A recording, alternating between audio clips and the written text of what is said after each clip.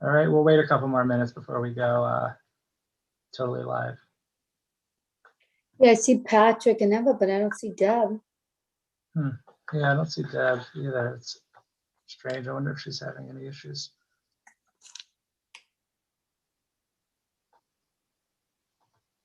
I see Chris. Mr. Tierney, I see him now. Evening, Like everyone. Evening.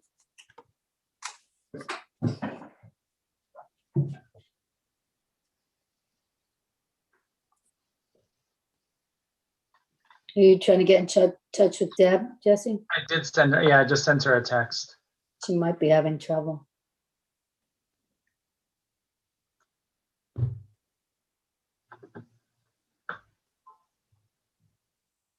She said she's coming. Oh, okay.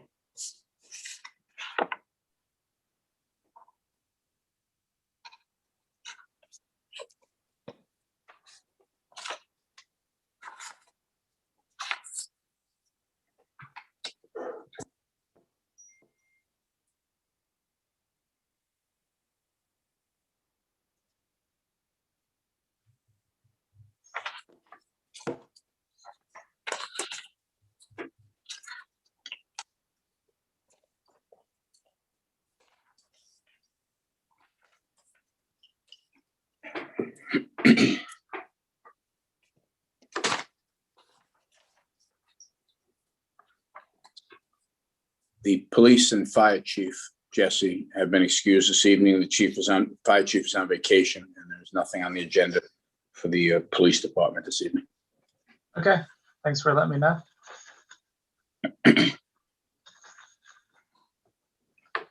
All right, so we'll just wait a minute or two for Deb. I know she's on her way, so we can get started.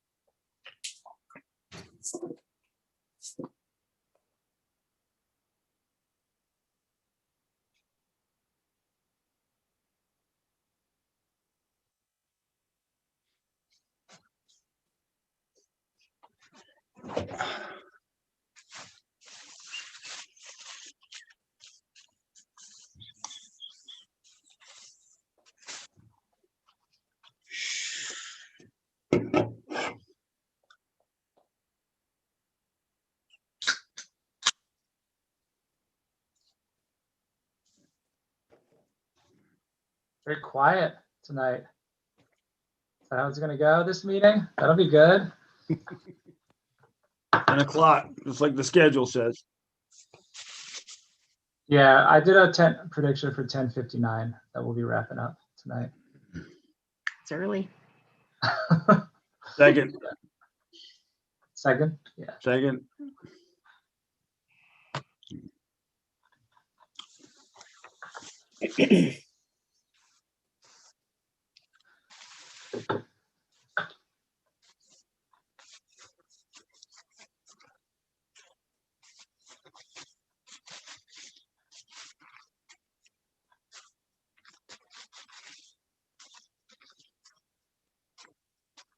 All right, so we will wait until 7:35 for Deb. If she's not able to get on, we'll go ahead, and she hopefully will be able to get on before we get too deep into it. Dan, I just got a text from Deb saying that she's not able to get on. I don't know. Is there anything you're able to do about that or not? Not really, no. With everybody getting in, so the link works. I would have. All right, let me give her a quick call and see if she could describe. Okay.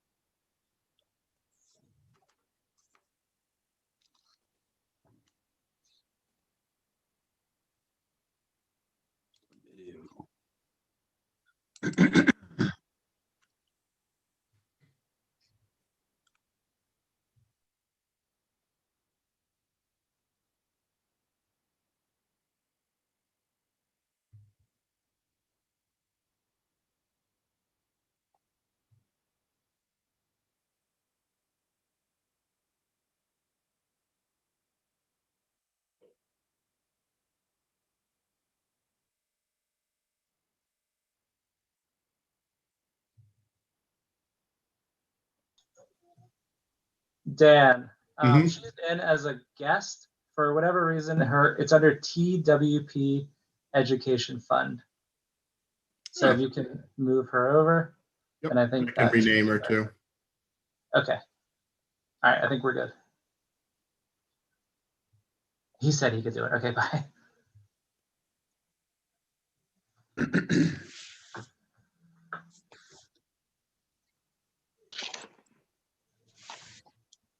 There she is.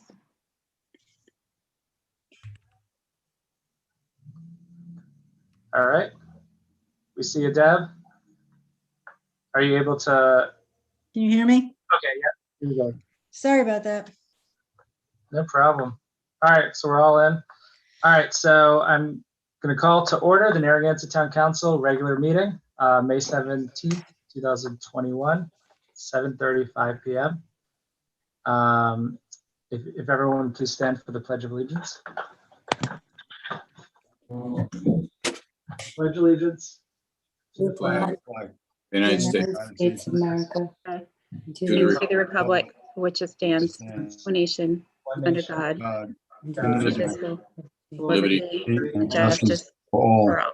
Amen. All right, so we'll start with the approval of minutes. First, we have the April 19th, 2021 regular meeting minutes. Do we have a motion? I'll move the motion, Susan Cicilline Bonanno. Is there a second? I'll skip. Second by Eva. All in favor, starting with Susan. Susan Cicilline Bonanno, aye. Eva, Eva Jasinski, aye. Deb, Ed Kopic, aye. Patrick, Aye. Jesse Pugh, aye. Motion approved 5-0. Next, we have the April 27th, 2021 special meeting I'll minutes. move the motion, Susan Second. Cicilline Bonanno. Second by Eva. All in favor, starting with Susan. Susan Cicilline Bonanno, aye. Eva, Eva Jasinski, aye. Deb, Ed Kopic, aye. Patrick, Aye. Jesse Pugh, aye. Motion approved 5-0. Then we have the April 27th, 2021 executive session minutes. I'll move Is the there a motion, We have a Second. second by Eva. All in favor, starting with Susan. Susan Cicilline Bonanno, aye. Eva, Eva Jasinski, aye. Deb, Ed Kopic, aye. Patrick, Aye. Jesse Pugh, aye. Motion approved 5-0. Next, we are going to do a moment of silence, actually for two members of the community who passed away recently. The first is Patrick Zilli, a big member of the Lions Club and very active in the community in general. There will be a wake for Mr. Zilli tomorrow and the funeral on Wednesday. And then also for Thomas Allen Hoxie, who was a prominent member of the Point Judith fishing community, as well as the father of Benjamin Hoxie, who we will be doing a proclamation for later this evening for his work as an Eagle Scout. So if everyone could take a few seconds here for a moment of silence.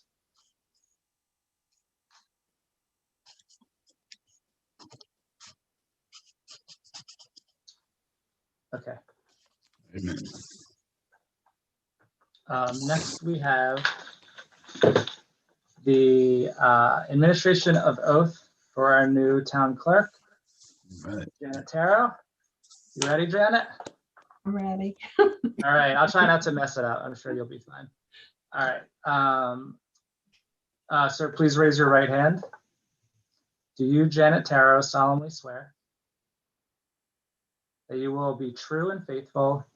So I think you need to, sorry, I haven't done this before. I believe you have to repeat after me, right?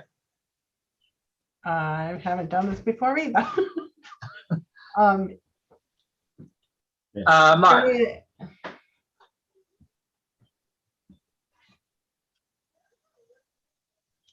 Mark, you there?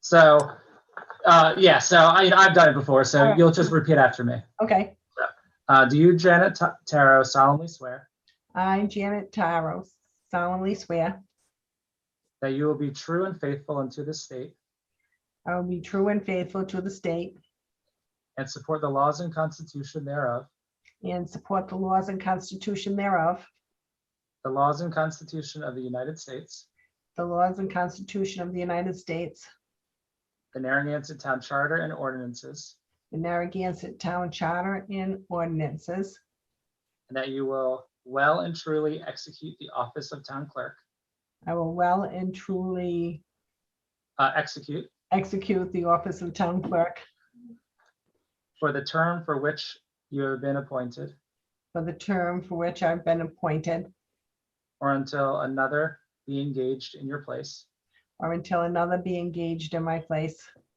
or until you are legally discharged therefrom, or until I'm legally discharged therefrom. so help you God. So help me God. Congratulations. Thank you. Good job. Welcome. Thank you. Well deserved. Okay. So next we have Mr. Caswell Cook. He's the Special Projects Advisor to Commerce RI. He's going to be speaking in regards to PPP and the current Small Business Relief Grant Program. So some information for small businesses. Caswell, welcome. Good evening. I bring you your council greetings from the Westerly Town Hall, where I just finished my town council meeting. But Excellent. I've been on the council here for the last 15 years. But I'm here representing Commerce in an effort to communicate more with the municipality. So Governor McKee really wants each individual city and town council to really understand a lot of the programs that are being sent down to help small businesses in your town. So the first was the Small Business Relief Grant, which many of you heard of, and quite a few people in your town did take advantage and applied for it. It closed on April 30th. These were the 4,000 grants that were out there, up to $20 million. So they were $5,000 each. And believe it or not, they have all been spoken for. But right now, there's people in your town that may have questions because not everybody has heard back yet. So right now, Commerce is working with the applicants and trying to review so that they can get to the funding stage. Some of your businesses in your town have received checks, some haven't. But if there's any questions that any of your small business owners have, it's really easy to call 521-HELP. So that's the number that I would suggest giving out. I would also suggest, if you don't have it already, maybe a link on your website to commerceri.com, because it's really a one-stop shop for your businesses. Obviously, your chamber knows all this information as well. The PPP, the Paycheck Protection Program, that money ran out also over a week ago, and that's a forgivable loan. But there's a lot of folks that applied and they still have questions. And if they, obviously they haven't all received the PPP money. So what the governor and Commerce wanted you to know that you can tell your business owners is they don't need to hire a CPA to walk them through this. There's actually free CPAs available through Commerce. So any business in your town can get a free CPA to help them work through some of these issues. Because a lot of times you might get requests for more information. And it's confusing to the average business owner who's trying to run a restaurant or a shop. They're not an accountant. So that's a program that's available through Commerce is free CPA. So the programs that are open, the Restaurant Revitalization Fund. So this is specifically for restaurants and can cover up to $10 million in losses. But it's also the smallest grant they actually award is $1,000. So as you can tell, between 1,000 and 10 million, it probably applies to every business in your town. Maybe there's some that make more than 10 million, and that's great if they do. But for the most part, a lot of businesses can apply. So I would definitely encourage restaurants.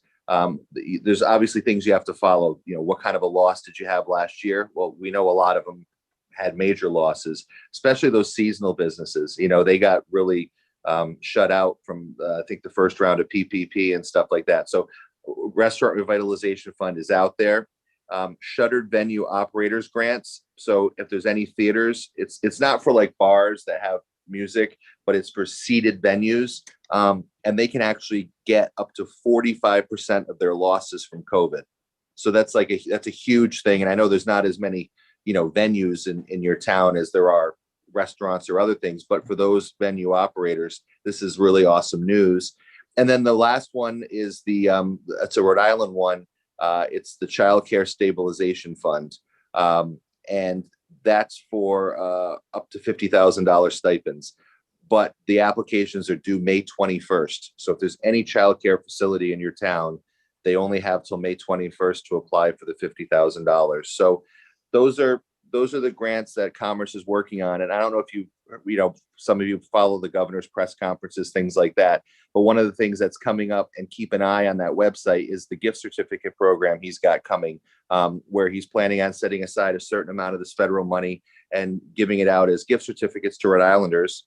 And they can spend it at any business in the state, and that business would get reimbursed. So again, trying to spur the economy. And that's not out yet, but that's coming soon. So, any money that's coming in from the federal government that is allowed to go directly to the small businesses, the governor wants it to go to them. And he wants every city and town, council and manager and mayor, whatever you have in your different cities and towns, to be aware of this. So that's my update. And I'm here for any questions if you have any.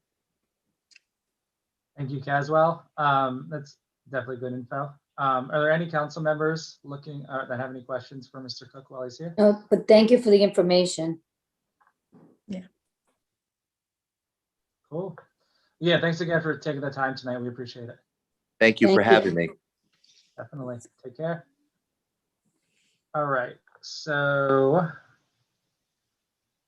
next we have myself with an update on return to in-person meetings. So I was hoping to have some different news this evening. The intent was to let everybody know that we'd be moving back to in-person meetings the first week of June.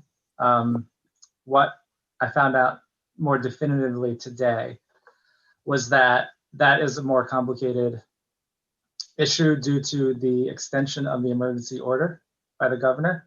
So by extending that order, there are certain requirements that are required for a legislative body to follow. So if we were to move back to be in person, we would also have to provide basically a hybrid experience for the public, which means that would be Zoom as well as broadcast to go along with our in-person. And that is a complication that we were not, I'd say, not going to move forward with that at this time. So we'll know more as the weeks progress. If that requirement does not move forward or is not extended, then we'll go right back to in-person with a YouTube Live supplement. So it's just going to take a little bit more time than we had hoped for. We are all eager to get back. I can say that. So we'll just keep the public updated. If anything changes between now and that first June meeting, we'll make sure that the public knows about that. So that is the update there. Next, we have 3 proclamations. So we have proclamations honoring our Eagle Scouts here in town, Stephen Kiernick, Alexander Gould, and Benjamin Hoxie. So all from the Boy Scout Troop 1 in Narragansett. So we're going to go ahead and read these. So first, I just want to make a quick note for Stephen Kiernick. There is a misspelling of his name in this proclamation. We've noted that, and in the printed and signed proclamation, that'll be corrected, definitely. So proclamation honoring Stephen Kiernick. Whereas Stephen Kiernick, through his efforts and determination, has achieved the rank of Eagle Scout, and whereas Stephen Kiernick has proven himself to be worthy of this great honor by his dedication to his family, to his community, and to the Narragansett Scout Troop Number 1. And whereas Stephen's Eagle Scout project involved building a roof over one of the town's baseball field dugouts at Dominic Cristofaro's Park in the town of Narragansett. And whereas Stephen Kiernick, while along the journey to becoming an Eagle Scout, has also become a positive role model, not only for Narragansett Troop 1, but also for the entire community. Now, therefore, all our citizens join with us in extending Stephen Kiernick best wishes and hearty congratulations for achieving the rank of Eagle Scout, and wish him continued success in all of his future endeavors. adopted the 17th day of May, AD 2021. So congratulations to Stephen. We have a proclamation honoring Alexander Gould. Whereas Alexander Gould, through his efforts and his determination, has achieved the rank of Eagle Scout, and whereas Alexander Gould has proven himself to be worthy of this great honor by his dedication to his family, to his community, and to the Narragansett Scout Troop 1, and whereas Alexander's Eagle Scout project involved designing and landscaping around the tennis building in Sprague Park in the town of Narragansett, in addition to planning and designing this project, involved planting shrubs and ground cover, followed by mulching throughout. And whereas Alexander Gould, while along the journey to becoming an Eagle Scout, has also become a positive role model, not only for Narragansett Troop 1, but also the entire community. Now, therefore, all our citizens join with us in extending Alexander Gould best wishes and hearty congratulations for achieving the rank of Eagle Scout, and wish him continued success in his future endeavors. Adopted the 17th day of May, AD 2021. Congratulations to Alexander. Last, we have a proclamation honoring Benjamin Hoxie. Whereas Benjamin Hoxie, through his efforts and his determination, has achieved the rank of Eagle Scout. Whereas Benjamin Hoxie has proven himself to be worthy of this great honor by his dedication to his family, to his community, and to the Narragansett Scout Troop 1. Whereas Benjamin's Eagle Scout project involved designing and building 3 4x6 pens to house rescue dogs received from kill shelters in Louisiana. These pens were needed for the dogs that were required to be held in quarantine by state law until their adoptive owners could pick them up. They were used to separate the dogs by age, size, and temperament. And whereas Benjamin Hoxie, while along the journey to becoming an Eagle Scout, has also become a positive role model, not only for Narragansett Troop 1, but also the entire community. Now, therefore, all our citizens join with us in extending Benjamin Hoxie best wishes and hearty congratulations for achieving the rank of Eagle Scout, and wish him continued success in all his future endeavors. Adopted this 17th day of May, AD 2021. Congratulations, Benjamin, and again, our condolences from the town for your father's passing.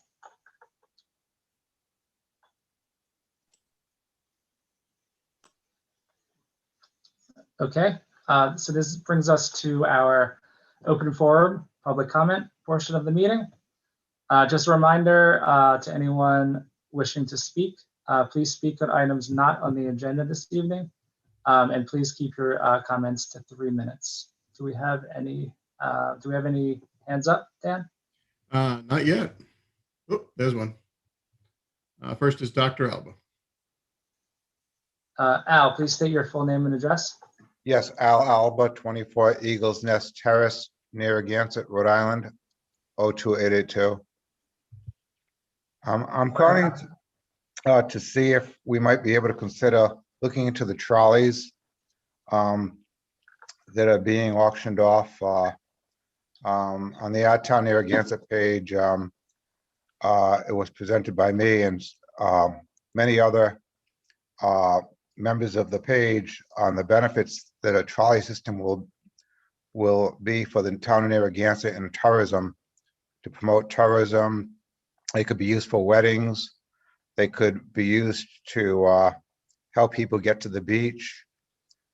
We have parking which could be available at the public schools, and we just think that even in Galilee, where there's parking issues, we have the Sand Hill Cove parking lot area. That's a huge parking lot. I don't think that's ever really filled to capacity. Even if we could have a trolley that can go back and forth to bring cars, patrons who want to frequent either the Block Island Ferry or what have you, or even go to the restaurants and the sights and sounds of Galilee. They could park the car there and the trolley could go back and forth and navigate. So when I actually visited Bern, Switzerland, they had the trolleys out and about the entire city of Bern, and it was fabulous. It was really great. People will pay a small amount to go on the trolleys, and a lot of the hotels they also contributed as well. They would have the different signs on the trolleys to promote. So they'll be getting money also for venues. They would have them for weddings. They would rent them out for weddings and special events such as these. So it's just a consideration. I just wanted to share that with you to see if the town might be able to consider the trolleys is a viable option for us to help tourism and also to make life easier. We all know in the summertime, traveling in Narragansett could be difficult at times because of the people want to get to the beach and whatnot. So it's just considerations that I hope we entertain this, and I hope maybe we could reach out to the people who are doing the auctioning and say, hey, could you just not auction them off so quickly and just give us a chance to maybe consider if this is a viable option. Thank you. Thank you, Al. Dan, who do we have up next? Next is Laurie Kelly. Lori, please state your full name and address. Lori Kelly, 444 Ocean Road. Yes, I just wanted to update the town, as I know everyone's been asking about the library project moving to Belmont.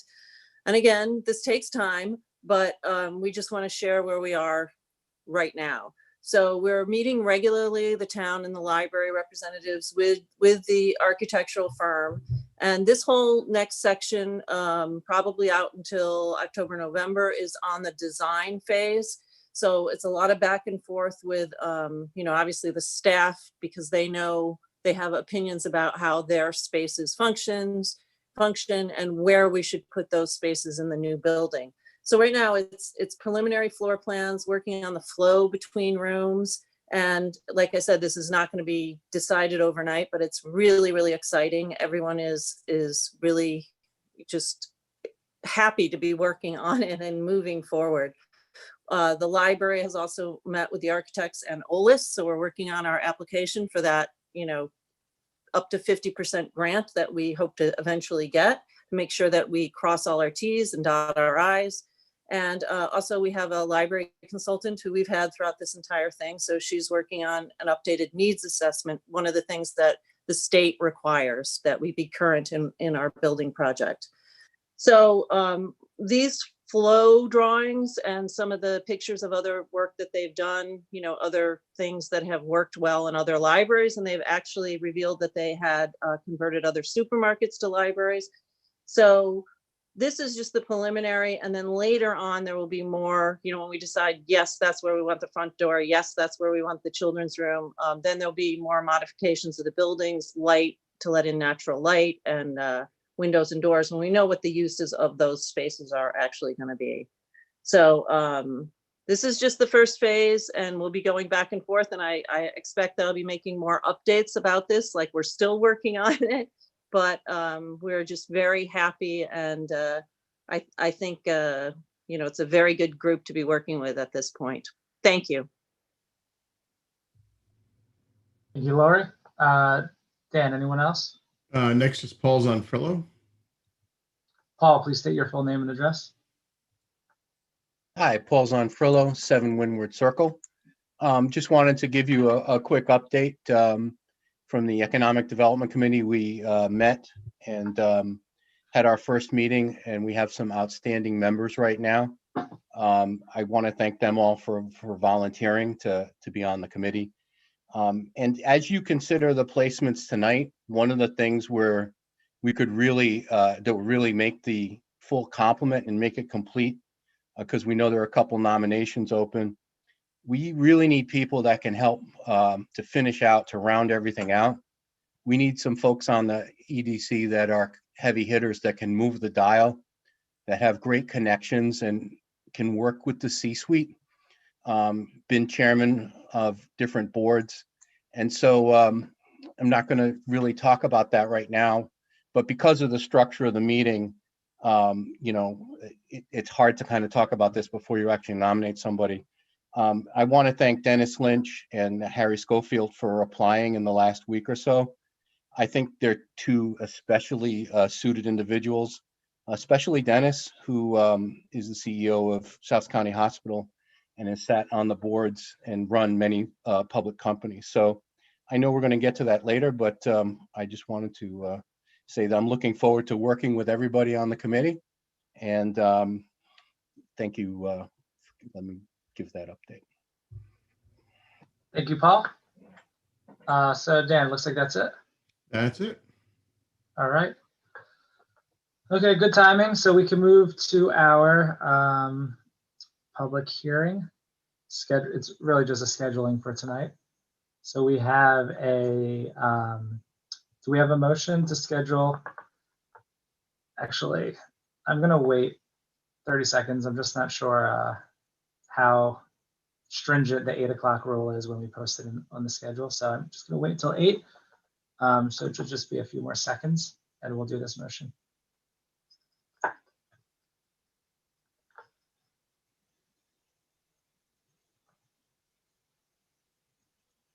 Geez, the time goes so slow when you're waiting, doesn't it?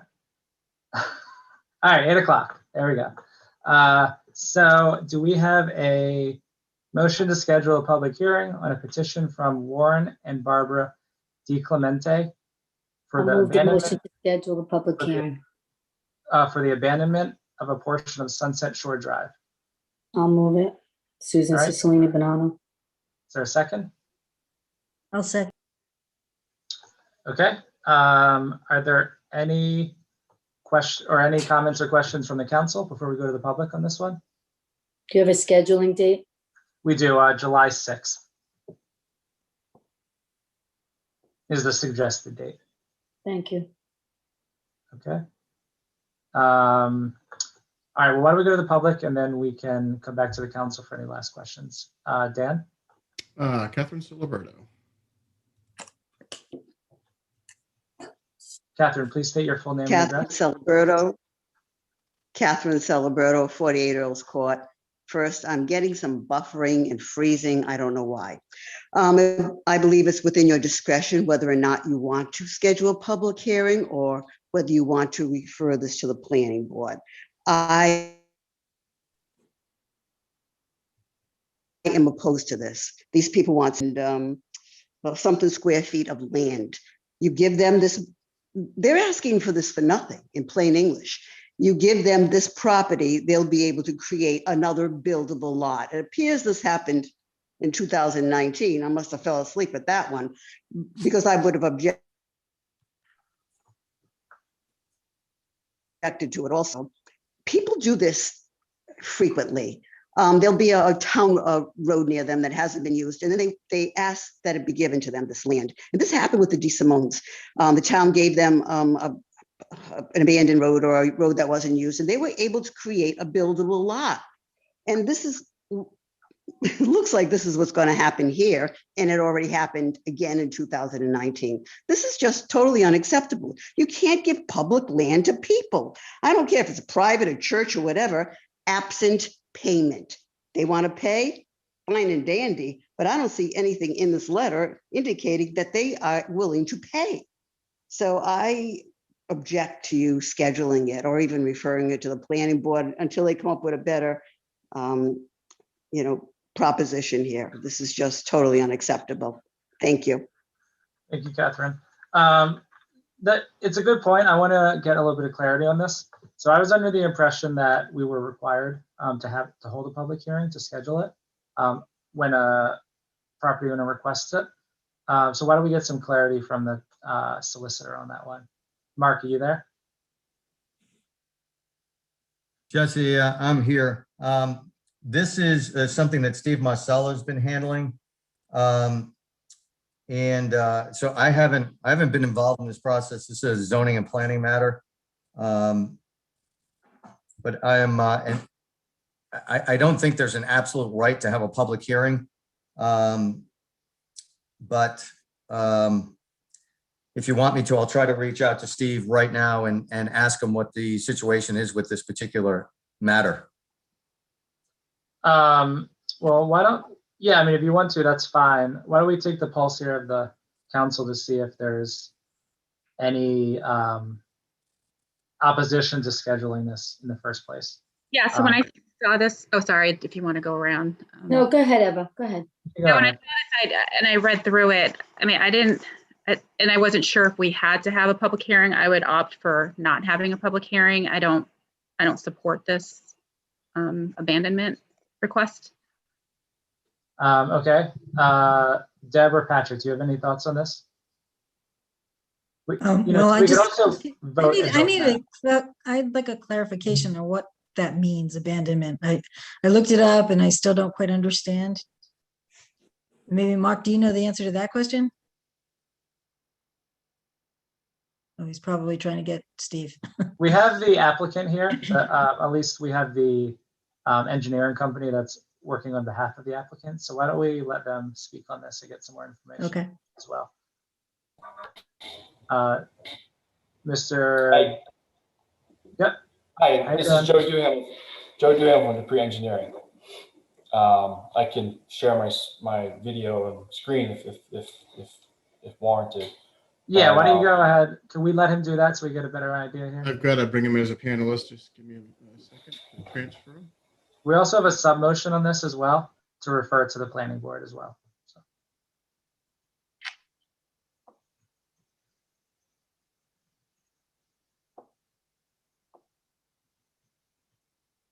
Good evening. Hi. Hey, Jesse, excuse me 1 second. Can everybody hear me? Yeah, Yeah, we can hear you. but Mark wants to say something. Okay. I spoke with Steve, and he said that the process is that this matter gets referred to planning and zoning for their recommendations, and only after planning and zoning makes the recommendations does it come before the town council for a public hearing. So he said you can schedule it, but if you don't have the recommendations by the time that you, or the date you scheduled it for, you'll be rescheduling it. So you can choose to schedule it, you know, based on what their calendar looks like, and then potentially have to reschedule it, or you can hold off until you have a recommendation from the planning and board. Yeah. Okay. But there's no legal requirement, right? Even with a recommendation from the planning board. I move to refer it to the planning board. Okay, so does that seem like, well, why don't we're going to take a vote here, right? So All right. if the vote is no on scheduling, then we'll go into the next. Okay. Does anyone want to hear from Mr. Duhamel? Duhamel. Sorry. Or does that make sense before we go ahead and vote here? Yeah, I would just like to hear the. Yep. All right. Joe, go ahead. Is it possible to share my screen? I can't seem to find that. Yep, you should be all set. Share screen, lower section of the screen. Green button. There it is. Yep, thank you. Bear with me. So before you tonight is a request to schedule public hearing on the road abandonment for a portion of Sunset Shore Drive.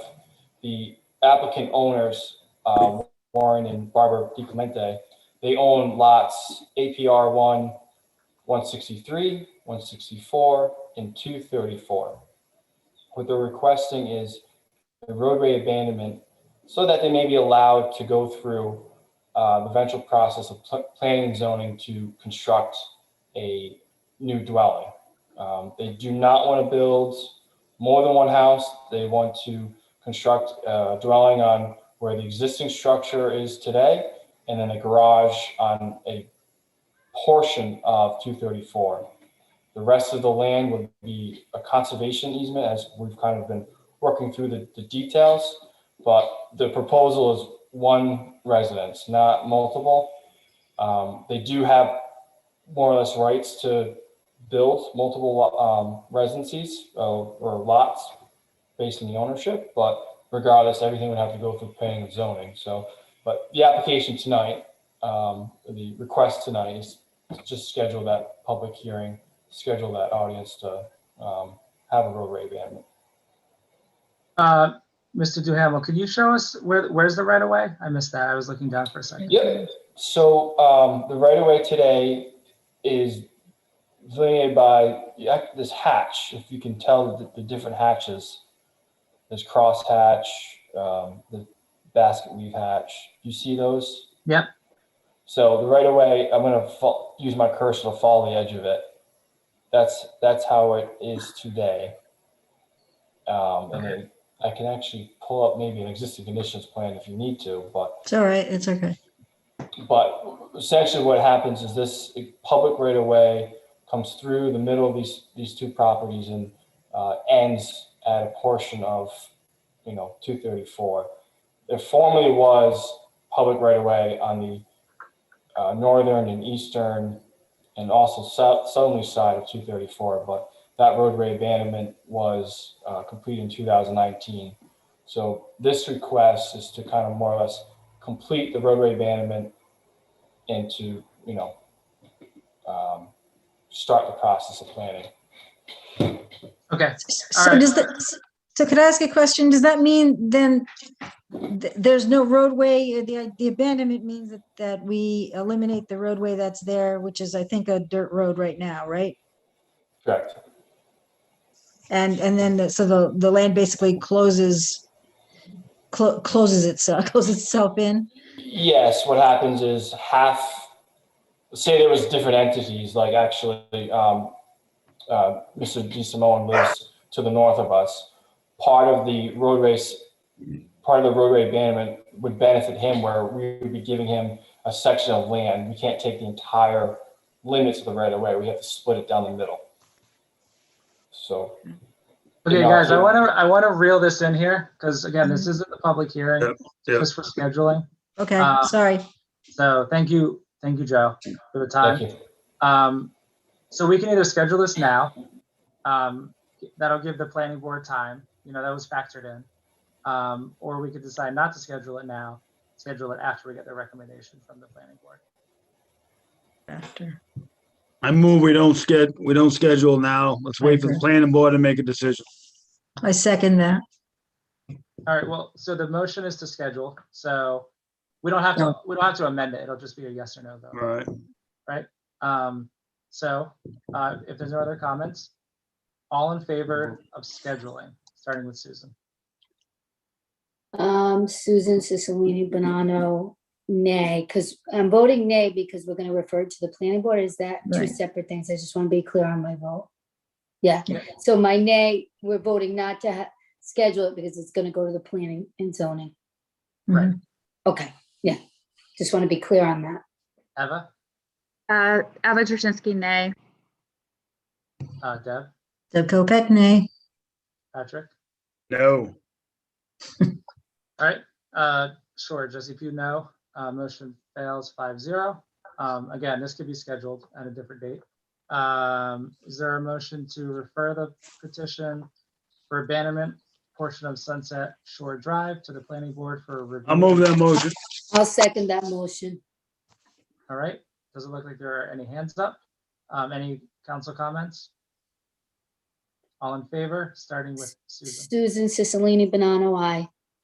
Eva, Eva Jasinski, aye. Deb, Deb Kopek, aye. Patrick, Patrick Murray, aye. Jesse Pugh, aye. Motion approved 5-0. Okay. Thank you, Joe. Thank you. Is there a motion to approve? Oh, well, first of all, are there any motions on the consent agenda that a council member would like to have removed? Nope. Is there a motion to approve the consent agenda? I'll move the motion to accept the consent agenda as is. Is there a second? A second.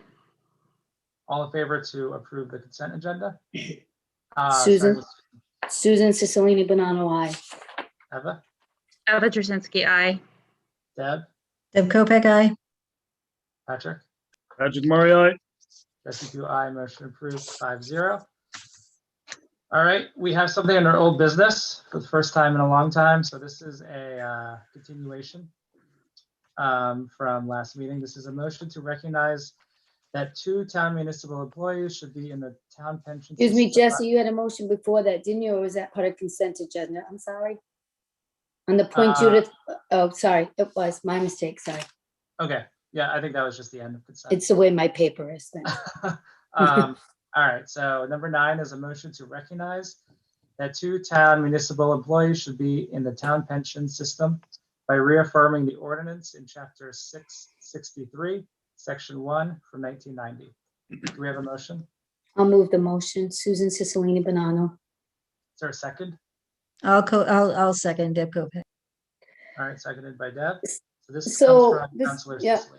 This is back on, and I know at our last meeting, there was some conversation about having an executive session, but I did look back in my notes and from 2018, and I think at that time, Mark said it wouldn't apply to go under executive. But I did talk with Lori Kelly. I read Mark's stuff. I talked to the ex-town council president, Tim Haxton. So I'm good, and I hope that the members of the council have done their research and on this particular issue with these 2 employees that desperately need to be put in the pension system. And again, moving forward, if you want to look at another system, another way for future employees, but these 2 municipal employees deserve to be a part of that pension system. And I applaud you to join me with this because they've been waiting a long time. Yeah, so I do still have concerns about this. I don't think it's really prudent to move this forward at this time. I'm not denying that they should get any retirement benefits. I just, this is a big deal. And then the ordinance that was put forth is a 1990 ordinance. I know there's a newer ordinance. And so I don't understand why this ordinance would be coming forth and we would be approving it based on this ordinance. And it's not just specifically stating those 2 employees, so it could open up a Pandora's box and it could be retroactive. So I'm not sure, Susan. I want this council to make sure that we fix this and we get those 2 employees, their retirement. I just feel that I think this would be a good opportunity for us to, I'm not a fiduciary, I'm not a lawyer. I know that there were 3 solicitors that stated or opined that these were not town employees. And I think that we can move forward. We could actually maybe have our newly formed finance committee come up with options. I like having facts, figures, numbers, I like data. I want to know what this is going to cost to the town and if there's any implications of it opening up to more potential individuals getting a pension. And I'm just doing this because I report to our taxpayers and our citizens, and I want to make sure that this is the right decision. I do, again, want these 2 employees to make sure they have a retirement, whether it's a pension, 401k. I just think we just need to do it in the right fashion. So that I'm actually asking for a motion to defer this to our new finance committee, and they could come up with recommendations, different, whether it's, the pension, 401k, come up with exact numbers and implications to the town. Thanks, Eva. Before we accept a motion, let's just make sure that everyone has a chance to speak on it. And then we can go back to your proposed motion and see if there's support for that. Deb, do you have any thoughts or comments? Yes. I too went through everything that Mark sent to us. I went through it probably 3 or 4 times just to make sure I understood it. I also had a conversation with Lori Kelly on this issue. And one of the things that has been difficult throughout this whole time that I've been a town councilor is that a lot of what I call cans have been kicked down the road, and we've been solving a lot of those problems over the last several months.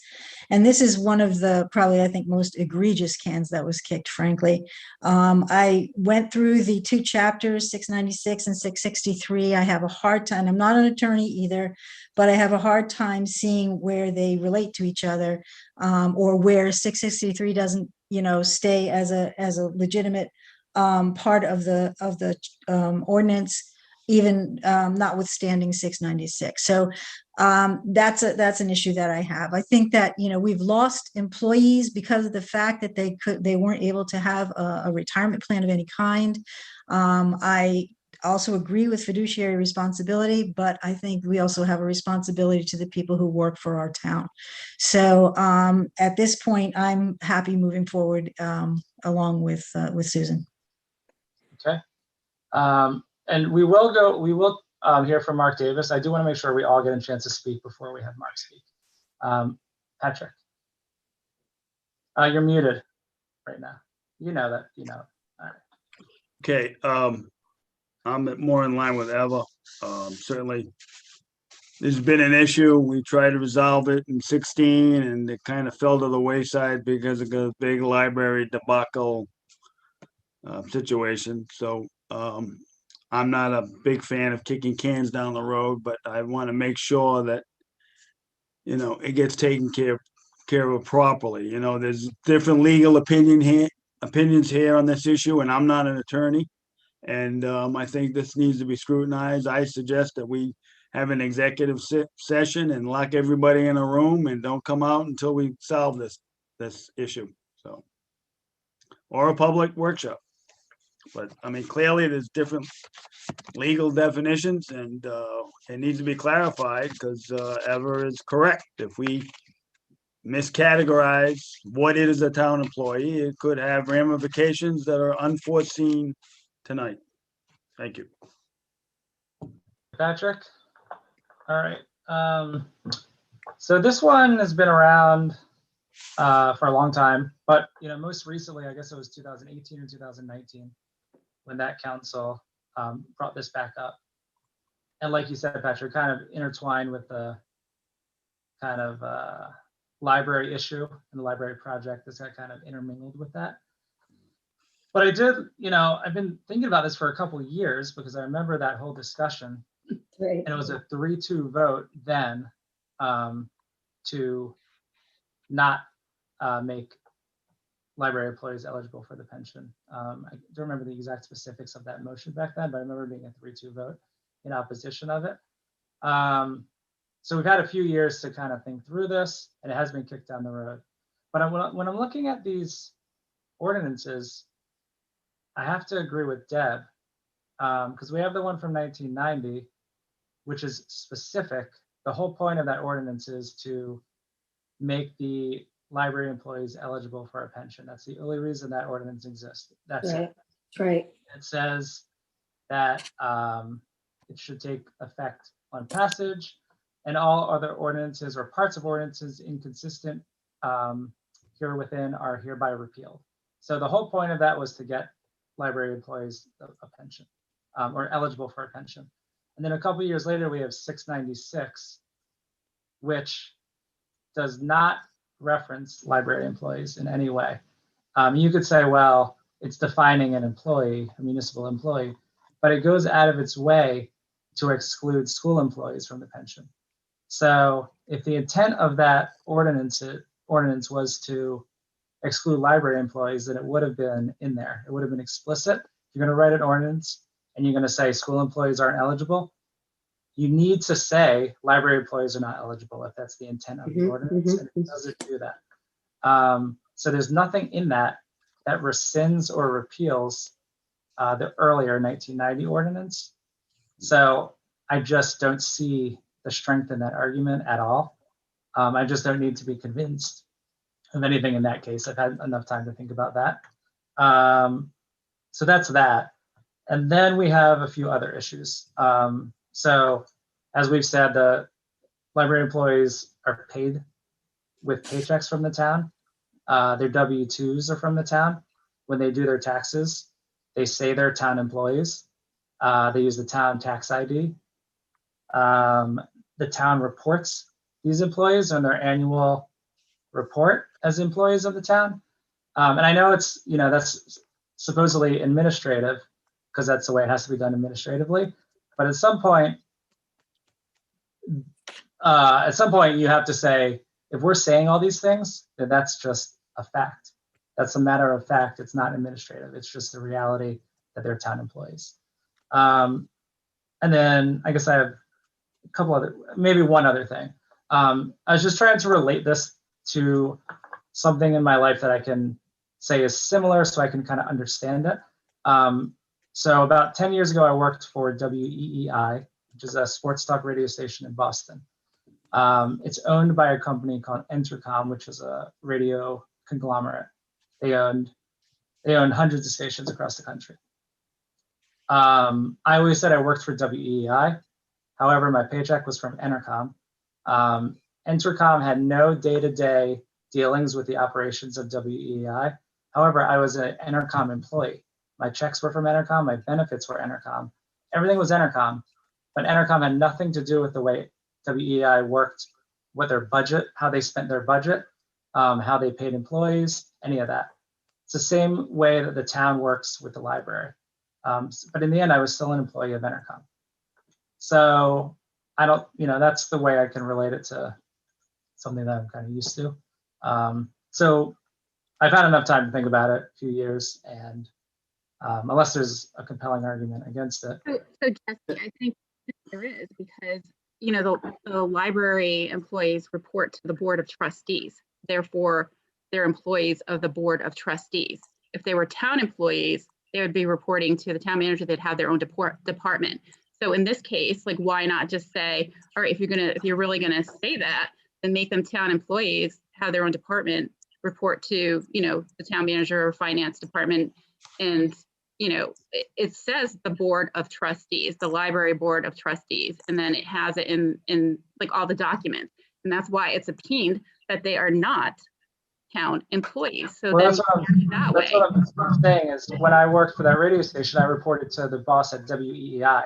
I never reported to corporate ever. Never talked to anyone there, but I was still an employee of Entercom. So you don't have to report to the parent company in order to be an employee of the parent company. Correct. Jesse, with all that said, why in 1990 that ordinance wasn't followed by previous town councils? There were employees that were put into the pension after 1990. Okay, but it wasn't carried through, obviously. Well, until more recently, right? No, I don't know. You tell me. Yeah. Susan, do you know when they I stopped? think that there was Mark Davis said that there was an error on a couple, but they should have been put into the system. So I think Mark can probably speak to that. Yep. So if we want to have Clearly, well, this is right in line with the not codifying the 2012 boards and commissions. It's the same thing. No, because people were added to the pension after 1990. Yeah, but somewhere along the way, some council dropped the ball and they weren't given a pension. So, but what's your point, Patrick? The point is that there's a break in the chain and we need to know why. So we're fixing that. So we're fixing that now. Well, we got at least 3 different town solicitors that disagree with the 1990 decision. I think it might be time to bring in Mark. Yep, that's fine. Good evening. So I'm not an attorney. So there's a lot of confusion going on. As we stand here today, everything falls within Chapter 58 of the Code of Ordinances entitled Retirement and Pensions. And if you read Chapter 58, and I believe it's Section 58-21, where it sets forth the definitions, you will see that that the language in the 92 ordinance is set forth there and incorporated into the Code of Ordinances. The 1990 language, as I wrote in my opinion, appears to have been either revoked or rescinded, does not appear in the Code of Ordinances in the town of Narragansett. Was it an error? I wasn't around 30 years ago. All I can tell you is it is not in the active Code of Ordinances. And despite what others say, you read for yourselves. In 2007, Mark McSally opined the library employees are employees of the Board of Trustees, not of the town. Dawson in 2015 concluded the same. 2018, I concluded the same. The 1990 ordinance, oddly enough, agrees with us. It doesn't say they're town employees. The 1990 ordinance says they're employees of the Library Board of Trustees. So what you're proposing, which is, you have every right to do it, is you can say non-town employees, employees of the Library Board of Trustees, are entitled to town pensions. You can do that. But I think, to Eva's point, there are other employees that work within the town but aren't considered town employees that will be lobbying for the same pensions. Number one. Number two, I keep hearing about these two librarians, these two people. Well, I read the 1990 ordinance and it says any employee that works continuously for at least 5 months, a year, and for at least 20 hours per week are eligible. Any So- library employees. Does this mean that any employee from 1990 forward qualifies? It doesn't say two librarians. So I don't know where this language is coming from, or where the interpretation is coming from. You have a right. If you want everyone that works at the library to participate in the pension, you have a right to do it. But I wouldn't, myself and my predecessors, I all agree. And I see Lori Kelly's hand raised. You all read their writings. It's not my interpretation. They wrote, we all agree with this. We do not conclude that they're town employees. That doesn't mean you can't put them into the town pension if you want to. Nor does this language say it only applies to the two people that don't have a pension. But it does apply only to library employees. Right, but you have clerks, you have a whole host of people that work for the library, don't you? I believe there's 7 employees.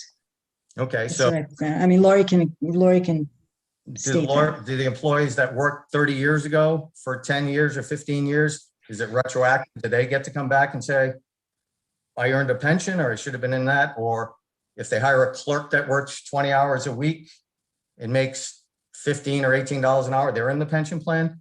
Yeah, I think. Well, are other town employees in the pension plan under those circumstances?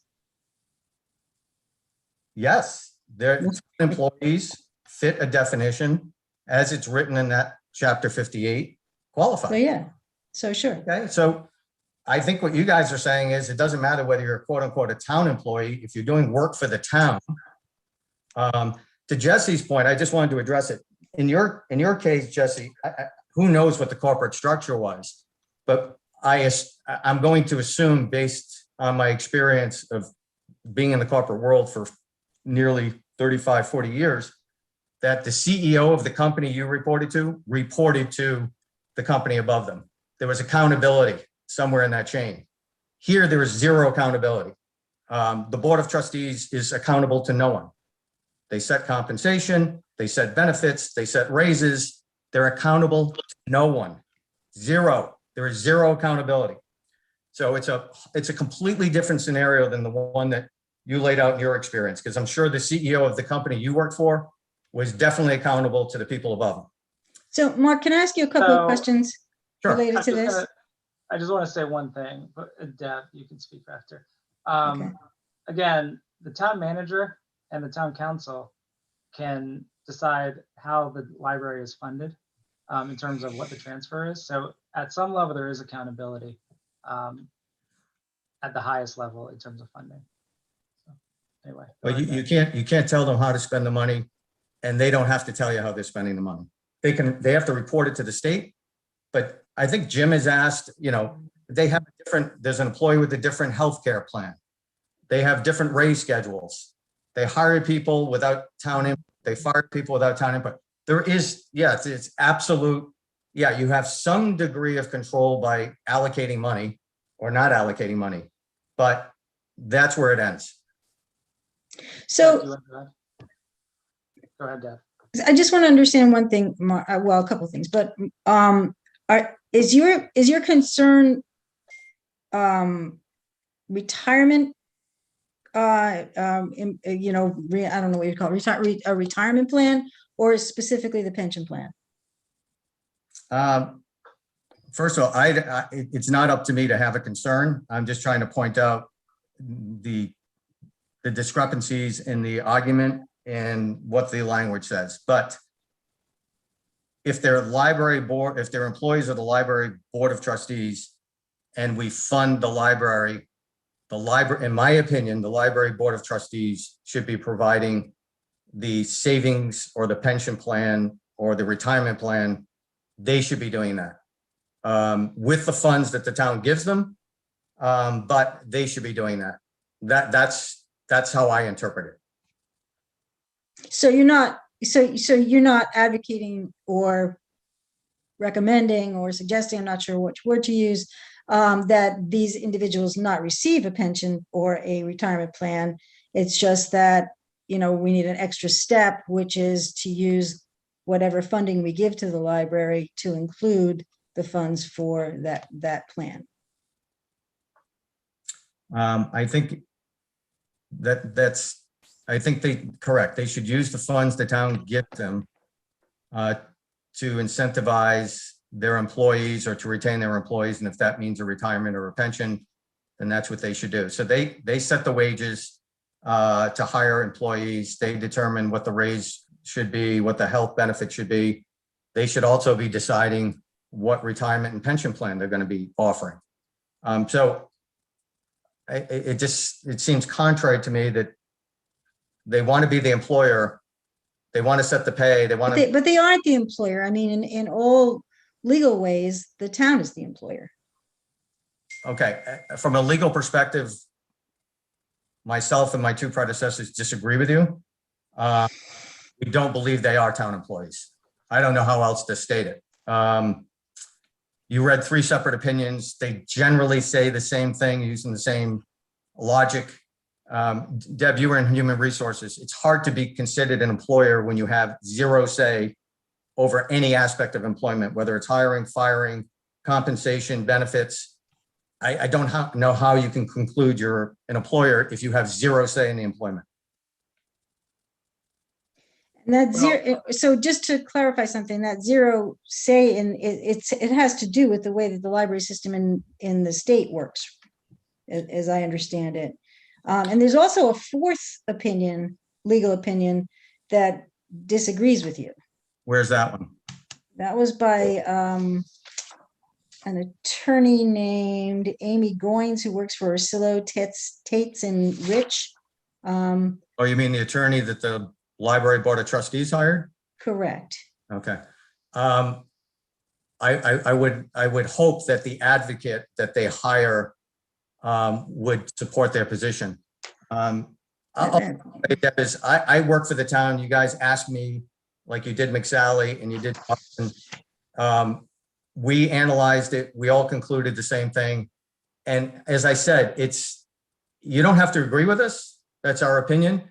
And you can accept the opinion and say, we're going to, all right, they're not town employees, but we're going to allow them to participate in the town pension plan.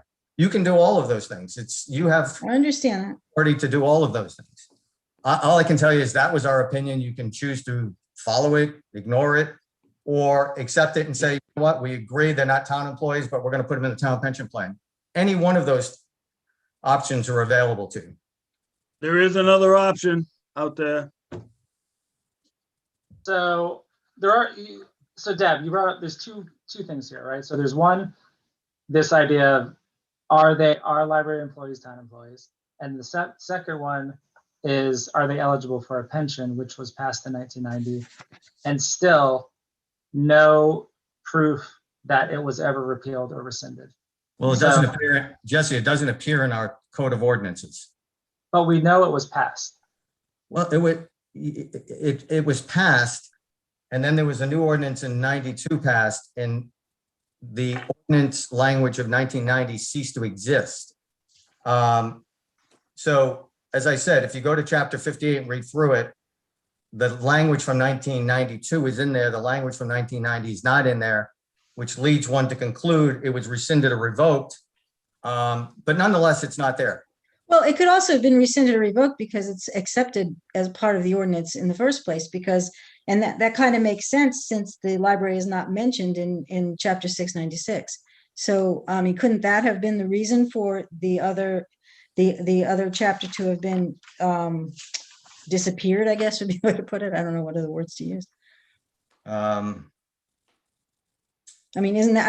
as plausible as anything else, right? Council President, this is why we need a workshop to hash all this out, not do this in the wee hours of the morning. Well, it's only 8:30. It's only 8:30. We're going to be there sooner than later. This is why we need a workshop. To the public. I do have one more question for Mark, just because I don't know the answer. Are school employees considered to be town employees? I don't believe they're entitled to be, I don't believe they're town employees. They weren't in the school district I worked in. Okay. All right. So Dan, who do we have up first? First is Catherine Siliberto. Catherine, please state your full name and address. Catherine Celebrato, 48 Earls Court. I just have a couple of concerns here. You have 3 solicitors telling you you cannot put these employees into the town system. It would be essentially illegal to do so. So, I mean, you really have to think about, do you want to vote to do something that you've been told is illegal? That's number one. Number two is the library has been receiving funds over the years to create a pension system for their new employees. So they have this money. If you're going to vote to put them in the town pension system, they need to give that money back, because if they're going to go into the town pension system, it's going to be retroactive to their hire date. That's how these things are done. And I have to say it again, the third thing is this: these 2 people would be so much better off with a different type of pension or retirement system for themselves, where they put their 8% into a deferred comp and they get at least, say, a 5% match. And they're a lot, even if they put it into a balanced conservative fund, say paying 6% over the next 30 years, again, they're going to have a huge lump sum that they can draw upon according to their needs, as opposed to a public service employee or retiree, as I am. You put your money in, but if you happen to die 5 years into your retirement, that's the end of it. Sayonara, buddy, to your money with left. And this is, I just think they'd be better off financially. It's not just my opinion, really. I'm just not talking off the top of my head here.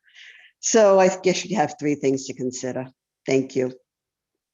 Thank you, Catherine. Dan, who do we have next? Next is Lori Kelly. Lori, please state your full name and address. We're not going to limit your time because you're representing the board. Thank you. Lori Kelly, 444 Ocean Road.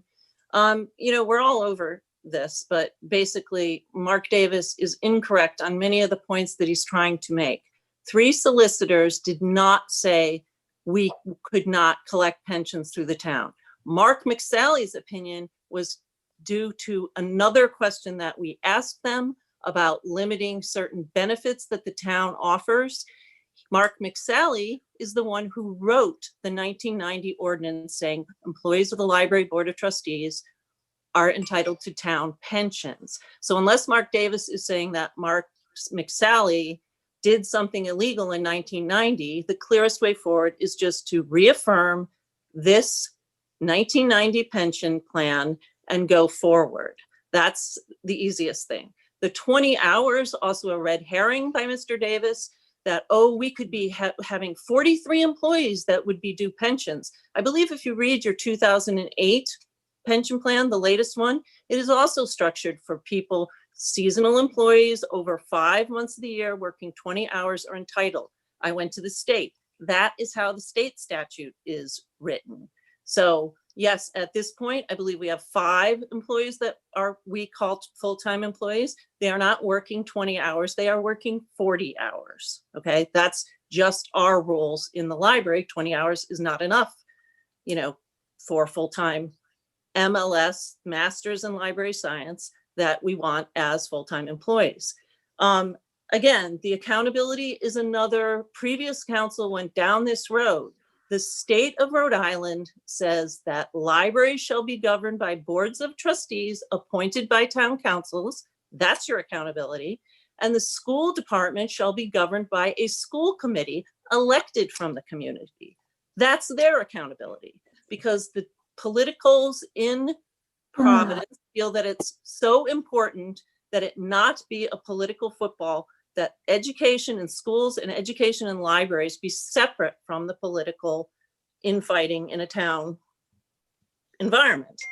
I feel that, I know that Susan referenced, she talked to the president of the council when the 1990 ordinance was passed. He was also president of the council in 1992, and he had no information that it was repealed in 1992. We have hired and offered pensions all the way through from 1990 until 2016, when Patrick Murray, God love him, wanted us to look at another plan. And we said, That's right. sure, That's right. we would look at a 457B. Then the finance director and the town solicitors would refuse. They said it would be damaging for the town to modify a deferred compensation contract. They had 2 deferred compensation contracts to allow matching funds from the library. The library board met. We had agreed on what we would contribute, the matching contributions and the vested, schedule for new employees. The town would not get it done. Now, here's the rub. We cannot set up something separately because our EIN number is the town. We have wasted 6 years doing this, working with all sorts of people to come down to Mark McSally saying, we are not accountable. We are not accountable, and we should change the accountability. We cannot. It is a state statute that the library is in charge. And I also think it is patently unfair to our solicitor, who should be objective and professional, to continue to say, we have an employee on a health insurance plan and she's the only one on it, when in fact, there are 17 other people in the town on that health care. We do not go out and negotiate new health care. We were on a health care that was offered, and yes, we have an employee that is still on that health care, but let's stop throwing stones at the library. So I hope that I answered most of those questions for you. And Eva, there was a study done, I believe in 2018, that they went to, I think Mannix's council went to the outside auditors. You could check with Chris Spaganoli, where they came back and they said how much these 2 employees would cost. And I also say to you that if other people in town are working more than 20 hours and are entitled to pensions, that is something you should go and audit and face forward on it, because this is something that is not going to, just because we're looking at this one department, that it's not going to come up. You can't have somebody getting pensions and another person working the same job and denying them benefits. So yes, I think that probably it's good to look at all the town departments. That's it. Thank you. Thank you, Lori. Dan, who do we have next? Next is Sue Amoruso. Sue, please state your full name and address. Sue Amoruso, 111 West Bay Drive. I wanted a lot of the points that I wanted to make were made by Lori. I think she went by everything detailed, point by point. I know we have these other legal opinions. I did write to all you council members prior to this meeting expressing that I'd like to see all these opinions if necessary, but I don't think it's necessary. I think this was just an arbitrary decision, and 2 people have been singled out. I mean, they are town employees. You go to the library, their checks, I mean, it's very hard to argue that the librarians that do a great job for our town are not part of the town. I should imagine that they're covered by town insurance. And I think the whole thing about the health coverage is very important. But I really think to put this to further study is just prolonging this. I think there's enough sentiment here that it should be passed. Things should be done consistently. I mean, the selective, oh no, you're in a different category. Oh no, this is something different. I just think Lori did an excellent job in taking to task all the points that were questionable. So I encourage you to take a vote and pass this tonight. Thank you. Thank you, Sue. Dan, one more, it looks like. Yes, next is Stanley Wojciechowski. Stanley, please state your full name and address. Stan Wojciechowski, 1044 Boston Neck Road. It sounds like, well, we can just have any person become a town employee and get a benefit. I don't know. Are we opening a Pandora's box where all kinds of employees are going to now apply for the pension system everywhere? and like you say, retro, I get nervous. I'd like to see the finance committee at least give us a cost analysis. Not that, not only of these two, but let's say a per person cost analysis as we add people to the pension plan. What is the town's cost? I'd like to see a number. What is our cost for putting an additional employee that we determined qualifies for a pension plan? That's part of the thing is I just want to see a cost. And that's why I thought we had a finance committee to look at it in not a political point of view, but in a professional point of view to give us the numbers. Just give us the numbers. I don't say no, just give me the numbers before we do the final vote. Thank you very much. Thank you, Stanley. Anyone else, Dan? Yes, Paul Zonfrillo. Paul, please state your full name and address. Hi, Paul Zonfrillo, 7 Windward Circle. So why don't we make them town employees, properly make them town employees so there's no ambiguity? Because there's no reason that we can't put it, we can't just make a change to the law that says that they report to the town manager. The library board of trustees would still manage the library, but the town employees report to the town manager. And then it's a win-win, right? It's, you guys are always talking about compromise, so it's a win-win because they get their pensions and we don't have this other, I mean, obviously there's enough for other employees in the town to come bring a lawsuit. There's some liability here. So if you really feel that they should have pensions, then do the paperwork and make them official town employees, make them report to the, the director of the library would report to the town manager. And then you cross all the T's, dot all the I's, and they're town employees, and we don't have any problems later on down the road. It's a win-win. It's a win for the library pensions, and it's a win for the town because now we won't have people from other commissions and boards and maybe even retroactively coming after us for pensions. So just make sure everything's in good form and then move forward with it. Thank you. Thank you, Paul. I believe that the state mandate actually requires the department to be set up how it is, which is why you can't just say we're going to go ahead and change that. The Rhode Island Municipal Library regulations, I believe, determine that the Board of Trustees manage the day-to-day on that. So Jesse, just sorry to interject, but other towns that have a similar structure to us, and from you with the library being independently, if there's other towns that are like us, what are they doing for retirement or pensions? And that's right. really what I want to know. And that's really. So that information was given to us, but I don't know if you guys have it, but I had that from the library board. So, I mean, but that was probably from 2018. So this is, I do have a little more time on. Why don't we have Lori jump in? Again, she's speaking. It's kind of split over. I think it's some towns, but not all towns. But Lori could probably say it off the top of her head. Dan, can you activate Lori, please? Yep, very good. Yes, so it is, and Jesse, you nailed it on there's state law that says the town council appoints a library board and the library board selects the building, furnishes it, hires the people, does all of that. That's the authority that we're given by the state. So you can't just change it to now you're going to report to the town. That's not how it's set up for anybody.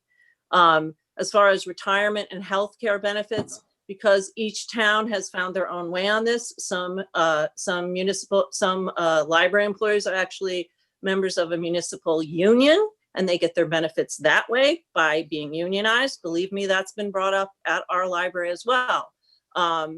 There are libraries that never went into a town pension plan and went into the state pension plan. Narragansett and many other libraries that are municipal libraries did this, which was described by me by to me by both McSally and Dawson Hodgson as a quasi department of the town, and that we have, the town's EIN, but we have special structure where we can, alter benefits offered by the town. We cannot go out and, do a new pension plan using the town's EIN number. We're very limited as to what we can do. And we're obviously limited what we can spend because that's 85% is allocated from the town coffers. So we are just trying to be an apolitical group in the town, much like the schools. Thank you, Laurie. Okay, so none of us are lawyers here that have been speaking. So, I mean, I've been Right. consulting with Mark a lot on this issue because, again, I'm new to the council. This is new to me. I know a lot of you have been on the council before. I know Deb's new to the council as well. So I'm just trying to do my due diligence again. Like I wanted, this is a big decision we're making. So I actually would like Mark to weigh in again and give any other thoughts that he may have regarding this. Well, it's always interesting listening to Lori. I'm not going to restate it. You have Mark McSally's very short opinion. You have Dawson's very short opinion. If you cannot read for yourself 2 sentences where they both state that they do not believe they're town employees, I don't know what else to tell you. I was asked back in 2018 by the council and the town manager, Jim Manny, to look into what surrounding towns are doing. I'm not aware of any surrounding town that allows the library employees to participate in the town pension. But for North Kingston, which I explained previously, they had come up with a very creative solution where they entered into a contract where contractually the library board of trustees agreed to be treated and governed as a department, and in return, they would be treated as town employees. That was presented to Jim Manny and the town council. I believe it was broached with the library board of trustees, and it wasn't something that they wanted to do. That's my recollection from Jim Manny. But if the library board of trustees is interested in doing that, I can call up the Callahans and get a copy of that contract. But other than that, I'm not aware of any surrounding towns that treat the library board of trustee employees as employees of the town for pension purposes. There you have it. I think we need a workshop. I think we need a timeline of events and see what other towns are doing specifically on a spreadsheet, and have another attorney, a municipal attorney there. And I see say what take his a feeling vote. is. So I just think we need to vet this more, because this may have ramifications that are unseen tonight that will cost this town money. I mean, and again, the 457B back in 16 is something we suggested. Just about the whole library situation blew up. The finance director, Kenyon, resigned. She retired. So, I mean, this has been an issue, and believe me, I want to solve this one before I depart. And because it needs to be done. Those people deserve something, and we need to hammer something out that's fair for the town, for the employees, and move everybody forward. So I think Vote it up or down. voting on it tonight is a big mistake. Thank you. Just one more thing I want to say is that refer to finance, and that's exactly why we have a finance committee, exactly why we can get the facts and the figures and what's the best plan for the town and the employees. Because again, it was mentioned, the pension may not be the best beneficial thing for these employees. And the employees are in the best interest of my intentions. They really are. They deserve a pension or retirement. 100%. We want to fix this. This council is going to get it done. It just needs to be done so that there aren't ramifications for the town. And that's my final point. So if, obviously it seems like there's people on the council here that have their minds made up or already had their minds made up from the beginning. So there's So nobody's probably going to entertain my motion to refer to finance and at least get some facts and figures, because I like data and I think our town deserves data. Are you making a motion now? I was, yes, because everyone's talking about voting up or down right now. So I want to make a motion to refer to finance. And again, we want to get this done. We want to get this done. I'm not saying we're not going to get it done. I agree with Lori. We need to get it done. These employees need to know. But I'm not saying like kick it down the road. I'm just saying that we really need to do our due diligence and make sure that we're not pulling the trigger on something that's going to have these bad ramifications in going forward. I'll second that motion. Be fiscally responsible to the town and the people that we report to, which are the citizens. Okay, all in favor? So this is for Eva's amendment to refer to finance, starting with Susan. All in favor? Susan Cicilline Bonanno, nay. Eva? Eva Drzezinski, yeah, aye. What is? Aye, yep. I know what you meant. Deb? Deb Kopek, nay. Patrick? Patrick Murray, aye. Jesse Pugh, no. So motion fails 2-3. All right, so we're back to the original motion. All right, I move a motion. We have a workshop and figure this thing out in a public workshop. We can't do it now without, there's too many unknowns. Vote for the motion on the floor. We got different opinions here. Vote And for the Susan, motion you don't on the seem to floor. care about future ramifications. You don't seem to have an issue with that, but I want to see something done, but I want to see it done correctly. All right. I think we're Yes, jumping yeah. the gun. They've been waiting since 2016. Is another couple months going to kill somebody? I don't think so. Patrick, Can I make some kind of life decision in the next 60 days? Patrick, We can't have a workshop. Patrick, who are the library employees? I have no idea. Well, the library is not a business. It doesn't have a business employer number. So they can't be employees of the library. The only tax ID they use is the town. The W-2 is from the town. If you're not an employee and you get a W-2, then you should be getting a 1099. Listen, So I am not a municipal. The thing is, I am not a human. I'm not a human resources attorney. Okay. This is why this is above my $155. You don't have to be. Okay? This is why Uber's been in court for years, because they don't want to pay their workers on W-2s because they don't want them to be employees. And maybe it's inconvenient for the town. It might be a benefit for them. It may be. See, again, I'm not a legal beagle here. It may be a benefit for them not to be employees. Maybe they can have some type of match plan, like Ms. Celebrato said, or a 457B. But we tried to pursue it, and then the finance director, retired, and then the whole library, blew up, and we just had continuous.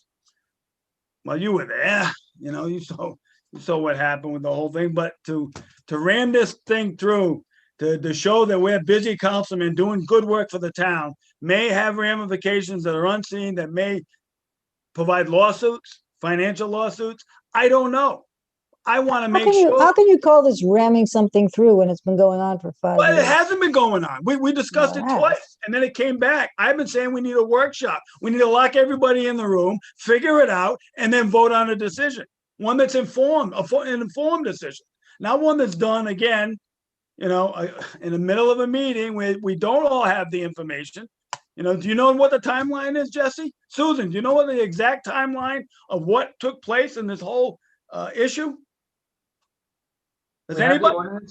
We have the ordinances that are passed. We haven't been provided with any documentation. So how come it didn't make it into the 58, chapter 50? Well, we've had, how long has it been? 4 years since the last vote on this? So it's been 4 years to find that. Didn't make it into the chapter because it didn't need to be in the chapter. Top of my list here, we've Not had you. All right, so this is why we need a motion. workshop. Let's go on. Do you are you proposing another amendment? Yes. All right. What is it? We have a workshop to figure this thing out and have all the parties that be and hammer something out. And if we, and again, like Dawson Hodges said, this is a quasi state town library entity, and maybe we can come up, we should be able to come up with a quasi state town library pension plan. I think you said it was a quasi town department, right? So that is a town department. There we go. Okay, yeah, hold me to that, and then, okay, let's approve the pension. Okay, they're town employees. I'm just saying. Hey, All right, so you have a That's what I'm motion. saying. You guys put these people in a box, and then you know what? That box might turn into a Pandora's box, okay? Is there a So- second on Patrick's motion?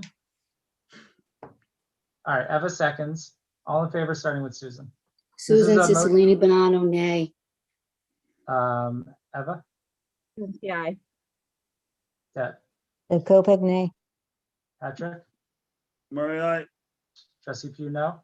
Motion Okay. fails 2 to Alright. 3. All right, so we have our main motion. We're gonna go ahead and take a vote on that. So the motion is to approve. All in favor, starting with Susan. Susan Cicilline Bonanno, aye. Eva? Just nay. Deb? Deb Kopech, aye. Patrick? We're gonna end up suing ourselves, I think, on this one. Patrick Murray, no. Jesse Pugh, aye. Motion passes 3 to 2. Okay. Sorry, 1 second. My tablet is failing me. All right, we have number 10, which is a motion to approve the request from the Narragansett Chamber of Commerce to sponsor. You mean the- we haven't even made double digits yet? It's nine Yeah, that was- o'clock.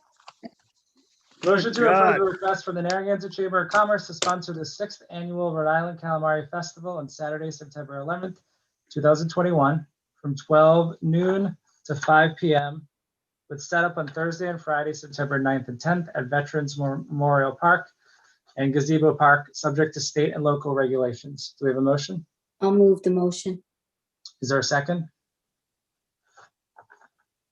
Second. Second by Eva.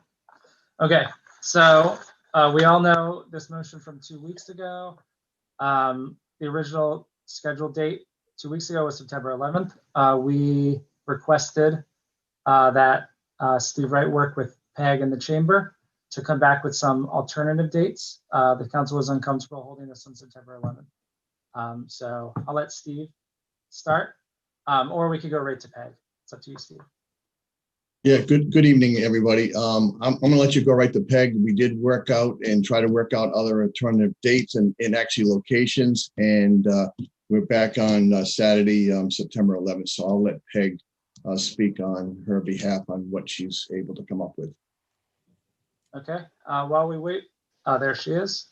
Dan, do you want to go ahead and move her over? Okay, just went down looking for her. Are we all set? Peg, please state your full name and address. Peg Fredette, 110 Gibson Avenue, Narragansett, Rhode Island.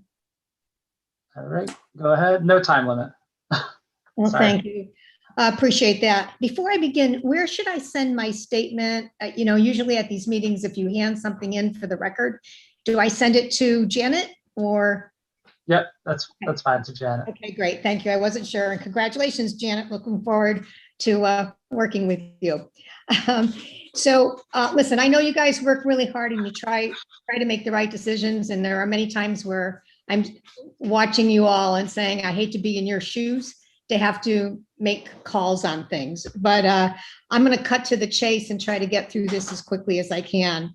As many of you know, I have spent over 40 years in the corporate world. So I've had my fair share of meetings on very, very serious issues that needed to be, have decisions made on them. And I have to tell you, it is my opinion that this situation is not one of those serious types of issues. And I hope that I can outline why I say that is so. I also hate to sit through, the 45 PowerPoint slides to finally get to this decision or the conclusion. So I'm going to save you guys a lot of aggravation and go to the bottom line first. And then I'm going to back up with detail just to help you understand how we got where we did. So the conclusion is that, as you know, we will continue to move forward with our request for the Calamari Festival to take place on September 11th, 2021, in the same location that it has taken place in for the last 5 years. And it's for numerous reasons that I don't think you all have time to get into, but believe me, we did. And happy to answer any questions for you on that. And I've said many, many times over the last 2 weeks when some of you have said to me, are you sure you can't change the date? Please, can't you change the date? Please hear me. We have exhausted all options for dates and revenues throughout the town. Believe me, if there was a way to do it, we would have done it. And we tried. Since the meeting, Steve, Donna from the Towers and I worked very, very hard to find alternate dates and locations to no avail. And I even spent time on Saturday at South County Museum with Heather Kay, because I know I won't say her name right. So thank you, Heather, trying to seek a solution. So I just want to first off say thank you to those folks. They're great partners in town, and we're lucky to have them. So bottom line, there were either weddings at the Towers and the gazebo, inherent risk to the public because there were too many things going on in the town at the same time, or the property use that we wanted to try just has been untested for this type of large scale event. This is not a small event. It's a large scale event. And so again, we don't want to put anybody at risk, our residents, our visitors, et cetera. And for that reason, some places just fell off the radar for that reason. For those that suggest that we simply can just move it a day or another weekend, I have to say, and I'm not being insulting here, it's just very clear to me that you have absolutely no idea, those that feel that, as to what goes into the planning and coordination of an event like this. Yeah, so I'm just going to give you a quick lesson in event planning. We plan years in advance. Steve already has and Donna already has, dates out 2 years. Calendars are shared with the Towers, they're shared with the town, they're shared with other organizations, and in some cases, other chambers. We all try to work very, very closely with one another, again, to make sure we're not tripping all over each other, and our police and fire aren't extended beyond their means, et cetera. We make commitments to advertise, we secure vendors, we make deposits. These are things that are done way, sometimes a year in advance of the actual event. So, and again, when we set dates, that affects a lot of things. There's a domino effect. There's weddings that work around our events. There are other events. So it's not a one-off is what I'm trying to say. So we're not like holding a birthday party for a 6-year-old. We're responsible for our fishermen. We're responsible for their families who plan their year around this. This is their celebration. We have our vendors, our tent companies, and most importantly, we have to keep people safe. So we just can't, in a word, move it a day on a whim or because something doesn't feel right. Okay, so we, like many others through the state and the country, for that matter, actually the world, are saddled with this horrible date. But they're moving forward as we have to move forward. And there are many, many events that are going on in Rhode Island and in the country on September 11th, because many of us are stuck with compressed calendars because of our particular geographies, actually, and in our case, our summer schedule. So again, I'm going to work backwards. So anyway, that's all. I just want you to know we did everything humanly possible to find another date and another place, and we just simply cannot. And neither can the Westerly Pops, and neither can the Seafood Festival in Providence, neither can the farmers markets, the Apple Festival. And I can just start giving you a litany of places that have September 11th celebrations. Again, I'm going to work backward. Patrick, you had me at the 21 gun salute. Okay. And you also had our board immediately. And with that, our first unanimous decision was made. So our day will start with a memorial service for the victims and the families of 9/11, with an emphasis on our first responders and our armed forces. It will be held in our newly revamped Memorial Square, which is coming out beautiful at this point, and it will be likely at 9 or 10 o'clock, around the time the first plane hit. And it will last no more than an hour. I have already been in touch with the State National Guard regarding my request for the day for music, a bugler, representation from the various armed forces, and a color guard at the very least. And if I can get the 21 gun salute, we're getting it. Our paperwork has already been prepared, as there will be many requests for that day, according to the National Guard. The folks at the National Guard were extremely supportive of us doing this. And they said, quote, "The fact that we were worried about our festival could look disrespectful itself showed respect," end quote. He and his colleagues encouraged us to carry on with our plans. Actually, another exact quote was, quote, "After the year we have all been through, to have an outdoor event for families to get together is a wonderful thing, and you shouldn't even think about it being inappropriate," end quote. Another few vets I spoke with, Tiger Patrick and Ramona Smith, both said to carry on. And Ramona added she can't wait to come. I'm also pleased to announce that our town manager, Jim Tierney, will be at the helm. He will be chairing and leading our new committee and will be in charge with me for this ceremony. So Jim, thank you for stepping up to help us out. We really appreciate it. Jim is contacting the Coast Guard and is touching base with a local Vietnam vet to make sure that they are in fact included. From a state level, we have already had commitments from DEM Director Janet Coit and Representative Joe McNamara to attend. Please note, Jim lost 7 friends that day and upwards of 16 fellow officers over the years. So he and others like him do not need to be scolded or told how they should feel or spend their day. Please, people, do not further disrespect him or anyone else by intimating that respect for the fallen and freedom to enjoy one's day pose a binary choice. It does not.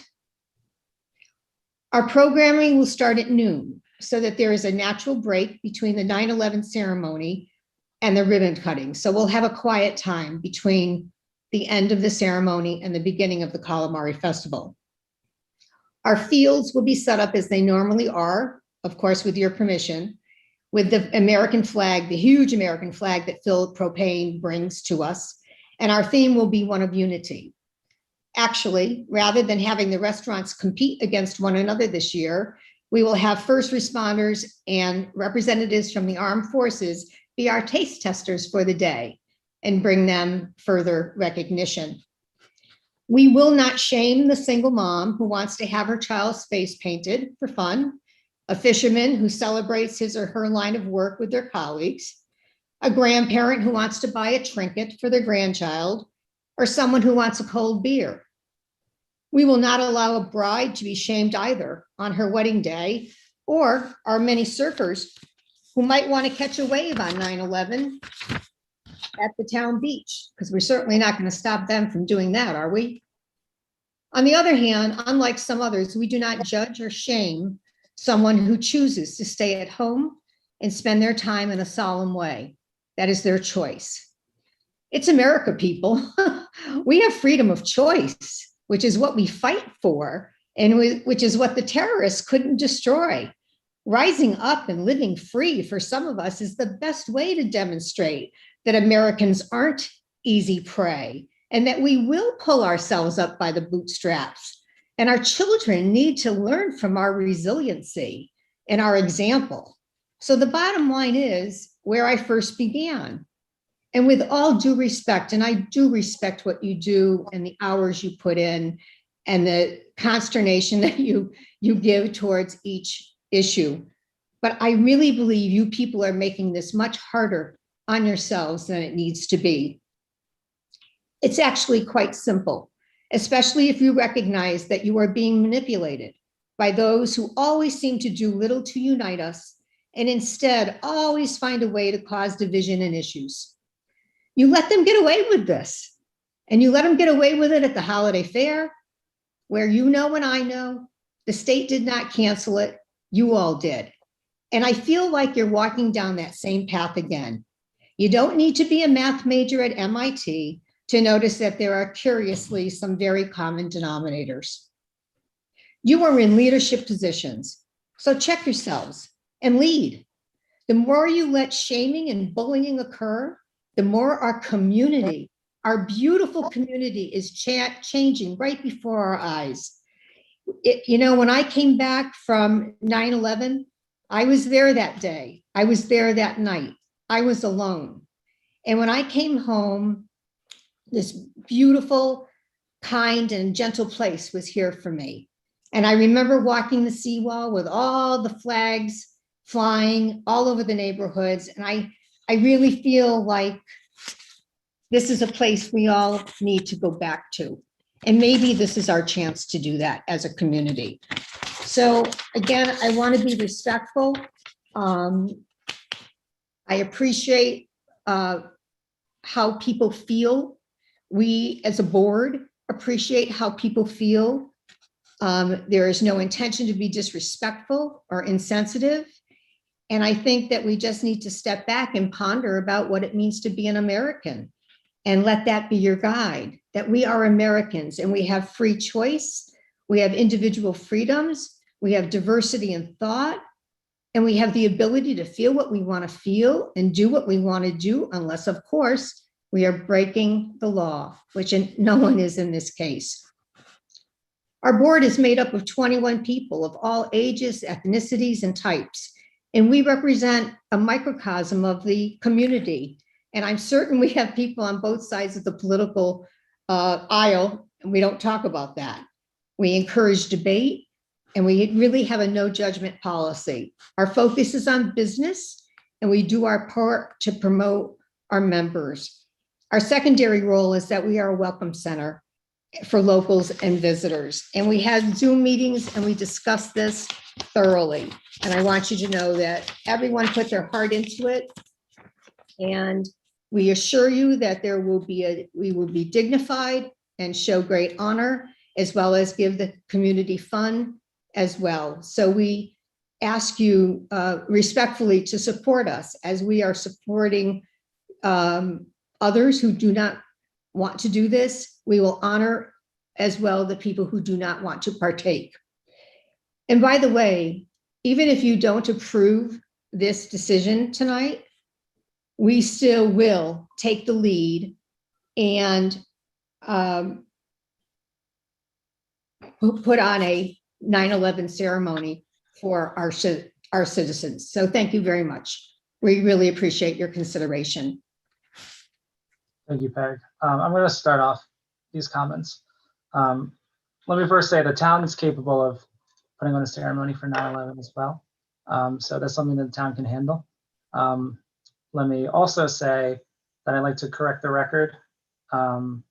This town council did not cancel any Festival of Lights event. That's completely incorrect. I have to say I'm a little bit shocked by the tone of the statements that you just made. There's no intention by this council to disrespect Jim Tierney's feelings, to shame a mother getting her child's face painted. We're looking to make the decision that we think is right. We talk to a lot of constituents and we hear different perspectives. So it's great that the people you spoke to were okay with this. I'm sure some people are, some people aren't. I spoke to a lot of people with different political backgrounds, different ages, some people with kids in the armed forces. A lot of them were uncomfortable with it. Some of them were okay with it. But the decision we make tonight on this has nothing to do with politics, with shaming anybody. We have options, okay? So that's the first thing I'll say. There are options. The council is not going to be put into a position where we're boxed into a corner on a certain date that was that was decided without council approval.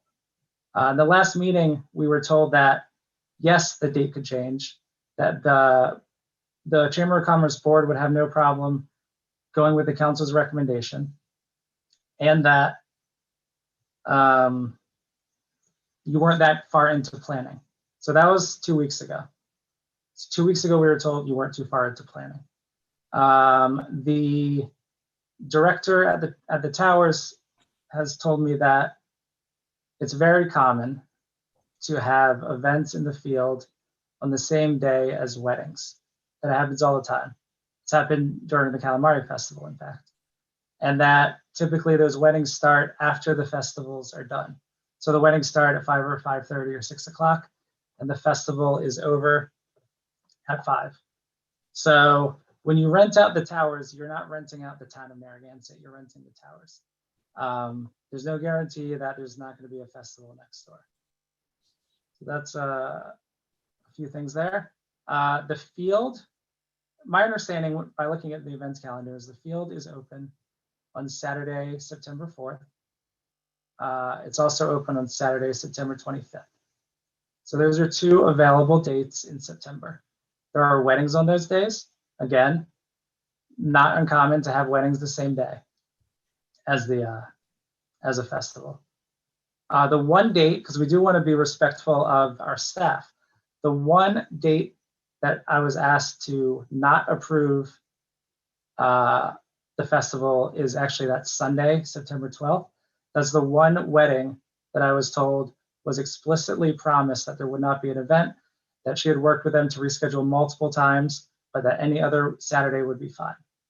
So we do have some options. This idea that it has to be on September 11th or it's going to be canceled, that's not anything the town or the town council is asking to happen.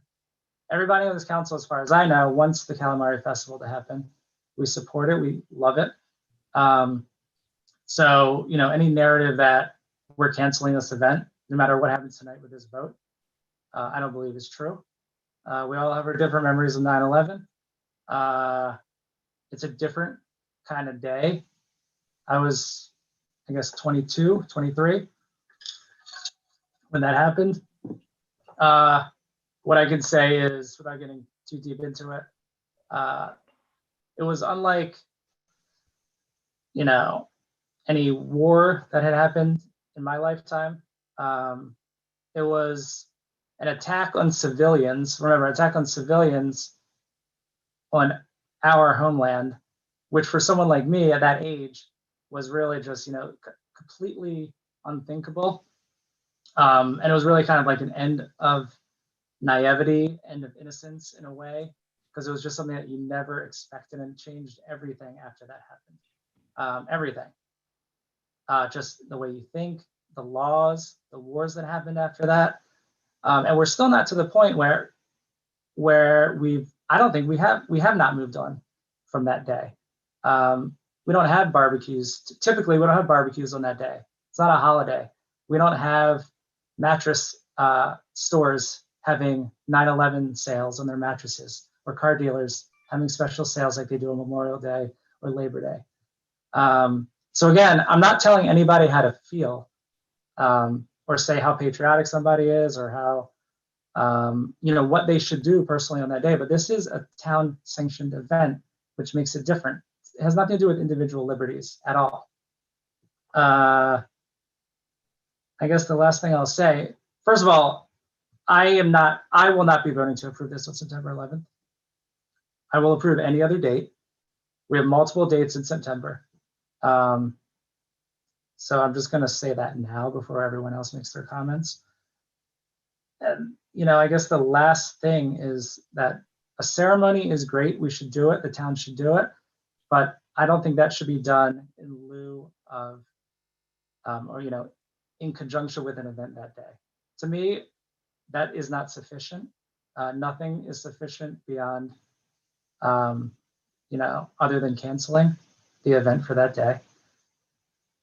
We all know the sentiment, never forget 9/11, never forget. And I think the plans here that that Peg presented do adhere to that idea of never forgetting. But it also, the message it sends to me, whether, I don't think it's intentional, is that we'll never forget, but we're not going to be inconvenienced. And to me, that's the bigger lesson, or the bigger sentiment is to allow yourself to be inconvenienced by it, and be flexible and reschedule this event. So those are my statements. Well said, President. I guess I'll go next. I have kind of mixed emotions on this. Originally, when we asked Peg and Steve to go back and find some alternatives, I was kind of surprised that there was absolutely no other options, because I'm an optimist, and I think if they really looked at some things that we could have done, maybe that September 25th. So I was kind of disappointed that it's back in front of us as it existed a few weeks back. And I just had a couple of questions. And one was, when Peg was talking tonight about all these commitments and, what's happening with this festival, I guess just in future, as the chamber director, it would be important to secure the date before you book all the people and include all the guests, because that makes it difficult. It would have been better 6 or 8 months ago as the director to put the date on, get the date approved, and then invite all these fantastic speakers. I've been to the Calamari Fest every year. I love it. I know the crowd it draws. I know what it does for the businesses, and I think it's wonderful. But I guess this is another example, or I hope we learn from this: secure the date and get the approval, and then book all these fabulous things, because it makes it difficult. So I thought that would probably have helped this situation, and I kind of don't like being in the middle of this situation, and it's unfortunate because I want to honor 9/11 and I want to have a festival. So I kind of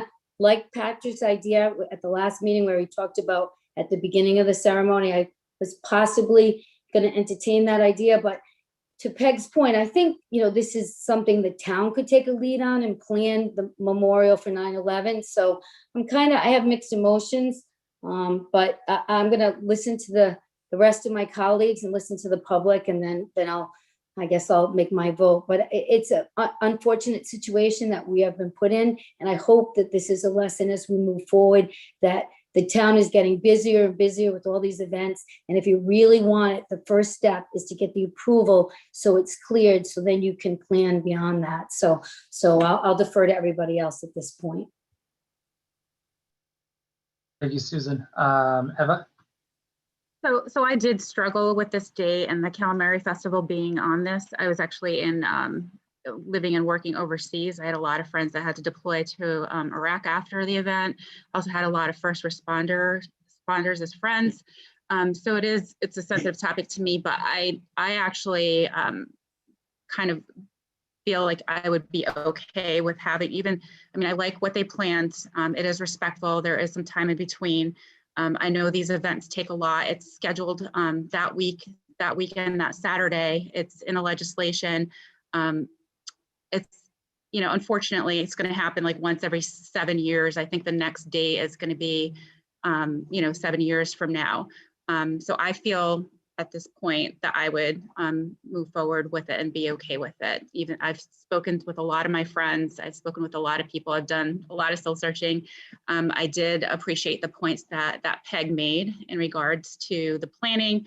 I've talked to other people that were involved in the events. I support our local fishermen. I know this is, it's a good event, and I think it can bring the community together. And it is going to be done respectfully with the, honoring the fallen victims, and so that's kind of my 2 cents. Again, I did struggle with it initially, and it would have been great if it could have been a different date, but I think I would move forward and be okay with it. Thank you, Eva. Deb? To Eva's point, I don't really think that moving the date would have a dilatory effect on the local fishermen, but I also have some concern about having this on September 11th. Perhaps if, like Susan suggested, this was brought up earlier before all the plans were made, you know, we would have thought about the fact that somebody would have, just as they did 2 weeks ago, that this was, you know, the 20th anniversary of this horrific event. So, and I also take a little bit of offense at, you know, the comment about the holiday fair as well, because that was not my recollection at all.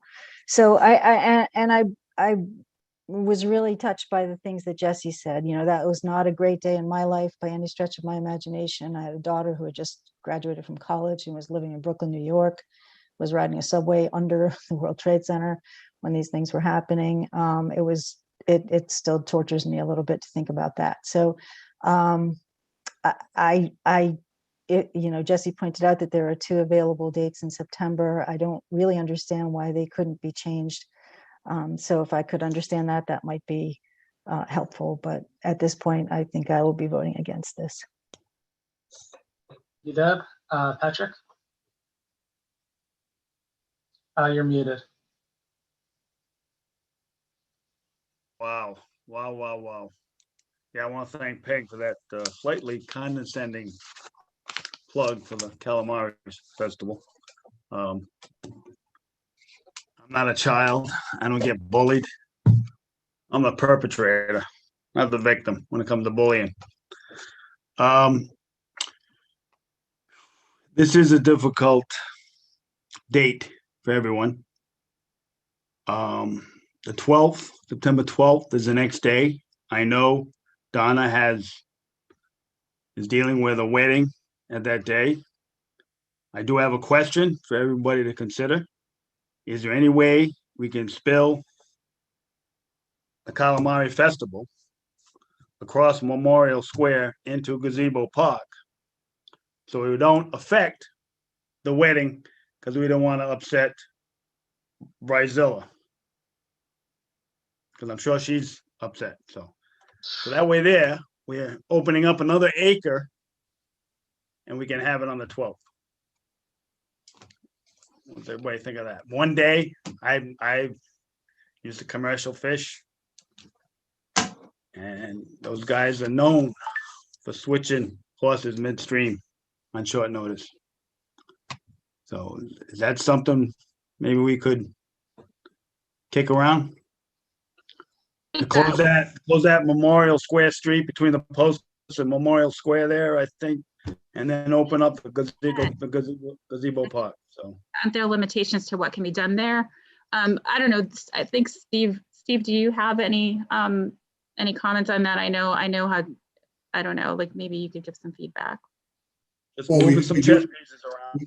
We do that all the time. I'm not sure what impact that's going to have on the wedding, because I did talk to Donna today, and like you did, and some of you did, and she had a concern about the wedding. So, and again, we're not hosting the Calamari Festival, so I'm not, other than allowing it on the park. So that's something Peg would have to answer. But to answer your question, yes, we've closed the road down and we've joined both parks on many occasions. So that's definitely doable. That's a great idea, Patrick.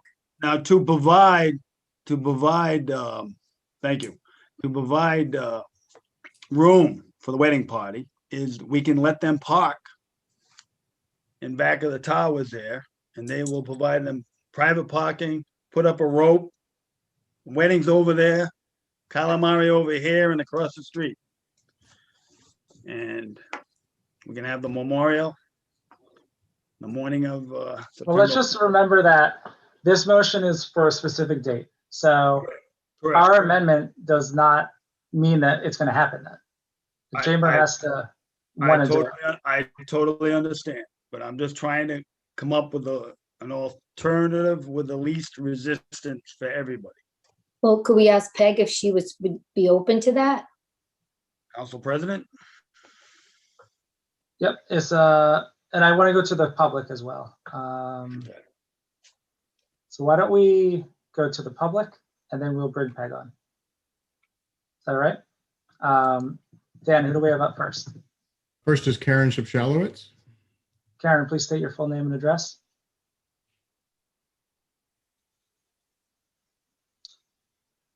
Karen Shipshalowitz, 63 Wanda Street.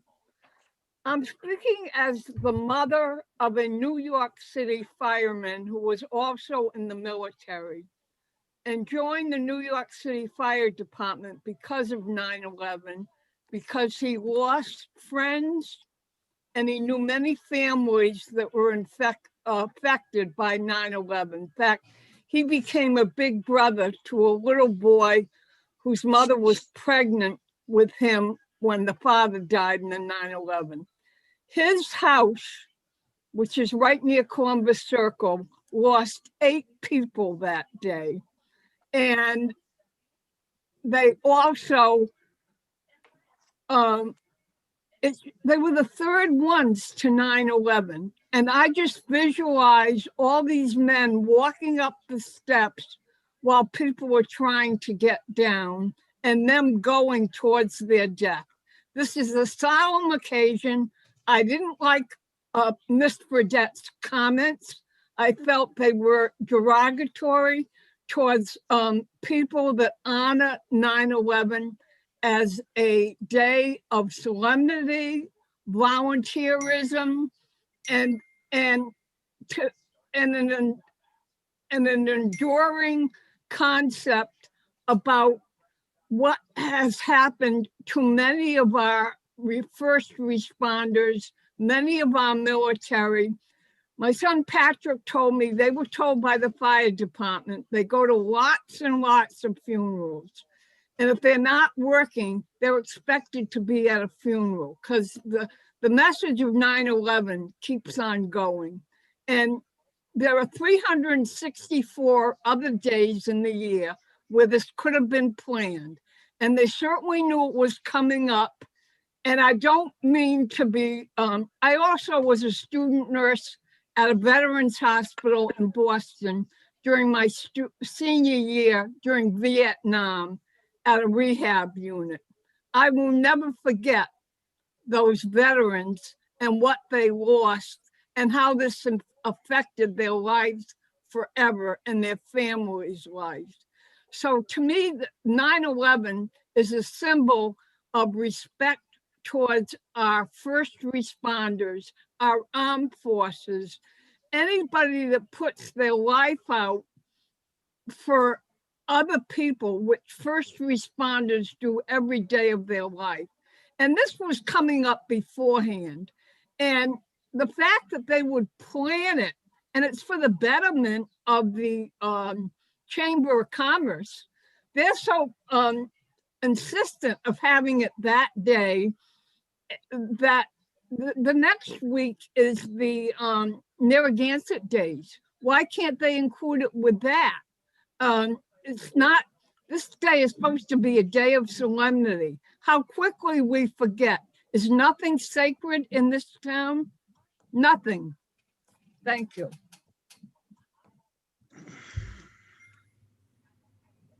Sorry about that. Dan, who's up next? Next is Catherine Ciliberto. Catherine, please state your full name and address. Catherine Ciliberto, 48 Earls Court. First, I'm really surprised at Ms. Fredette. What she did was launch into a tirade against on this day, the Calamari Festival. She attempted to shame us. That's exactly what she was doing. And by her own admission, as Karen even mentioned, they planned this a year in advance and still they chose 9/11. What the heck were they thinking? Or maybe they just weren't thinking. And the other thing is this, until Meg and I mentioned this, there was, excuse me, absolutely no plan by the Chamber of Commerce to do anything to memorialize this event. They had absolutely no plan at all. They were just going to go forward with the Calamari Munching Festival. And, you know, I understand that these businesses need to get up and running again, but they planned this a year ahead and they still chose 9/11. And I have to just wonder what the heck, Ms. Fredette should have directed this in another direction a year ago, and she did not. Thank you. Thank you, Catherine. Dan, who do we have next? Next is Michael Riley. Michael, please state your full name and address. Michael Riley, 25 Wildfield Farm Road, Narragansett. Can you hear me? Yep. So this Yeah. is hard for me. This is hard for me. For 10 years, I never spoke about 9/11. I was in the buildings. I was running out when those firemen were running in. I lost 11 friends and colleagues that day. I had 5 employees that never returned to my job. The reason I'm in Narragansett is because of the World Trade Center incidents. I sold my business at 15 cents on the dollar. I moved my family, I uprooted my family from where we were in New York to come here. And I had to listen to that by Peg Fredette. That was disgusting. We should be talking about getting rid of her. Now, many of you don't know the extent of the 9/11 community, even here in Narragansett.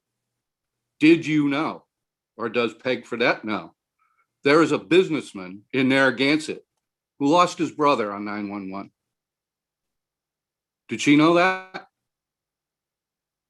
Are we going to be celebrating that with beers and face painting?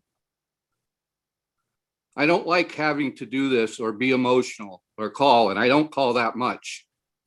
But this was completely inappropriate, completely unavoidable, and that tirade was so low class that I should probably stop now. Thank you. Thank you, Mike. Dan, who else do we have? Next is Sue Amoruso. Sue, please state your full name and address. Hi, Sue Ann Maruso, 111 West Bay Drive. I too was last meeting amazed that anyone would pick the date 9/11 and not have it come to mind immediately that, geez, maybe we should have it on another day, because, you know, it is 9/11. And it should be a day like Memorial Day where you are paying honor to fallen civilians, really in this case, and, you know, municipal employees and everything else. It just, I don't know why no one in the chamber, it didn't dawn on them. And I agree that there was no plan for anything to, you know, to memorialize this until a person called in, you know, to the meeting last time and said how upset she was that this was going on. And then now we got these add-ons. And I'll tell you, I really was taken back by the chamber's stance. And I don't know if that represents the whole chamber, but if it does, I think they need to do a little re-examination. I found the words, the use of shaming, saddled with this date, a whim, and after all, this is America. I mean, those terms and the way they were used, I just thought, what is the point of this? This is not for unity. This is digging your heels in for, I've got this date kind of, and there are other dates. And I just feel that the chamber, maybe the town council, there can be some communication about the intensity of those words, because I took them, I was kind of shocked. So, and I'm seeing that other people felt that way, but I was taken aback. So I do encourage you to change the date. It is a solemn day, and I think too many people have forgotten, and we need to be reminded, even if it's done by a town council or a community, saying, no, we're not going to have a party, a townwide party that day. You know, it is up to individuals if you want to have a party at your house, but this is kind of a, you know, a town event. So I think we could do better. Thank you. Thank you, Sue. Dan, is that it? That's it. Okay. Patrick, we left off with you, and you wanted to speak with Peg about different dates. Is that right? Yeah, I mean, I think the next day, the 12th, and we can rope off plenty of square footage for Donna and the wedding party, and we can spill across the street into Gazebo Park, and I think we can have the memorial respectfully on the 11th, and everyone should be served. Okay. I'm for any date that isn't the 11th.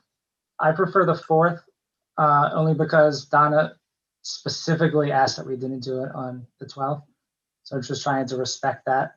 I don't see any real difference or changing the date. So I feel like it could be on the 4th. However, whatever this council wants to do, I'm open to, as long as Well, it's not. one day, changing it 24 hours later is a lot less intrusive and an easier transition for everybody. And I mean, if we're also across the street, we can provide, I don't know, Steve Wright, how much square footage of the park does a wedding party of 300 usually take? Do you even do 300 person weddings? From my understanding, the wedding at the Towers, they're using the courtyard constantly. Right. Sure. So it's just a courtyard at 3 o'clock, and then Yep. they move into the Towers. So it's from Right. on the 11th, it would be from, I'm sorry, on the 12th, it would be from 3 o'clock in the courtyard, and then they move into the Towers. Right. So how many people are this? No more than 150 people. All right. I mean, couldn't they park on the Memorial Park behind, adjacent to the fountain? And we can provide them off-street parking, we can rope it off, and they can have their own. I mean, I think it's great that Patrick's trying to come up with a solution. I mean, that's what we're looking for. We don't want to have to vote this down, but we need an alternative so we can have the Calamari Fest. So we have to come to. And it's only 24 hours later, I think. Yeah, it's the next day. It will show that we're supporting the calamari and we're respecting 9/11. Why can't Peg, respond? Can she let us know what that She's would on. be? She's here. Yeah, Peg, what do you think of that? Peg? She's coming. Yeah. I'm sorry, I'm on mute. I think Patrick has a great idea. I do too. The problem is now, Steve, maybe you can help me with this. It is my understanding that Gazebo Park has some rules associated with it in terms of Passive vehicles use. and making money on it or something like that. And I'm not well versed in it, so I really don't want to speak out of turn. There are restrictions at Gazebo Park, and so that's why we put the tent at one end of the field. And so there's a restriction on the size tent, Peg. But the use of the park, there's no problem, especially for a one-day event. Okay. And that's why we've bridged both parks with Veterans and Gazebo over the last 5 years. So it's really about the size of the tent being located at on the other side of the actual gazebo. You notice we do that during Gansett days. Yeah. And special events. Okay, thank you. So I guess in my mind, I just would have to look at electricity sources, and I worry about propane and the friolators.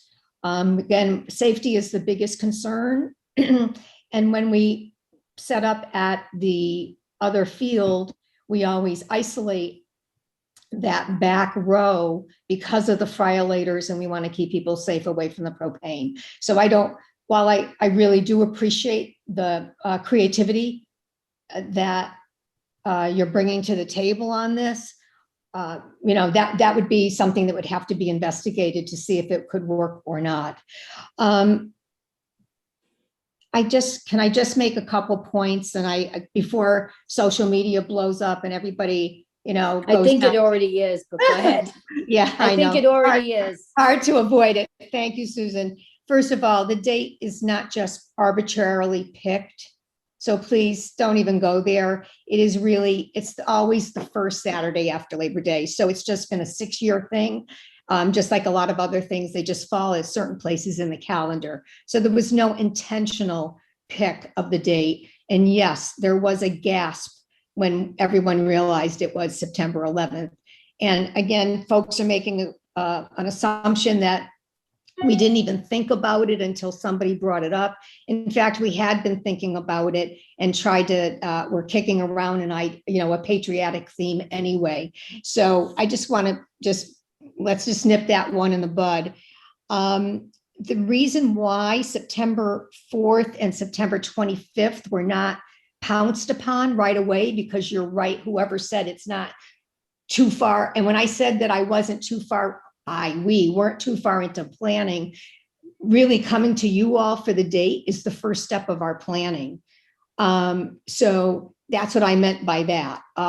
We plan in general. So no commitments had been made or anything like that at that point in time. So you really were, the council were the first step that we took. So I just want to make sure that's very clear. But the reason why the 4th and the 25th, from my understanding, were knocked out was because those brides were not informed that there was something going on. So it is true, we do have multiple events that go on when there's weddings and so on, but Donna always has the obligation of telling that bride that something's going on. This would be a surprise. So that was why those dates were knocked out. So it wasn't that we weren't willing to try to work with another date. It was that it wasn't fair to the bride who made a decision based on what was or was not going on in the field. So, I just wanted to make sure we clarified that. I apologize if it sounded condescending to you about bullying, Patrick, or anybody else. I kind of felt condescended to with some of the people that got up. So I guess let's just agree that we both kind of, from different ends of the spectrum, felt the same way. And I think we just all need to respect one another's opinion. And I think that's what's coming out here. Everyone has had their own experiences. They're horrible, no matter where you were, what you were doing, and who you knew. And that, we need to respect one another. And I didn't feel respected by the inferences made by some of the folks that got up and spoke as well. So I don't want to call it even. I don't mean it that way, so don't interpret it that way. But let's just agree that we understand each other's point of view and how feelings can be affected on both ends of the spectrum. The chamber, again, is a very diverse group, and there's no intention at all that someone had a blind spot. And I said that the last time on this call. So I guess if we can put the propane out safely, if the electricity works, and I trust our guy, Steve Wright. He knows that field better than anybody. And I know he always gives me great direction. So we couldn't work around the field, the size of the tent. I'm not even worried about that.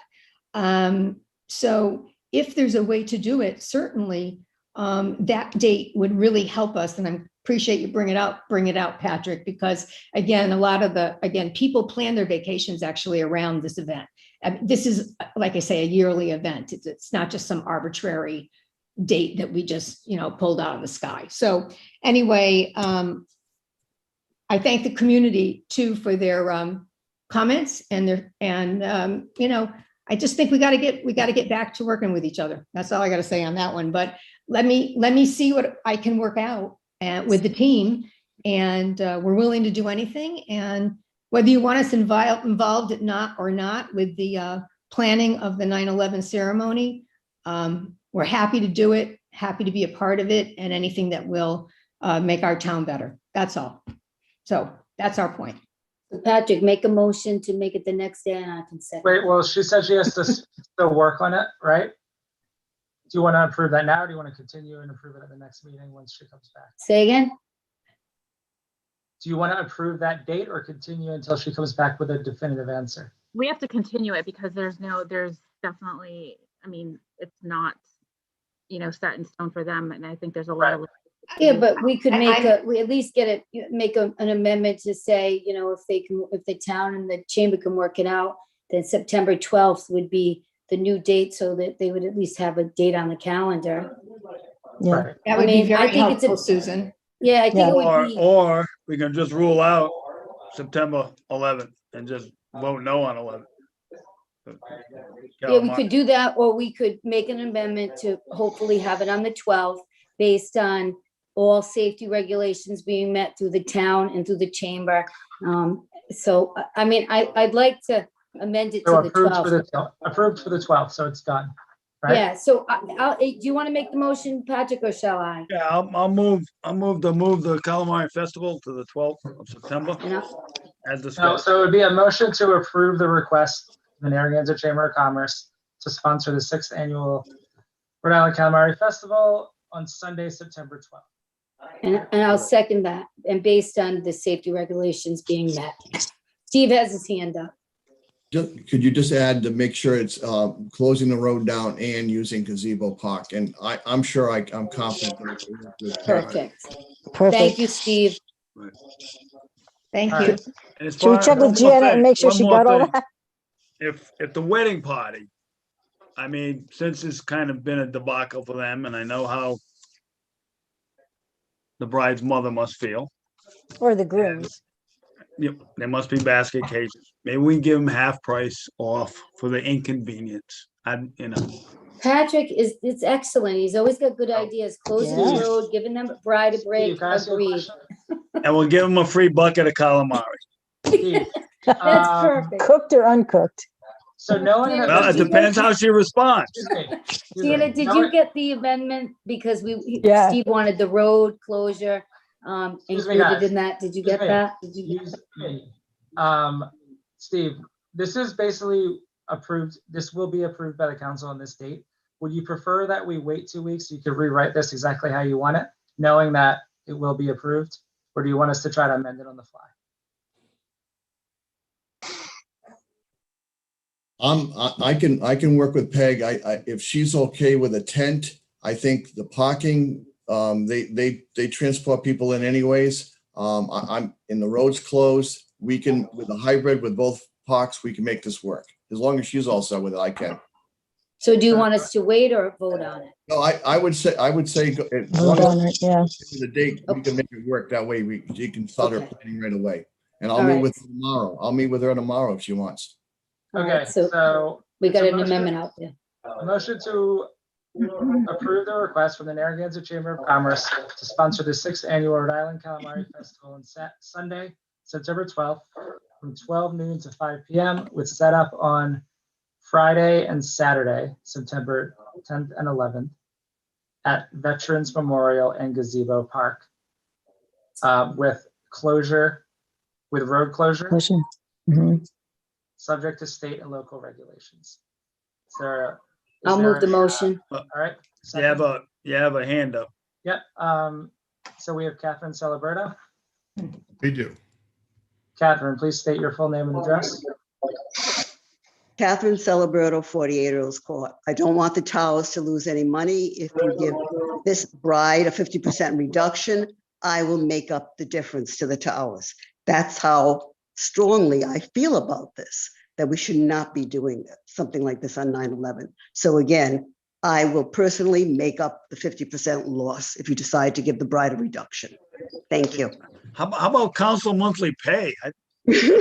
Yeah, you guys really don't get. What are you working for, about 50 cents an hour at this point? No, Yeah, not that much. It's not that much.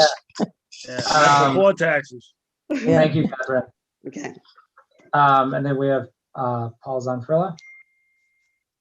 Paul, please state your full name and address. Paul Zonfrillo, 7 Windward Circle. I didn't get a chance to comment before. But just very quickly, I want to thank Peg for all her hard work.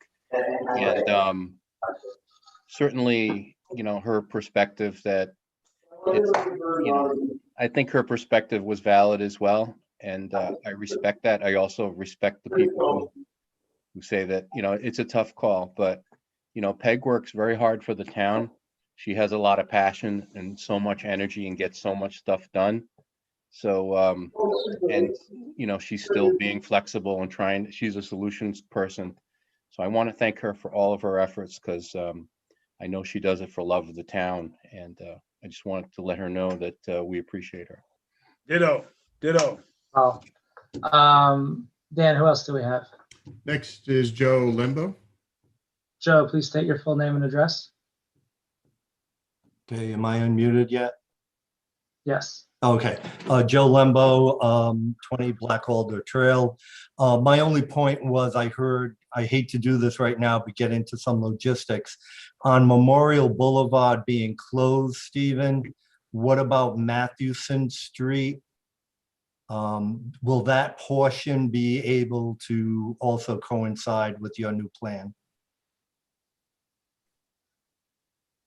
What's your question, Joe? Is we're gonna close Memorial Boulevard, which is the road between the two parks. What, you want to close Matheson Street Yeah, down to?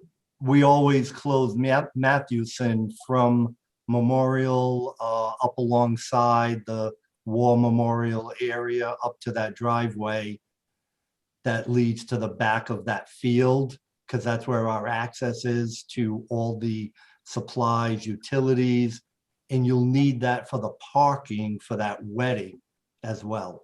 Well, again, I'll have to work out the logistics because since we're changing to gazebo park, you may not need to have that. So we can do that if we need to with the PD. And we can make that change if we have to. Okay, I just wanted to alert everyone while things are changing on the fly. Right, thank you. Okay, so it looks like that's it. Okay. So on the go ahead, Janet. Who made that motion and who seconded it? I did. Susan. Patrick? Yeah, and I. well, yeah, Susan and Patrick. I said it, but then Susan made it. So Okay. I guess Susan. Want to and- make sure I got that right. Thank you. Yep. Thank you. Thank you, all, Janet. all in favor, starting with Susan. Susan Cicilline Bonanno, aye. Eva, Eva Jasinski, aye. Patrick, or sorry, Deb, Deb Kopeck, aye. Patrick. Patrick Murray, aye. Jesse Pugh, aye. Motion approved 5-0. And a then- special thank you to Patrick for all his creativity to make that work. So thank you, Patrick. Job well done. Calamari for everybody. And then the vote on the, do we have to vote on the original motion? Right? Yeah. So the original motion, which was the 11th, which we're gonna vote no. All in favor on the original motion? Susan Cicilline Bonanno, nay. Somebody doesn't have a mute on. It's Dan. Deb, Deb Kopeck, nay. Patrick, No. Jesse Pugh, no. Motion rejected 0-5. All right, moving on. Number 11 is a motion to approve the request from the South County Museum to sponsor a family day of music at the museum. This event is scheduled for Saturday, June 26th, 2021 from 4 p.m. to 9 p.m., subject to state and local regulations. Is there a motion? I'll move the motion. Susan Cicilline Bonanno. We have a second. I'll second. Deb Kopeck. Seconded by Deb. So this is a application that came in from the South County Museum. It would be a first time for this event. So some live music. They've done like family fun days there. But this is a little bit of a bigger thing and just a little different than what they've done in the past. If there is a representative from the museum, feel free to raise your hand. You can give us a little bit more information. There we go. So we have Heather. You can pronounce your last name. Silhouette. Yeah, thank you, Patrick. The last name's a doozy for sure. I go by Heather Poliat Kasilowitz. Heather's just fine. If you have trouble pronouncing the last name, think Kiss My Silly Wits, and you'll get it every time. So in regards to the South County Museum, I am new. I'm sure you're all very familiar with the amazing work of our previous executive director, Jim Carruthers, who retired at the end of last year. This is a request that I'm making. Unfortunately, it is right around the corner, and I apologize for the late request and want to thank Steve for walking me through the application process. The event itself is about the same size of the weddings that we perform at the museum. And the goal is to have a family-friendly event outside that is something that the community can come together, but also the museum is looking to welcome the community as much as possible to our hidden oasis back there on Canachet Farm. As you know, we recently opened last Friday the commercial fishing major exhibit that we've been working on for 2 years, and countless times people come in amazed and leave saying, I can't believe I've never been here before. And we really hope to change that by offering family events like this music one. If there's any particular questions that you have on the event, please let me know. All right. Thank you, Heather. Susan, any questions for Heather? No. I'm All right. excited. I'm gonna stop by. I think it sounds like a great event. Eva? No questions. Thanks. I'll stop by too. Deb? No questions. Sounds like a great idea, Heather, and I wish you the best of luck. Patrick? All set. Love it. Yep. Yeah, same here. It's good to see some very local South County bands included. Actually, it's all South County bands, so that's great too, to keep it super local. But yeah, thank you again for being on. Absolutely. Thank you. All right. All in favor, starting with Susan. Susan Cicilline Bonanno, aye.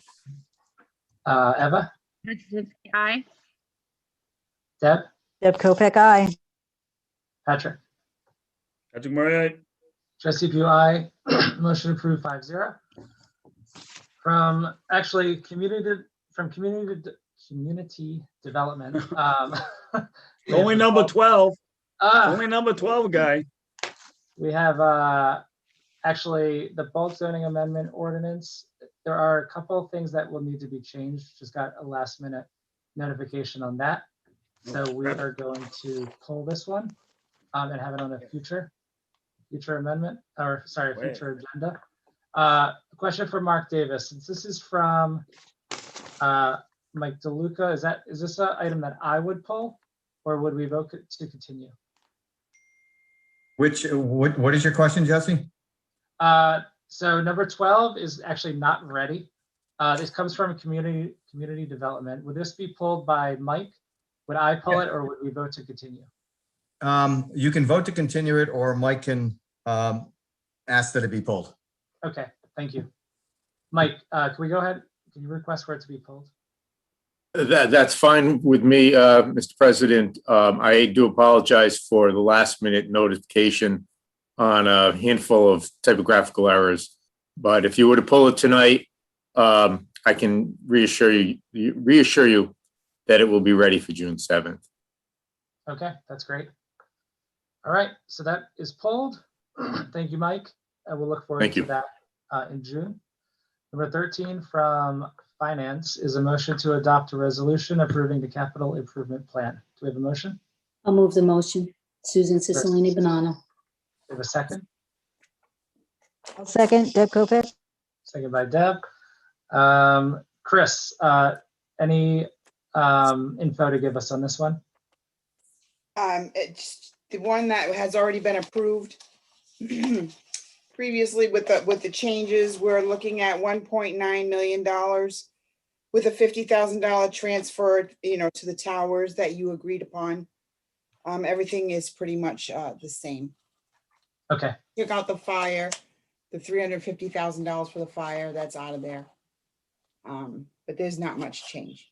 Okay. All right, great. I'm going to go to the public. Are there any council members that have any comments for now? No, I just want to thank Chris. Great job. Thank you, Chris. Looks like that hand went down. So, and now there's a new one up. Dan, who do we have? Stanley Wojciechowski. Stanley, please state your full name and address. Stan Wojciechowski, 1044 Boston Neck Road. I heard $50,000 for the towers. I thought they have a surplus still. I don't know. I think without the COVID, they're going to do real fine. I don't know why the town has to kick in the 50,000. I didn't hear the details on that. Do you think, we can postpone that because they normally do well? May I answer, Council President? You may. If I remember correctly, they're going to be a little short this year. We're just helping them shore up, get through this year, and then they're going to be back to normal next year. Yeah, I thought they said they had 144 versus 200. They come down to one. Right, but they're going to come up short even with that 144. Okay, thank you. Thank you. Okay. All right, all in favor, starting with Susan. Susan Cicilline Bonanno, aye. Eva? Eva Jasinski, aye. Deb, Deb Kopek, aye. Patrick, Patrick Moran, trustee Pugh, aye. Motion approved 5-0. Number 14, a motion to approve the contract extension for pump station wet well cleaning with Inland Waters Incorporated in the amount of $30,635 under the same terms and conditions as the original contract. Is there a motion? I'll move the motion. second, All right, any comments? All in favor, starting with Susan. Susan Cicilline Banano, aye. Eva, Lizinski, aye. Deb, Deb Kopek, aye. aye. You're muted. I trustee was Pugh, mute. aye. Motion approved 5-0. Thank you. All right. Uh, Get those 15. chubby fingers off of that. Yeah. From Human Resources, a motion to approve the filling of one vacancy, deputy town clerk, due to a promotion. Do we have a motion? I'll move the motion, Second. Susan Cicilline Banano. Seconded by Patrick.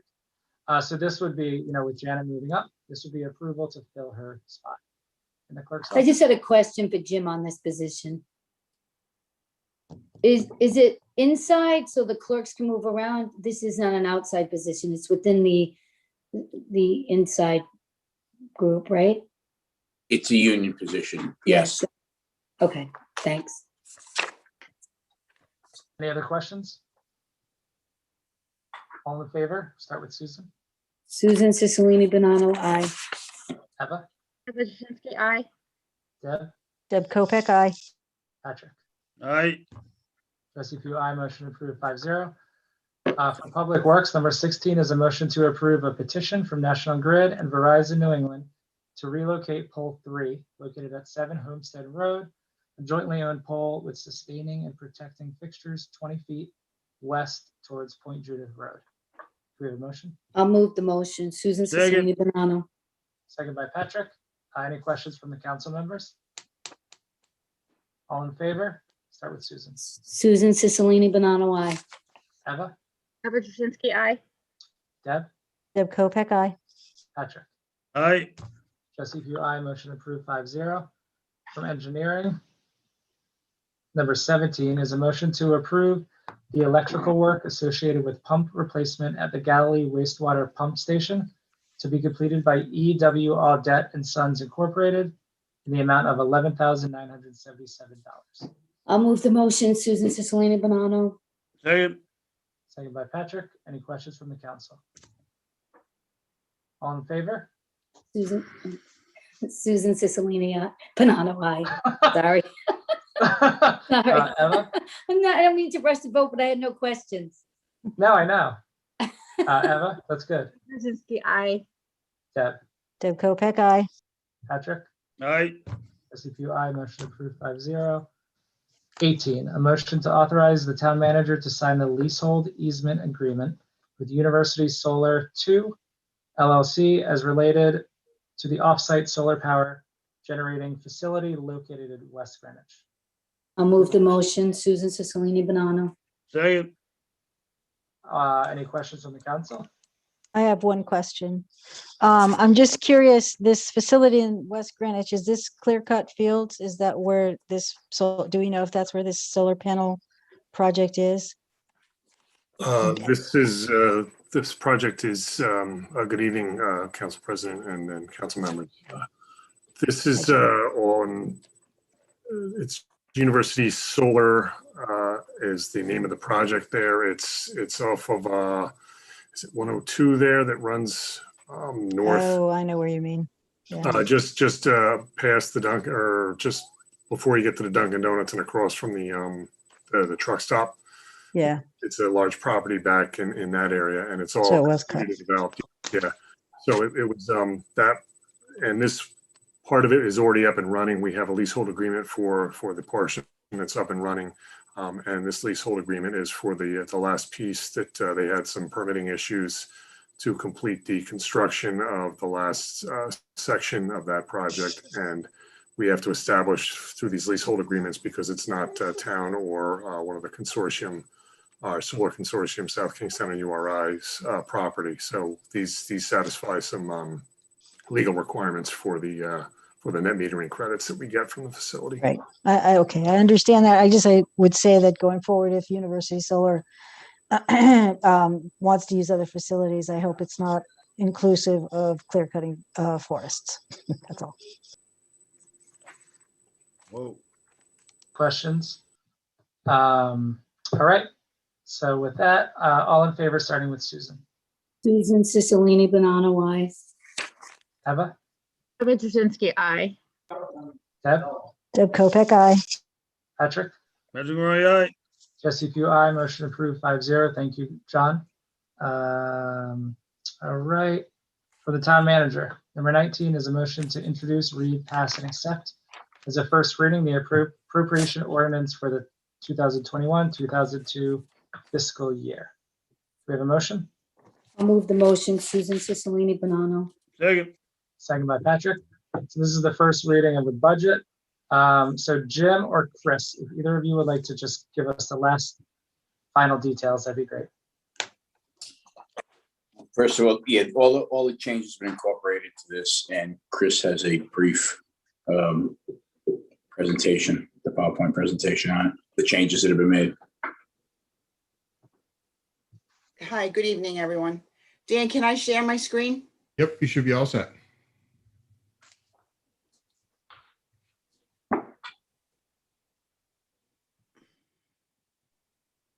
Hello?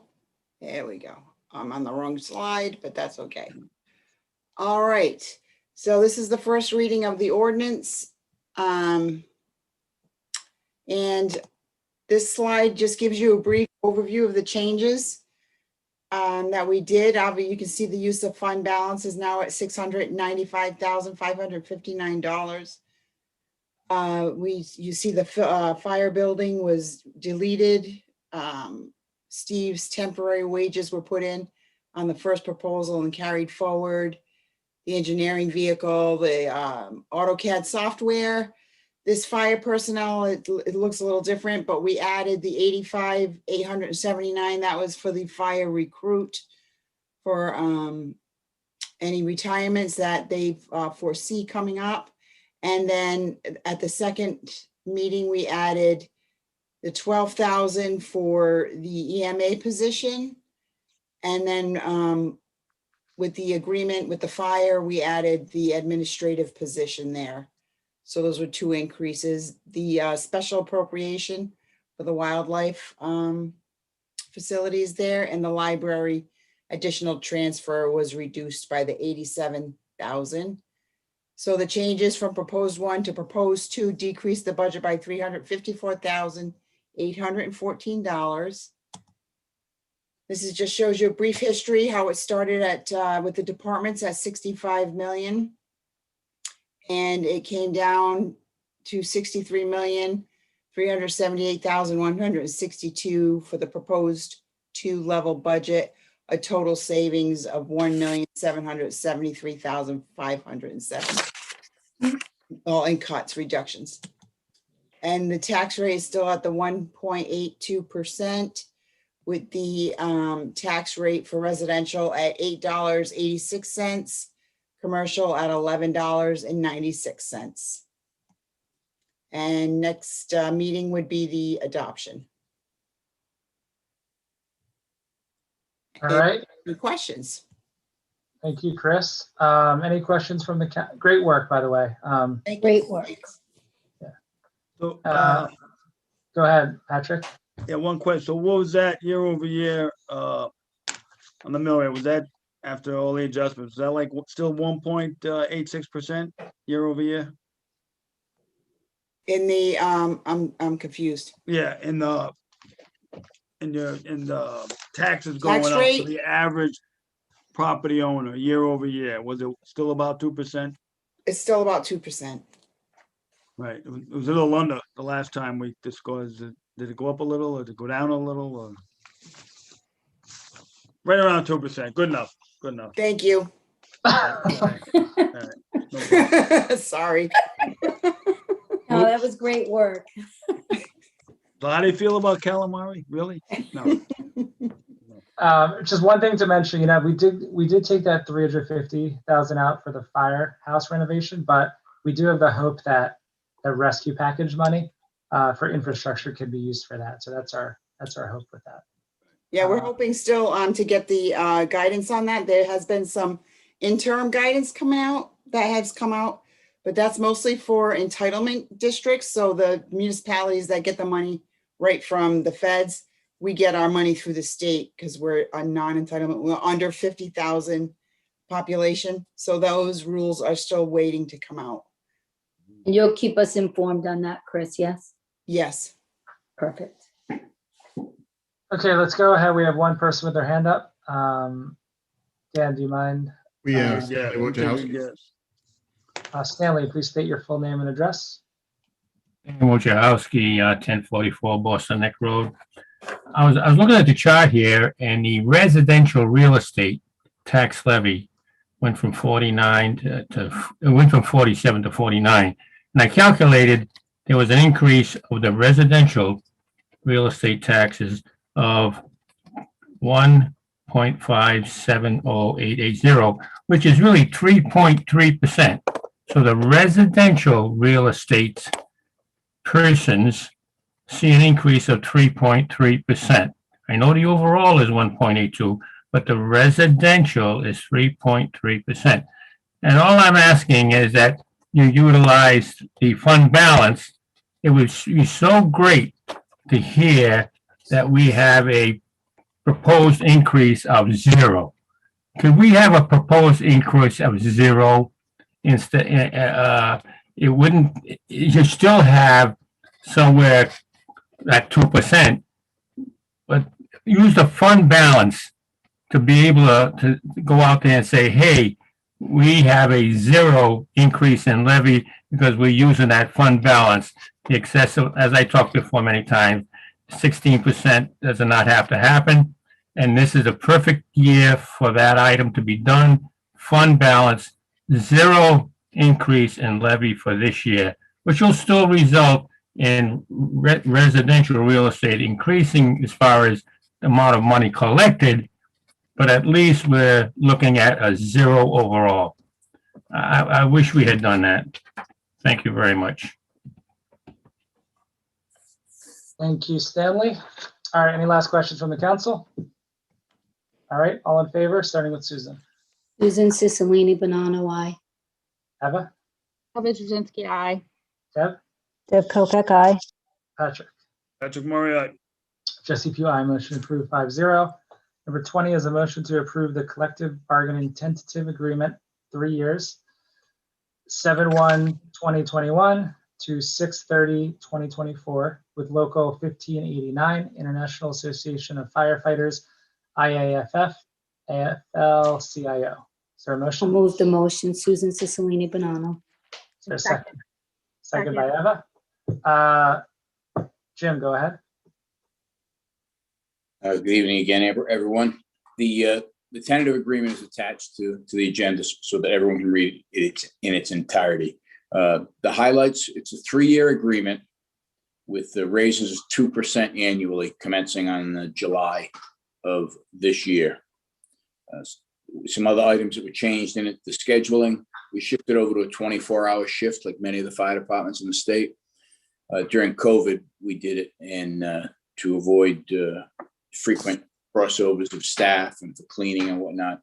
But the schedule works, and that now is included in their contract for 24-hour schedule. Additionally, there's some non-discrimination language that has been added to the contract and gender neutral terms, so that's consistent throughout the contract. Previously, there's one physician to certify a disability. That's been changed now. It's a total of 3 physicians up to determine whether or not someone meets the criteria for being disabled. And some administrative changes throughout the contract. But other than that, it's pretty straightforward. The negotiating committee was myself, President Pro Tem Cicilline Bonanno, and Deb Kopeck and Christine Spagnoli from the town. And that's it in a nutshell. Thank you, Jim. Susan, go ahead. So I just wanted to say, it was a pleasure working with you and Chris and Deb and the Kevins and the Ryan.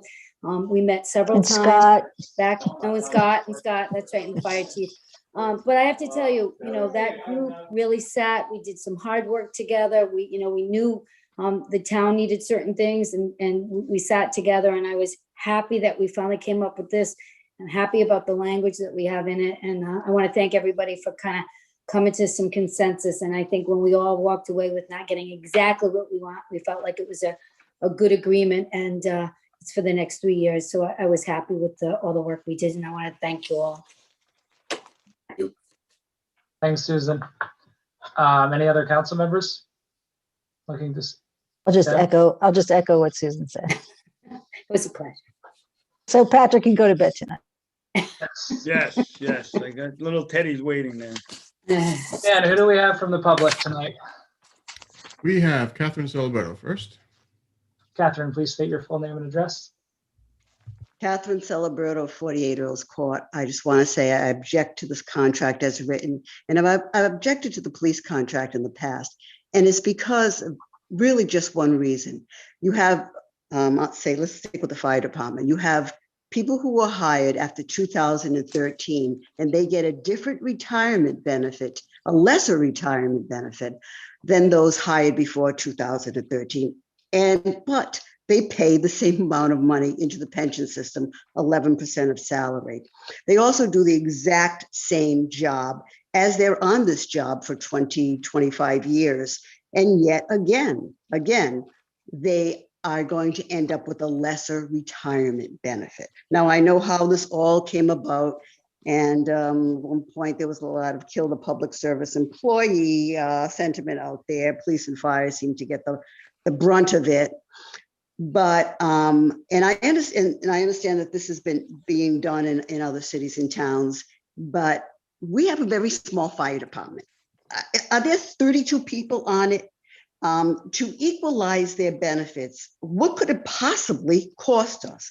See, if I was somebody working and I had to do the exact same job as somebody else, and I had to put the exact same amount of money into a pension system, and I was not going to get the same benefit, I don't think I'd be too happy. Plus, here's just a practical part of this. Right now, you have fewer members who were hired after 2013. So they're always going to be outvoted by those hired before 2013 to accept something like this, to push it on them. But at some point, you're going to have more people hired after 2013, and they're going to be the majority. And they're going to say, this is all going to kick us in the butt at some point. Gee, I don't like the idea that I'm working, doing the exact same job, and I'm putting the same amount in the pension system. And by the way, I'm not going to get the same benefit. So I think it's going to tip at some point, and I think that you really should try to get ahead of it. And it wouldn't, I can't imagine that it could cost so much money to do this. And I just think it's unfair, just basically unfair to do this. Thank you. Thank you, Catherine. Dan, who else do we have? Next, we have Stanley Wojciechowski. Stanley, please state your full name and address. Stan Wojciechowski, 1044 Boston Neck Road. Actually, I want to commend you, Andrew Tierney. 2%, that sounds well within what should be appropriate, and I thank you very much for that. And as far as the previous speaker on, giving everybody some extra money because of changes happen all the time, and we just can't go backwards and give everybody all the maximum benefits that they should have had years ago. I mean, it's money, it's taxes, we just can't. We got to be a little careful on how we spend money, and I think what you're doing is a good job here, keeping the costs down, and everybody seemed that you all seem to come together, and of course that 2% actually that really makes me feel pretty good. Thank you very much. They're happy, Stanley. Yeah, I'm happy right this second. I like that. Thanks, Stanley. Thank you. Okay, all right, so all in favor, starting with Susan. Susan Cicilline Banano, I. Eva, Jasinski, aye. Deb, Deb Kopeck, aye. Patrick, Patrick Murray, aye. Trustee Pugh, aye. Motion approved 5-0. Thanks again to everyone who worked on this. We have number 21 from the Town Council is a motion to direct the town manager to explore CCA as an option for potential cost savings of energy supply for the town and residents. We have a Oh. motion. I'll move the motion. Susan Cicilline Banano. Is there a second? Second by Patrick. Eva, this is your motion, so go ahead. So I'll just kind of go over this briefly. This is the first time we're going to be seeing this. It's called Community Choice Aggregation. It's something I learned about in one of my classes. It's a cost savings initiative for the town. I did put direct town manager, but I'm pretty hands-on at this. So I actually already coordinated a call with the consultant. It's really no out-of-pocket cost to us. So it's several steps to do this. What it is it's also known as municipal aggregation. It's a program that allows governments to procure power on behalf of their residents, businesses, and municipal accounts from an alternative supplier while still receiving transmission and distribution service from their existing utility provider. And it's a good option for communities that want more local control over their electricity sources, more green power that is offered by the default utility and our lower electricity prices. So these CCAs are available in 8 states. In 2002, Rhode Island passed a House bill, and this is an opt-out provision. So if we did implement this, then you know that it'd be applicable to everybody unless you wanted to opt out of it. And they've actually been shown to reduce residential retail price for electricity sometimes by 20 to 30%. So what I was going to do is just kind of more explore it and have an opportunity for us as a council to also be able to have a call with the consultant and just be able to bring it back to the meeting again and have our constituents and our residents be able to learn more about it. But I think it's a great opportunity. It's just it's a great way to have cost savings. I know I did this for Stan, so it's just saving on electricity. Thanks, Eva. So we'll go around the council real quick. Susan, any questions or comments? No, it sounds like a great idea. Deb? I actually took a class about this myself just a couple of weeks ago, so we're on the same page. If you need any help with that ever, I'll be happy to do it. I also agree that it's a wonderful idea, and it also gets us, moving towards the plan based on the bill that just passed in the General Assembly regarding climate change, and trying to work our way through that. So I'm all for it. It's a great idea. Geez, Deb, you're trying to lose Patrick here? Yeah. Climate what? Whatever. You don't want to make this go any longer. I wish Patrick. you people would make up your mind and never know what to wear. First it's warm, then it's cooling, then it's changed. That's what climate change does to you. I Patrick. never know what to wear. No, that's why. All right, the only question I have, is there any individual charges to the homeowner? No, and it doesn't change the Fee nature or- of where you get your energy from. It's all national grid, and you can opt out if you'd prefer to use, existing methodologies for electricity. Yeah. I just run a So cord knock down to yourself out. I got a cord running down to Stanley's house. There you go. He doesn't know All it right. though. No, I think this looks great too. I have like a very surface level understanding of this. So I'm looking forward to learning more. And this is just the investigative period. Yeah. So I'll send out send out like an invite to the council members if you want to learn more. So I did so Jamie Rhodes. We could probably have somebody come and do a presentation on this too, right? Yeah. Right. So that would be another. I think they're actually doing this in South Kingstown now. Yeah, there's South Kingstown. I think that's one of they submitted a plan. Right. And then there's other like Central Falls, Providence, Portsmouth, Barrington, Newport. And then it usually has to pass, a council, and then they move forward. So again, we'll bring it back. We'll get it moving forward. Okay. Dan, we have one public comment. Stanley Wojciechowski. Stanley, please state your full name and address. Wojciechowski, 1044 Boston Neck Road. Yeah, I need an extension cord. Yeah, I understand. I've had alternative guys call me and they said it's a savings about 8%. But you're talking now 20 to 30%? Is that what they're looking at now? What were you saying? Really sorry about- I had Mhm. I had some alternative guys call me. They said, well, if you sign in with us and we can deliver we can deliver, there's another program we can deliver and you would expect an 8% reduction. But I never heard of a 20 to 30% reduction. Yeah, no, this is community, so it's more, yeah, it's municipal, it's, the more it's aggregating all the different, Right. so that's why it can provide bigger costs. So But- I'm sure I'm sure we'll learn more about it. Volume. All right, thank you. But Stanley, you could actually possibly get both of those things, not just one. Okay. Thank you. Okay, so all in favor, starting with Susan. Susan Cicilline Bonanno, aye. Eva, Eva Jasinski, aye. Deb, Deb Kopek, aye. Patrick, Patrick Murray, aye. Trustee Pugh, aye. Congratulations. Nice job there, person, something. 5-0. We have a motion, this is number 22, a motion to permit the Galilee Beach Club to continue to provide food and beverage services for its members and for intermittent functions such as weddings through the use of a caterer with a valid Department of Business Regulation Class P license.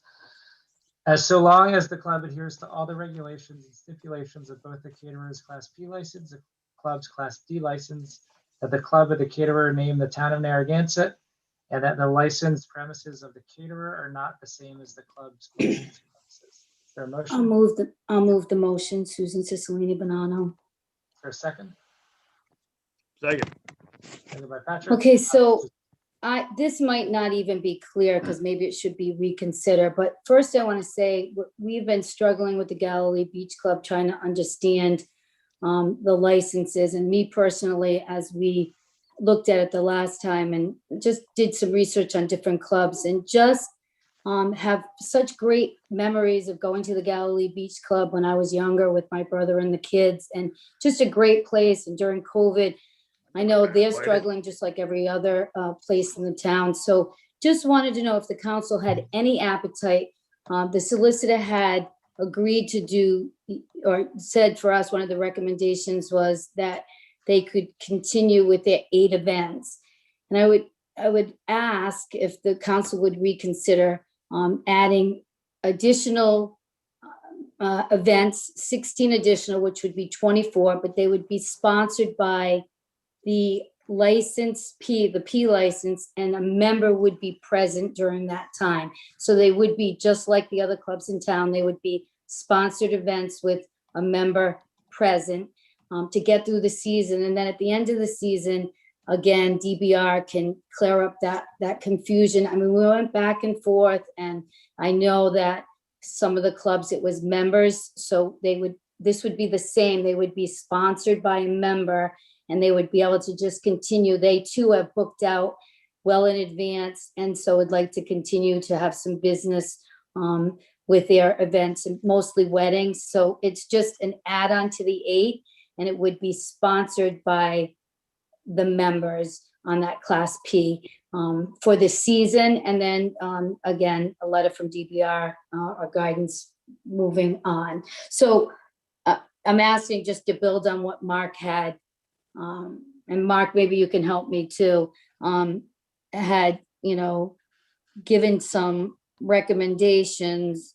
And one of them was that they could continue with the 8, but they wanted to be sponsored. So I was just wondering if the council had any appetite to help this club. It would be in line with all the other clubs, Metatuxet, well, not Dunes Club because they have their own kitchen, but the other clubs in town. So I just throwing it out to my colleagues. Susan, so I was actually under maybe this is why this is so complicated, but I was under the impression that they could do it already if they were sponsored, so that they didn't even need any sort of extra permission from the council. Right, so the 8, that's right. So they want to add to those events. I thought they wanted to do them without sponsorship. Right. No, with The sponsors. 8 was without sponsorship. You're talking about 12 more with sponsorship. Yes. So we don't need to do, I don't think we need to do anything. Right, that's what I thought. But why don't we get some more Yeah, I clarity just on didn't this? know. I just, again, want to help them during COVID. And it was a very confusing. I went back, I made a lot of calls just to try to understand it. I read it. And, you know, again, they're a great club. We've had a good relationship with them. It's COVID. I just wanted to see if we could help them out for this season. Okay, well, we'll get some input from Mark. We also have Douglas Rubenstein, I know is on the board there, maybe the director of the board. So why don't we get some commentary from Douglas on what they're looking for and if this works for them. Dan, can you move him over? Absolutely.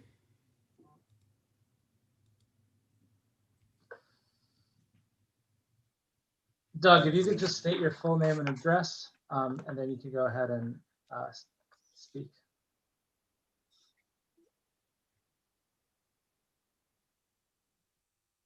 Right now you're muted.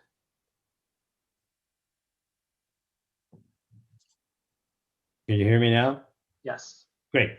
My name is Douglas Rubenstein. My address is 155 East Matunic Farms Drive in South Kingstown. First, want to thank Susan Cicilline for getting this back on the agenda. We're equally as frustrated with bringing this matter before you as you are have been in hearing it. What we really need everyone to understand is that the Galilee Beach Club has always operated in full compliance and with full disclosure to the town, no matter what it has been doing for all the years we've been in operation.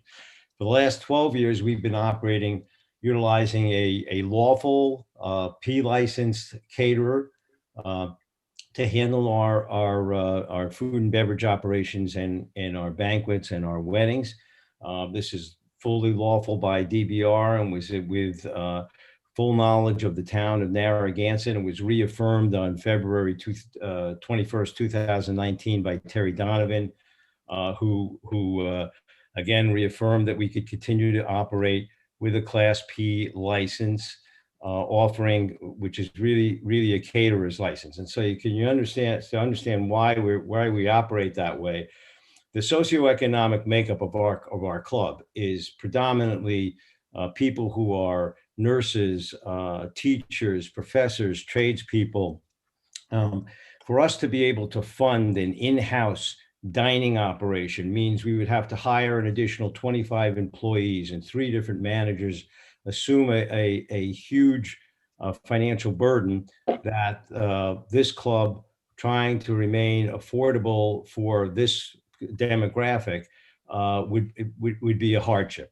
So we have always gone through using a caterer because they shoulder the burden of the staffing, they shoulder the burden of the inventory and so forth. And they have to, according to Class P, the Class P license, which is under the jurisdiction of the state, have to follow certain guidelines, and we have to follow certain guidelines according to the Class D license. Both have to work absolutely in concert with each other and in compliance with both licenses. We've done that for the last 12 years. What happened is in 2020, COVID hit us. And when COVID hit us, as everybody knows, the hospitality industry was decimated. I mean, we were no longer could do events. Our dining facilities were restricted. We really were all in a quandary. So we sat with our caterer and we agreed to say, listen, you know, we can't do this year because you're not going to make any money. We're not going to be able to support any events. State regulations will prevent that. So let's take a break for this year and let's see if we can pick it up next year. Who knows what's going to happen? Who knew what was going to happen with dining in the state at that time? So rather than just dismiss that, we decided to go to the town and say we wanted to know our options. We knew we had our Class D license. We know we can operate with sponsored events under our Class D license. But we wanted to reaffirm that we could continue to operate if we needed to down the road again with our Class P, through a Class B license, as we have operated in the past. We wanted to know our options to make sure we were protected in the event that our caterer could no longer work with us and we had to take events on our own, or whether or not we'd have to adapt, or whether we could go back to what we really wanted to, what we really always been doing.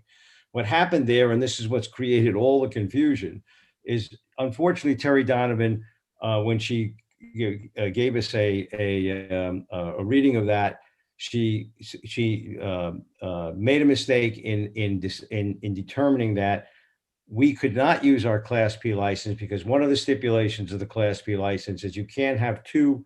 One of the stipulations of a license, state licensing, is you can't have two retail licenses that have the same premises operating in the same location. We don't have that. We are absolutely in compliance with what what DBR has required, which means that the Class P licensee, his premises are in West Warwick. The club's license is in Narragansett at the club. So we are completely in compliance with that. Terry was under the assumption that both licenses were premised at the Galilee Beach Club. Now, we could have simply said, you know what, she's wrong. We'll just go on and do what we've always done. But we didn't, because we want to be in full compliance and we wanted full disclosure of the town. So we came back, and that's what Terry told us. He said, oh, no, well, if you're going to come back and talk to us about that, then you're going to have to come before the council. So we came here because we want to make sure that we're doing everything appropriately, and we know we are, because we have confirmation from Department of Business Regulation. I've sent pretty much all the council members that documentation. Solicitor Davis is aware of that documentation. We're not doing anything illegally or not in compliance. So all we're asking is to continue to do what we have been doing. We only are coming to you because of that miscommunication that was unfortunate that Terry Donovan said, and we wanted to clean up the record to make sure that we were not doing something against town regulations.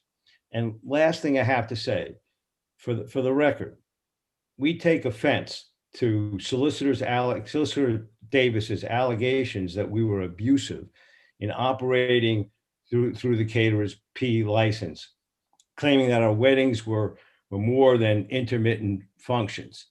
If that was the case, if Solicitor Davis's opinion was correct, then every caterer in the state would be out of compliance during wedding seasons and graduation seasons and Christmas seasons, when everybody is scrambling to have these events and parties. So all we're asking is to do what we've always done, and to continue doing what we have always done, lawfully and in full disclosure of the town.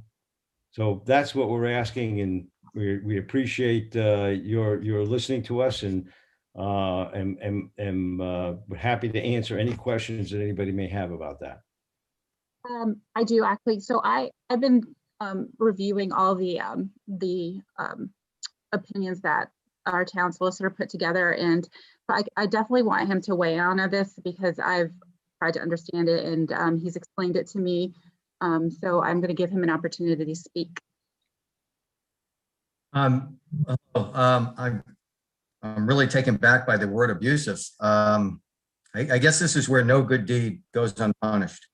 I probably spoke to the Galilee Beach Club's attorney more than 10 times, working with him to get them exactly what they wanted. And this is the explanation we get. So it's unreal. I submitted to you what the law is. And I stated the last time I spoke that I don't believe they are breaking the law.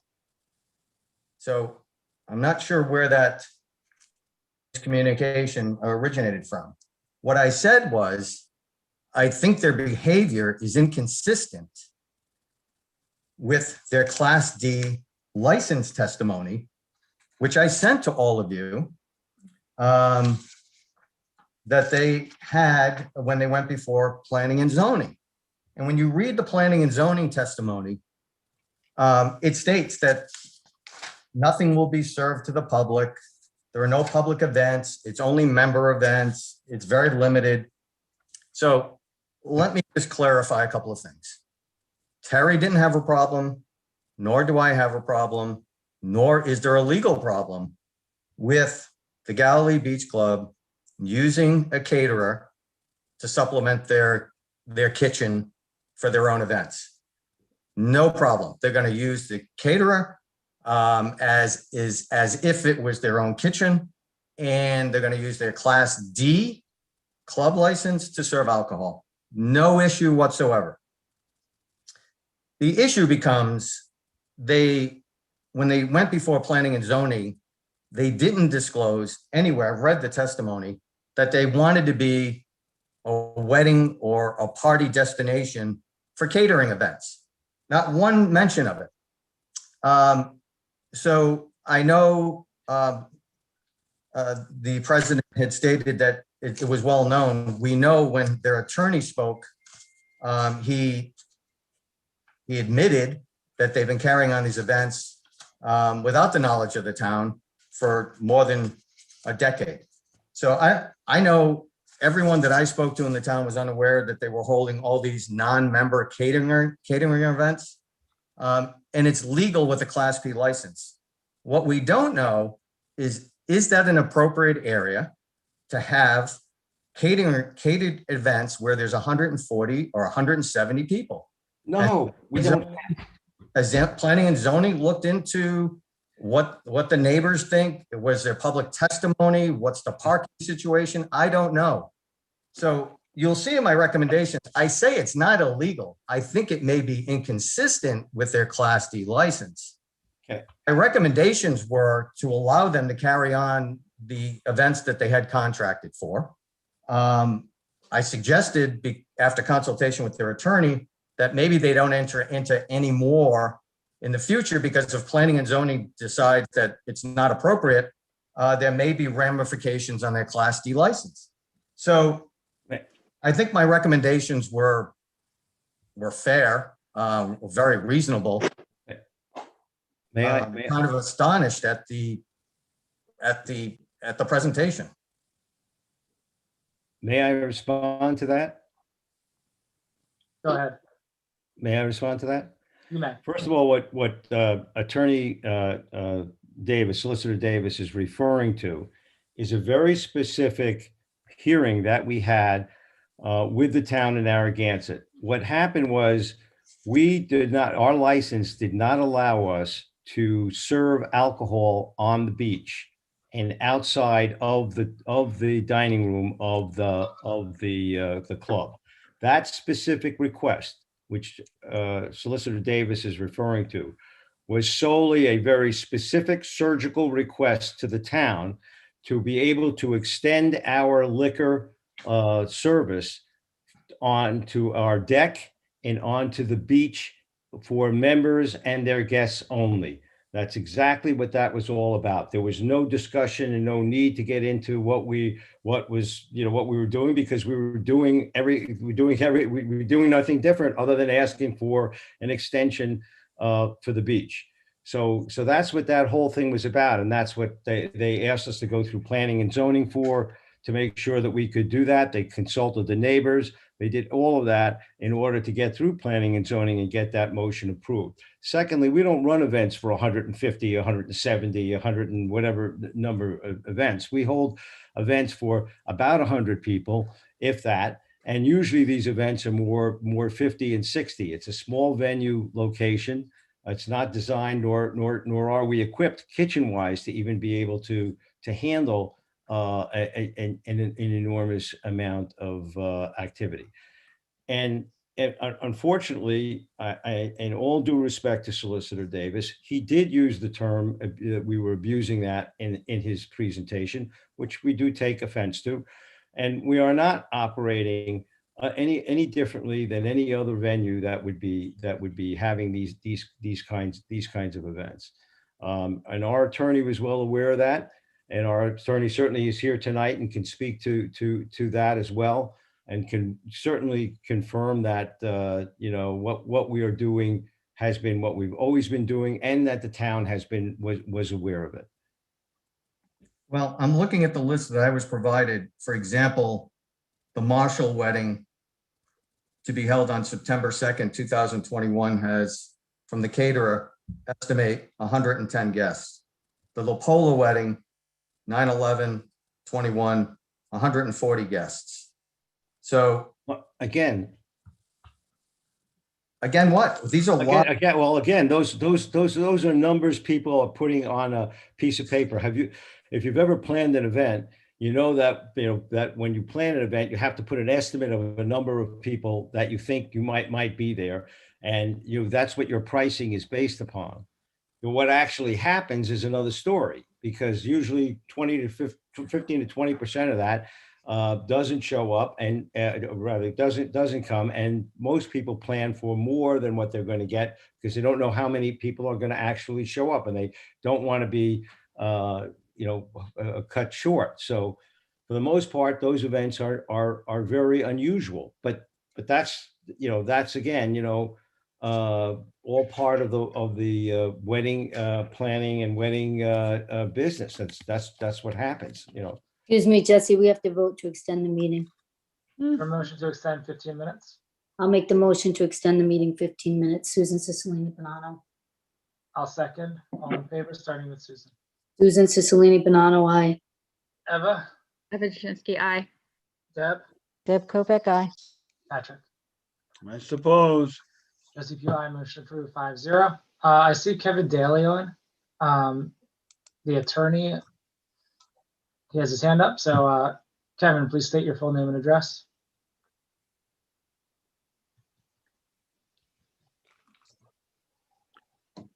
You're muted right now. There you go. Thank you. Good evening. I'm Kevin Daly. I'm an attorney with offices at 1383 Warwick Avenue in Warwick, Rhode Island.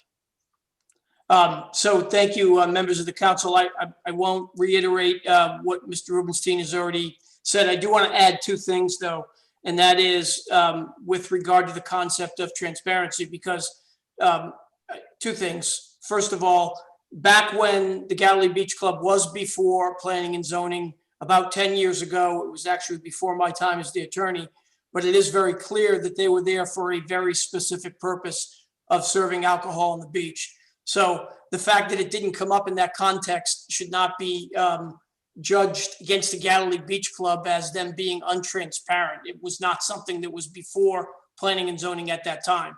What we do know is that along the way, the beach club has always communicated with the town clerk's office as to the business model that it utilized.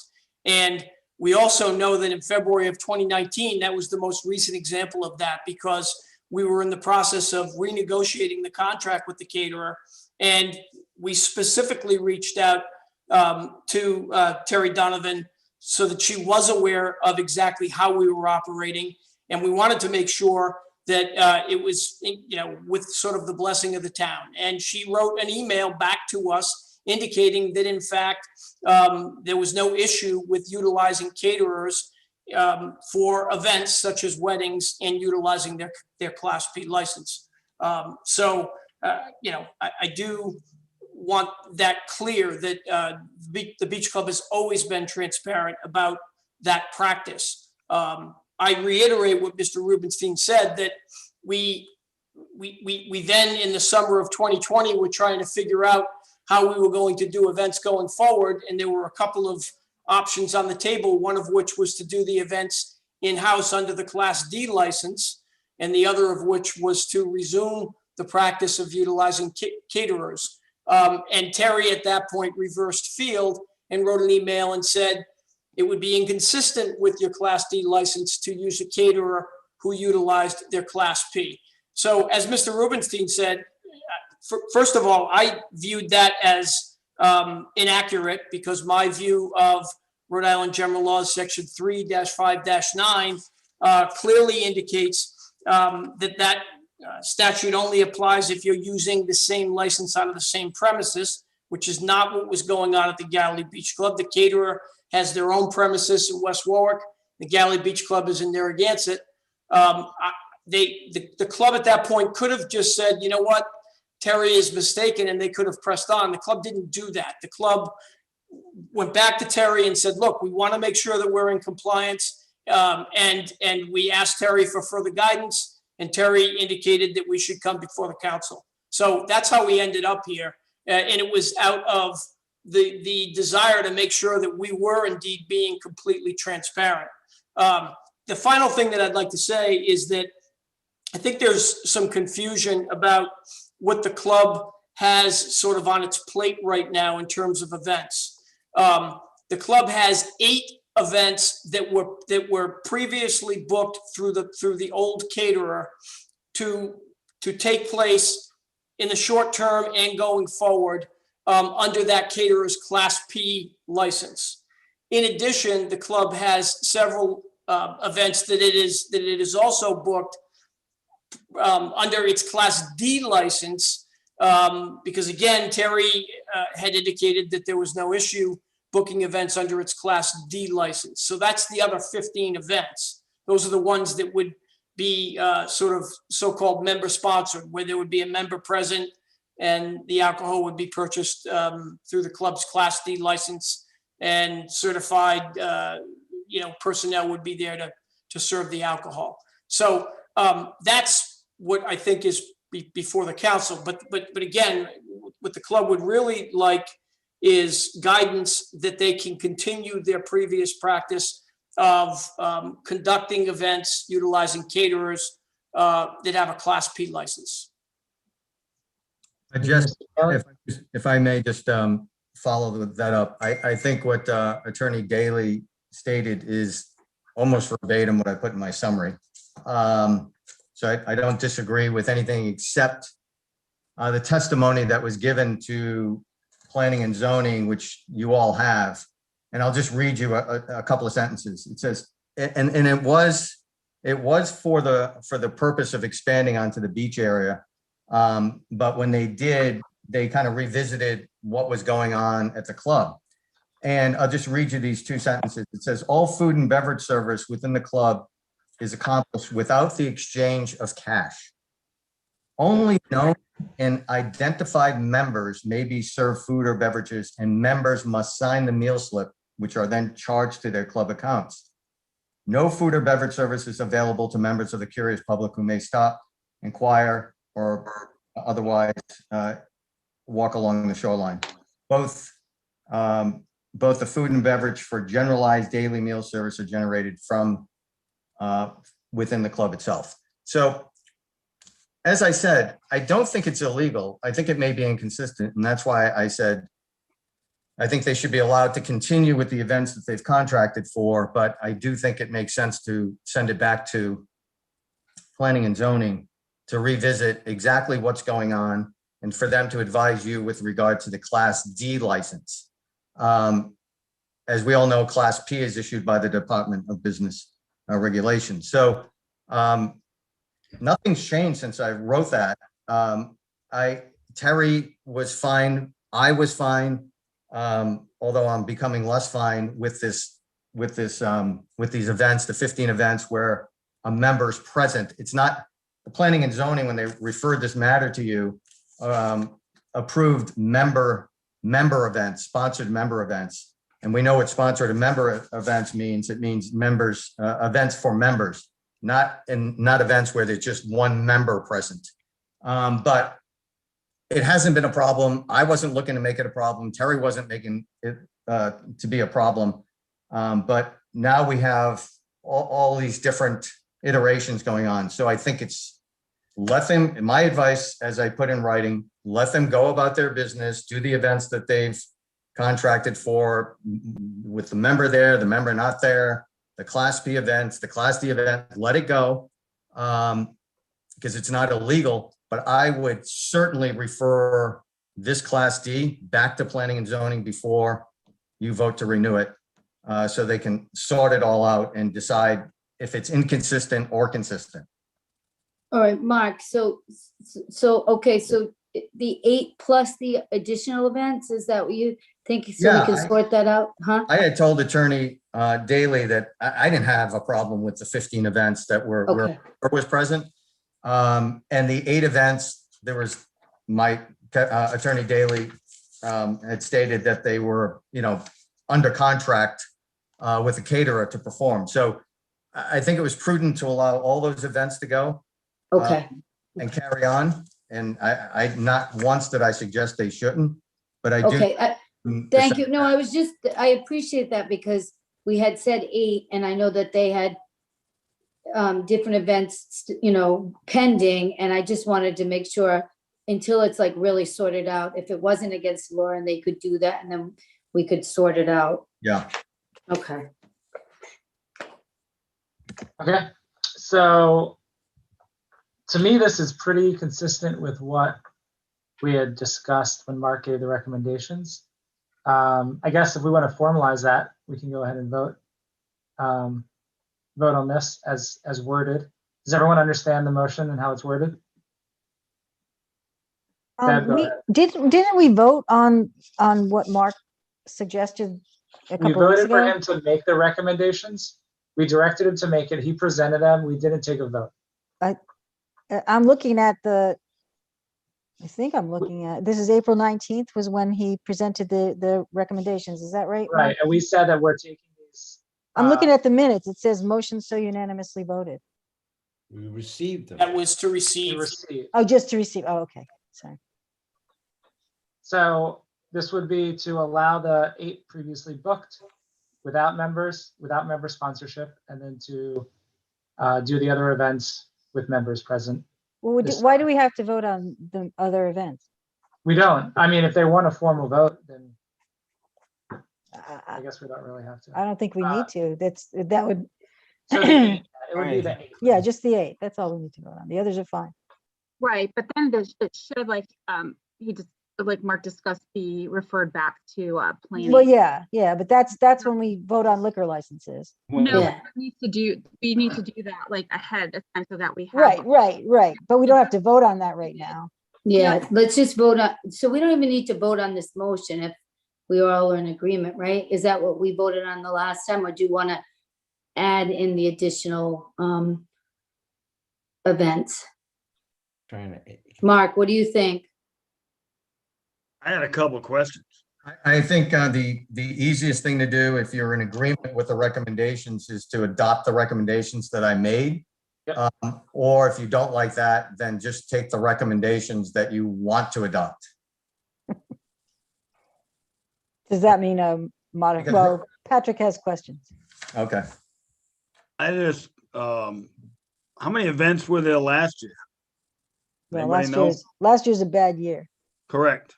Well, was there 1, 2, 0? Anybody? I believe, certainly there were no events. Typically, the events take place on the shoulders of the summer season, Mr. Murray, and so usually call it April, May, June, and then September, October, November. It's the bulk. There are some in the summer too, but it's mostly on the shoulders. So last spring, I believe there were no events. This fall, I don't think there were a ton of events. I think pre-COVID, you were probably talking about somewhere in the area of 25-ish events a season. Per year. Yeah. Okay, so this has been consistent events. It's not an expansion, and none of the neighbors are complaining. That's correct. Okay. Really have. Now, this may sound like a strange question, but what is the politics inside the club? Is everybody in the club, do they vote on each event? No. And it's a majority rule, or is half the club for this, the other half isn't for this? No, so the club is owned by 80 shareholders, and it's governed by a board of directors, and then obviously executive officers, president, vice president, secretary, treasurer. Right now, let me back up. Before COVID, again, the club had always operated under this business model where they would have a contract with a caterer that would provide food and beverage for the summer season, and also would be able to offer events, weddings, graduation parties, etc., on the shoulders of the season. Right. And that model worked just fine. Everyone was happy. I think the shareholders were happy with that. The members of the club were happy with that. There were no issues with the neighbors. And the caterer was happy with it because he was able to make profit, and it really was a sort of a win-win for everybody. COVID hit and we had to disengage with the caterer. The caterer's business was upside down, as was a lot of caterers last year. And so we entered into a mutual separation agreement with him in May. At that point, the club needed to sort of reassess what direction it was going. And what I mean by that is the options were, do we just try to run events in-house going forward? By the way, last summer, there was their general manager, in essence, ran the food service. He kind of stepped up and got them through the summer, if you will. But so the thought process at that point was, do we go in that direction and have the events be run in-house under the D license, or do we return to the previous business model that had worked for a number of years, where you re-engage with a caterer? And that's what is sort of on the table right now, is that the club is still trying to debate that, but would like to have the option to go in either direction. And I think, and I don't want to speak for Doug, but my sense is that right now the leadership is moving more in the direction of trying to go back to the old model, for the reasons that Mr. Rubenstein said earlier. So I don't know if that answers your question, but I think the leadership right now is trying to keep its options open, but certainly desires to have the option of returning to the previous business model, because it worked for the club, it worked for the members and the shareholders, it worked for the neighbors. It was a win-win truly for a number of years. There were no issues. Okay. Can I just make a motion that would be simple to adopt? Is just accepting a motion to accept our solicitor's recommendations dated April 12th, 2021 that he submitted to all of us. Yep, I'll second that. No. Okay. Any questions? All right, all in favor, starting with Susan. So accepting the recommendations is gonna, I just want to be clear, because I wanted, accepting the recommendations is gonna allow the club continue with the events that they have booked, the 8 plus those additional events, correct? Yep. Correct. Okay. Right, and the eight would be under the Class P license. And the 15 events will be under the Class D license. Okay. And then this will get recommended, this will be sent back to planning. That's in the Okay, recommendation. so Susan them Cicilline, I just wanted to be clear on that. Thank you. Susan Cicilline Banano, aye. Eva? Can you repeat that? Oh, I'm sorry. Eva Jasinski, aye. Deb? Deb Kopeck, aye. Patrick? Aye. Jesse Pugh, aye. Motion approved 5-0. We have number 15 23, minutes. a motion to approve a peddler license application for Karen Bazzano, DBA Pavlov's, subject to local and state regulations. Do we have a motion? Do we need to renew? Are we Yes. at, yeah, Well, why don't we just get this started and we'll do the renew. okay. I'll move the motion, Susan Second. Cicilline Banano. Second. All right, and now do we have a motion to extend 15 minutes? Make the motion to extend the meeting 15 minutes, Susan Cicilline Second. Banano. All in favor, starting with Susan. Susan Cicilline Banano, aye. Eva? Eva Jasinski, aye. Deb? Deb Kopeck, aye. Patrick? Aye on both. Jesse Pugh, aye. Motion approved 5-0. All right, so this is a dog food cart. Chicken tacos for dogs. Sounds pretty good. And some other stuff. Any questions for Janet on this? All right. I guess we might have found a new caterer for the Galilee Beach We Club. are giving them a liquor license as well. That might be a class. That's a real class dog license. Yeah. All in favor, starting with Susan. Susan Cicilline Banano, aye. Eva? Eva Jasinski, aye. Deb? Deb Kopeck, aye. That license would cost more than $7 though. Yeah. Patrick, Aye. Jesse, Pugh, aye, motion approved 5-0. 24 is a motion to appoint 2 individuals to the Economic Development Committee. I'll move the Before- motion. Thank you. I have- Is there a second?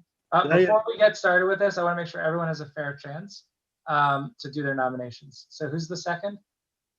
Second. Patrick. All right. I'm going to start with Susan. Do you have a nomination? Yes, I'd like to nominate. I can only nominate one. Is that what you're doing? Well, I want to make sure so nominate one. All right, so Winter And what Hames, I'd like seat it would be for. I'd like to nominate Winter Hames. Second. Okay. And would that be for the member 3 or the member 5 seat? Number 3 seat, which is, So I want to give a little background. So we did have 2 resignations in this short lifespan of this committee. So Kevin Durfee and Steve Glazier resigned. Kevin resigned actually, I think, before the first meeting, and then Steve was after the first meeting. So now we are filling those 2 seats with some new nominees. So Susan had the nomination for Win Hames for member seat 3. We do have another seat, so if anyone wants to throw a name out for this first seat. I will, because I know I didn't do it last time, but I would like to nominate Dennis Lynch. Oh, God. Okay, so you want to nominate for the same member 3 seat? Or because we have 2 seats, so there's also a number 5, which is a 1-year term. Are you looking to do the 2-year term for Dennis? Or do you care? It doesn't matter.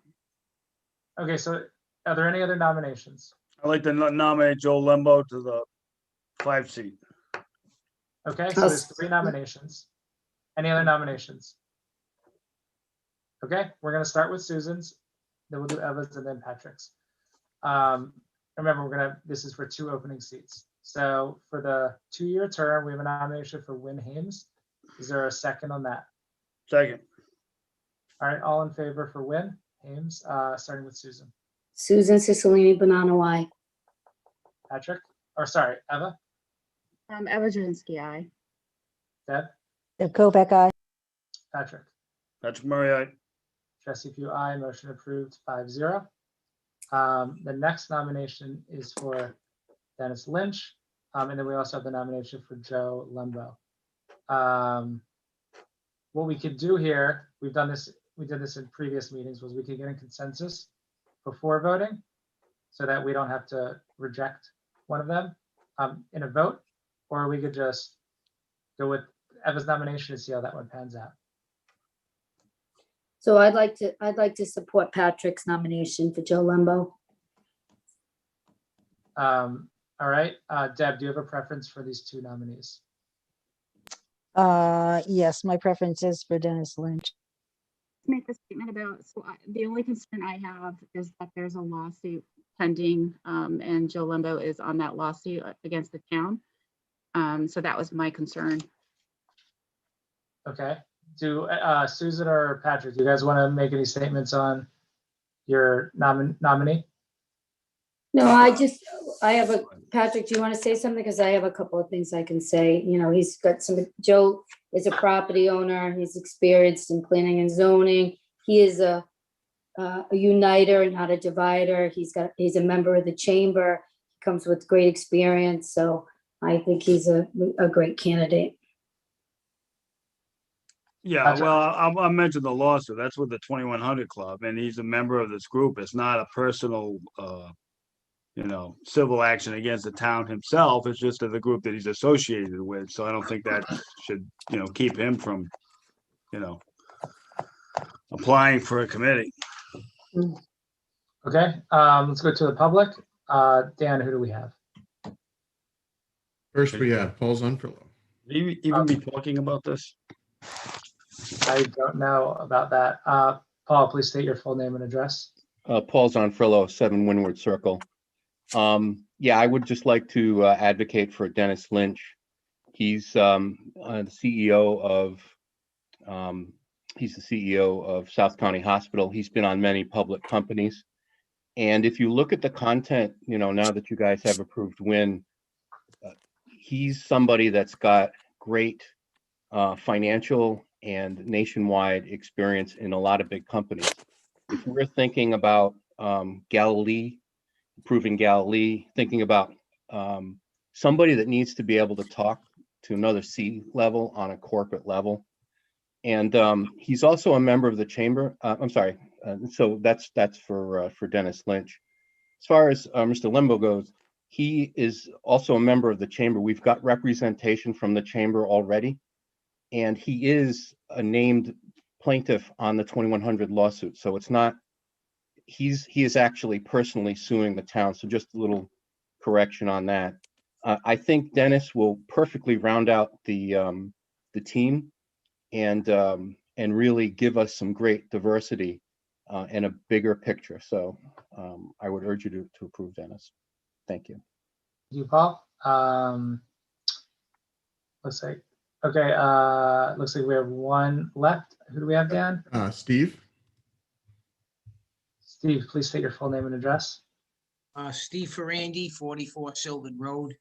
I would also be in favor of appointing Dennis Lynch as one of the neighborhood association members. I know I have a East Look Association. He's been very active in the community. He lives in the town. I don't believe Mr. Lembo is an actual resident of the town. Paul Donfield was correct. He's filed a 2100 lawsuit, and then we had found from an attorney general's report, a demand letter that was given to the town, a ridiculous demand letter about the student rental issue. That's public. It's in a court record. I can able to look at it. And that was where the 2100 did not want to have everything grandfathered in for renting at this point. And so I really don't think that's the type of person you want on the economic development. Dennis Lynch would be a better choice over Joe Lembo. Thank you. Thank you, Steve. Okay, looks like that is it. Well, I'd say something, I mean, we got the chairman of the EDC who had how many voyer requests against this council? All right, and that didn't stop him from being the chairman. So, I mean, Joe Limbo is associated with the 2100 Club. The 2100 Club has a gripe against the town. Okay, it's their constitutional right. If they want to sue the town, for God's sake, stand in line with everybody else who's suing the damn town. Okay, so I think it's a non-issue, and let's take a vote. Okay, well, I think, we have actually one more hand up. Dan, can we move Catherine over? Catherine Celeberto, please. Catherine Celeberto. Catherine, please state your full name and address. Catherine Celeberto, 48 Earls Court. I do want to emphasize that Mr. Lembo is a separate plaintiff. It's the Lembo Family Trust. He's not suing as a member of the 2100 Club or whatever their name is.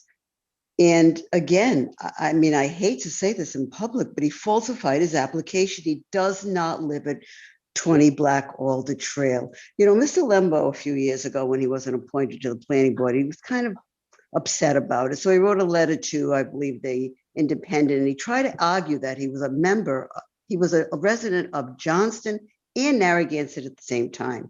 And I wrote a counter to him.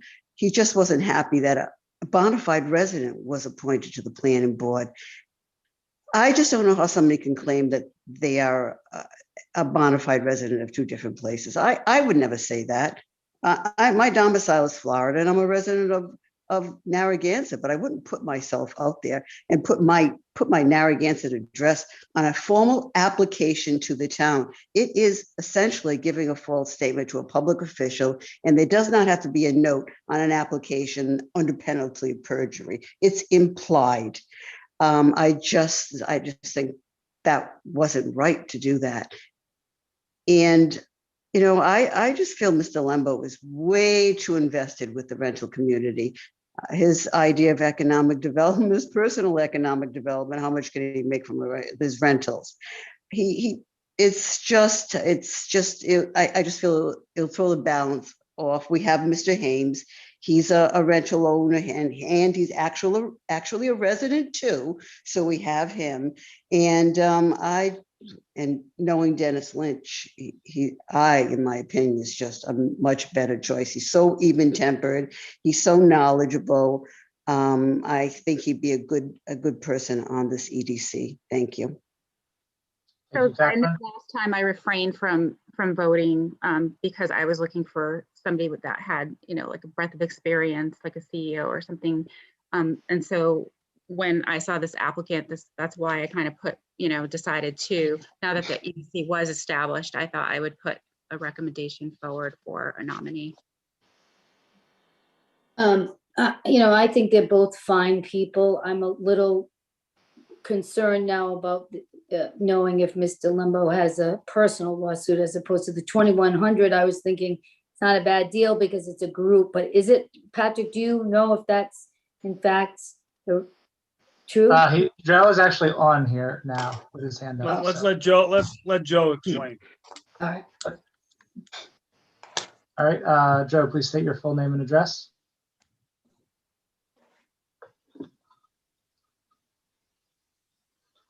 You're on mute, Joe. Yeah, no, I'm unmuted now. Can you hear me? Yes. Well, what address would you like? The address that I spend 40% of my breathing time and enjoy the beautiful attributes of Narragansett and donate my volunteerism time to multiple organizations in bettering the town, bettering the properties that I do own there. Frankly, like Miss Celeberto, I do not vote in the town, as she is not a voter as well. I do live in Johnston 55% of the time. I do vote in Johnston, but I have properties in Narragansett. I'm a taxpayer. I have been an involved citizen to better the town in ways that I have my opinion to better the town. I also was on the EDC prior and followed the lead of many, many people of the town and learned from them.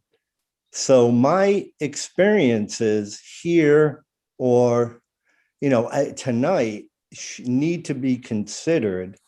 However, if this council is so conflicted that someone who's trying to donate and volunteer time is not worthy of this type of consideration, then I too will have to rescind.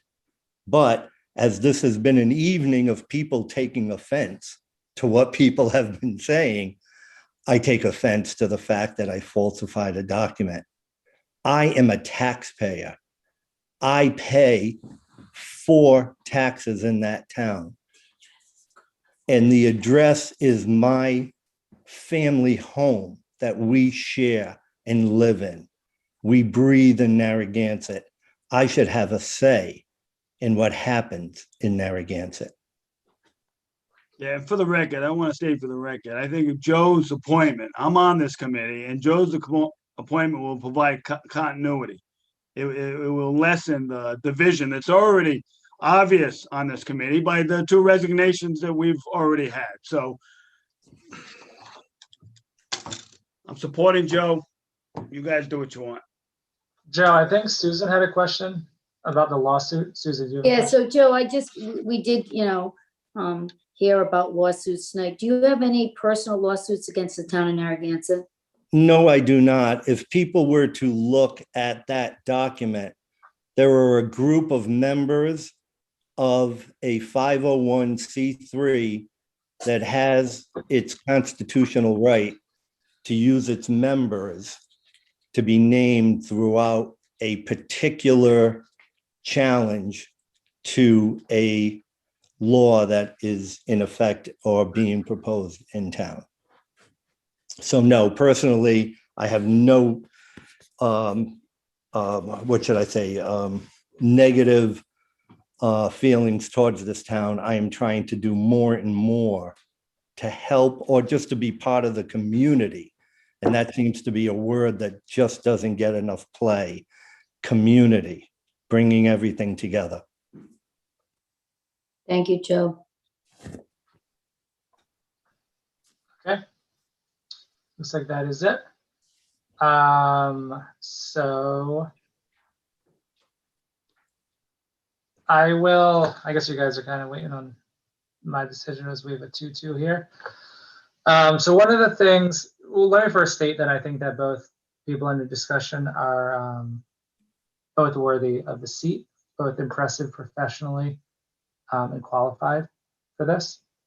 I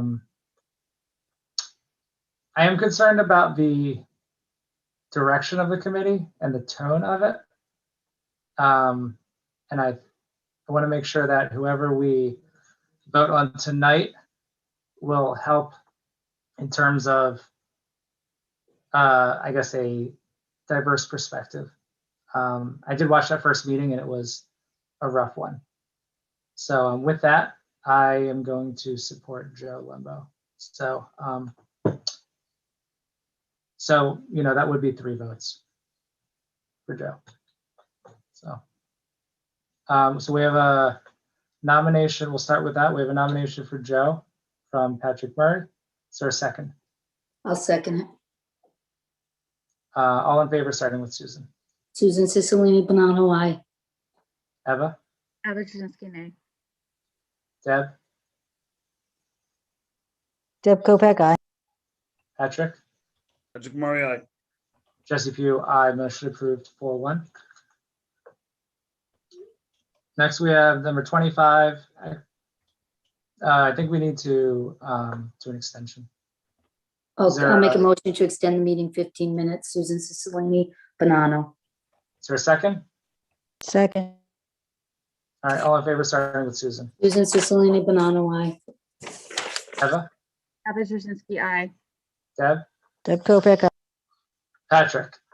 I suppose Jesse Pugh, aye. Motion approved 5-0. We have a motion to review the request from Hitesh Patel on behalf of Aqua Blue Hotel to reconsider the status of the Class B tavern liquor license for premises located at 1 Beach Street and direct staff accordingly.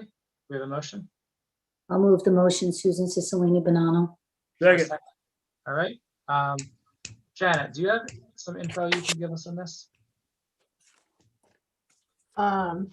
Okay, so what I know is that the license was abandoned. There were several attempts made at contacting before COVID came around. So the last license they had was in 2018 that we were waiting for them to comply. So they have not had a license for that long. Several attempts were made to contact them. No response. They state now that they were in communication with getting permits and so forth. There was no communication with the clerk's office. Everything we sent them was ignored. They were sent warnings. They were sent in a letter that they had to comply by a certain date. They did not do that. And they were sent by certified mail the fact that the license was abandoned. Okay, thank you, Janet. Susan, any questions for Janet or thoughts for the council? So when it was abandoned, did they just let it pass? They did not comply. Yeah, so when we're saying abandoned, but it's really they didn't comply with the license, correct? Is that sort of the They same? didn't pay. Yeah, they did not pay. They did not comply. Right, okay, I just want to be clear on that. Yeah. So it wasn't like they knew, but they didn't comply. Okay, thank you. Susan, Susan, this is Mark. May I jump in Hi, here? Mark, go ahead. Under the state law, I don't want to get mixed up with terminology. Under the state law, they have abandoned the liquor license. And if it spells out the rules that must be followed so that you don't abandon it, And under the state law, it says the license shall be abandoned. So this is not even a question for the town at this point. Under state law, they have abandoned that liquor license. And they, as they were told, they need to reapply for the license. Okay, And because the one thing you don't want to do as a body is kind of circumvent that process, because the Division of Taxation is the entity that really can come down with a hammer. And without getting letters from them, as part of the application process and the renewal process, to let everyone know that their taxes have been paid and they're in good standing with regard to the license, the town could be on the hook for some liability. So it's been considered abandoned under state law. okay, thank you, Mark. Right, Mark, can we do this for them? Can we approve a renewal without that, based on their, providing an application, meeting all the goals with the state and federal regulations, and just say if they move through the process, we can approve it tonight that they will have a liquor license? Or is that jumping the gun a little bit too much? Patrick, I would say that if you wanted to help them,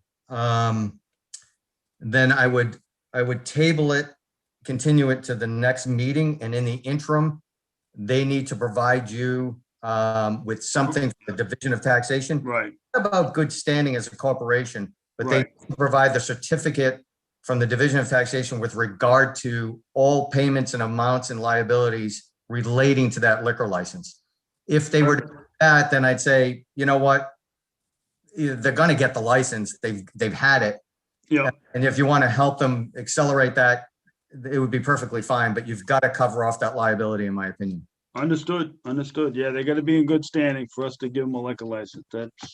So I move we continue this meeting and give them a chance to make things right with the state and whoever, and we just continue it. Continue the motion. Yeah, All right, is there a second? I'll second that. All right, we do have some hands up, so we have to take those. Dan, who do we have first? First is Steve Ferrandy. Steve, please state your full name and address.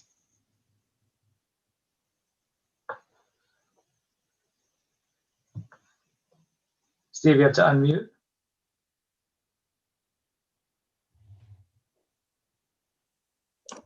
All right. So anyone with their hand up, this is on the liquor license for Aqua Blue. Just want to make sure your hands aren't up from the last item. We're going to move on. Looks like we have Joe next. Joe, please state your full name and address.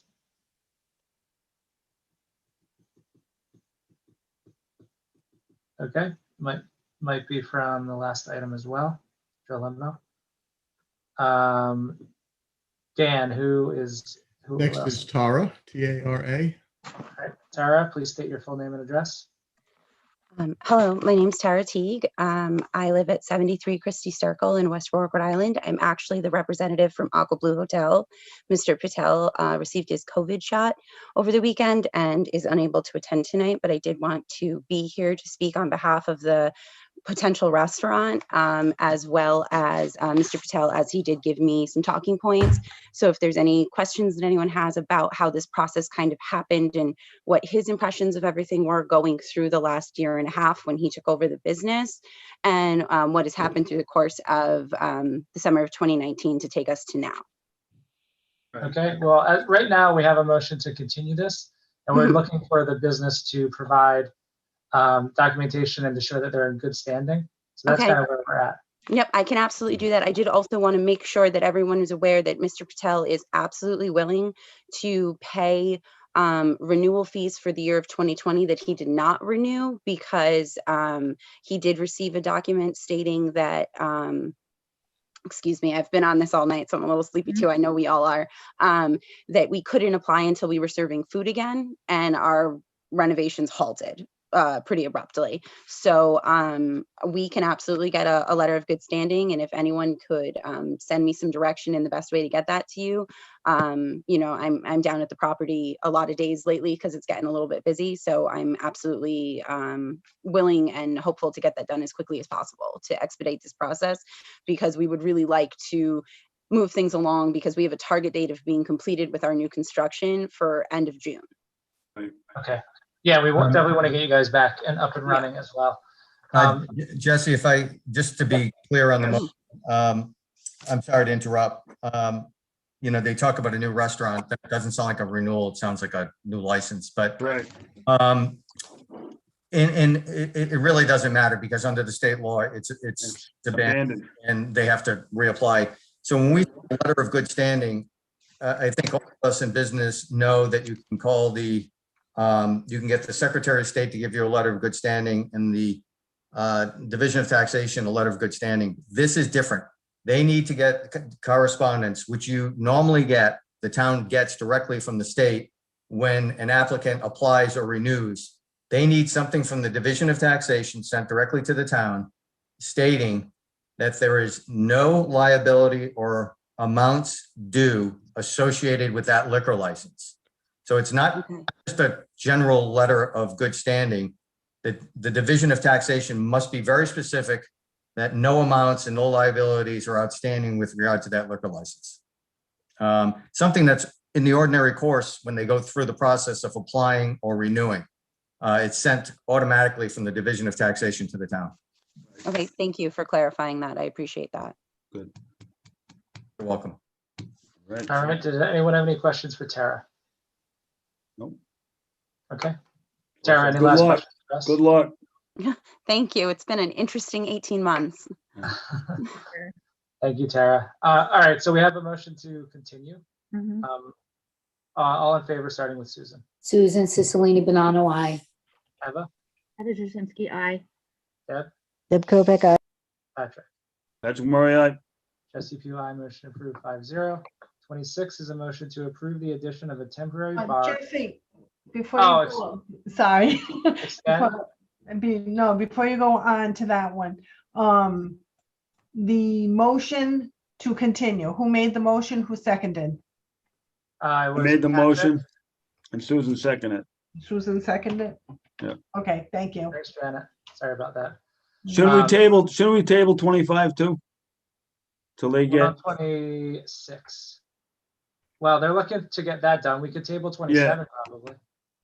So you want to do 26 real quick? 26 need to be tabled too, right? is for a different business. Yeah. Oh, is it? Oh, Yeah. we have two more, you guys. Come on, let's finish Right, the yeah. agenda. Come on. 26 is for the I break. think Patrick thought it was related to Aqua Blue. But I this thought is it was Yeah. related. Oh, All right. yeah, I want to finish. for Chair 5. You So- want to finish? Let's go. Let's go. Let's get this But we done. do have to Jeez. make a motion to continue. I'll make a motion to continue another 15 minutes. Second. All in favor, starting with Susan. Susan Cicilline Bonanno, aye. Eva? Heather Jasinski, aye. Deb? Deb Kopic, aye. Patrick? Aye. You, aye. Motion approved 5-0. 26 is a motion to approve the addition of a temporary bar in the pool area of the licensed premises service area for one specific establishment with liquor license in good standing, subject to state and local regulations. Do we have a motion? I'll move the motion. Susan Cicilline Bonanno. We have a second.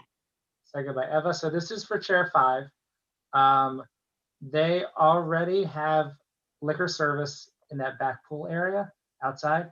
This is temporary addition of a bar so that they don't have to bring the drinks out from the inside bar, and they would use the outside bar for this summer. I think that explains it. Any questions? Temporary. It's the temporary that goes along with the COVID. yeah.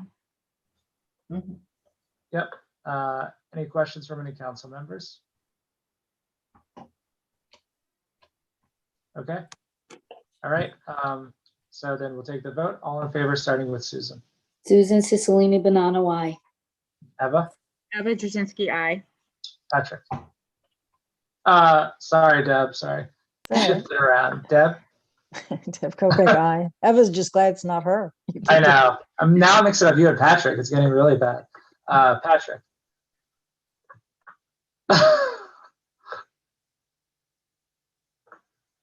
Just vote. I can't hear you. Yeah, we can do. Aye. Can you Okay. Oh, Yeah, but no. you're not muted. Jesse Pugh, aye. Motion approved 5-0. You're Jesse. You're Jesse. I am. Number 27 is from the town solicitor. It's a motion to approve the Bonnet Shores Beach Club Condominium Association's requested amendment to the settlement agreement. Is there a motion? I'll move the motion. Susan Cicilline Bonanno. Is there a second? Eva, did you second or I'll not? second, yeah. Sorry, I couldn't tell. All right. So this comes from Andy Berg. I know he worked on this. So we're going to pull Andy in. Andy, thank you in advance for staying up for this last item on the agenda. Dan, can you move him over to a panelist? Absolutely.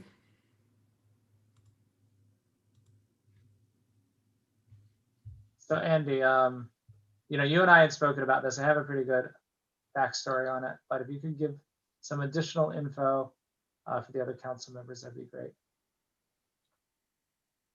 If you're there. Not moved yet. Dan, that was Mark who you moved over. Mark Pogue. Who did you want over? Oh, sorry, Andy Berg or Andrew Berg.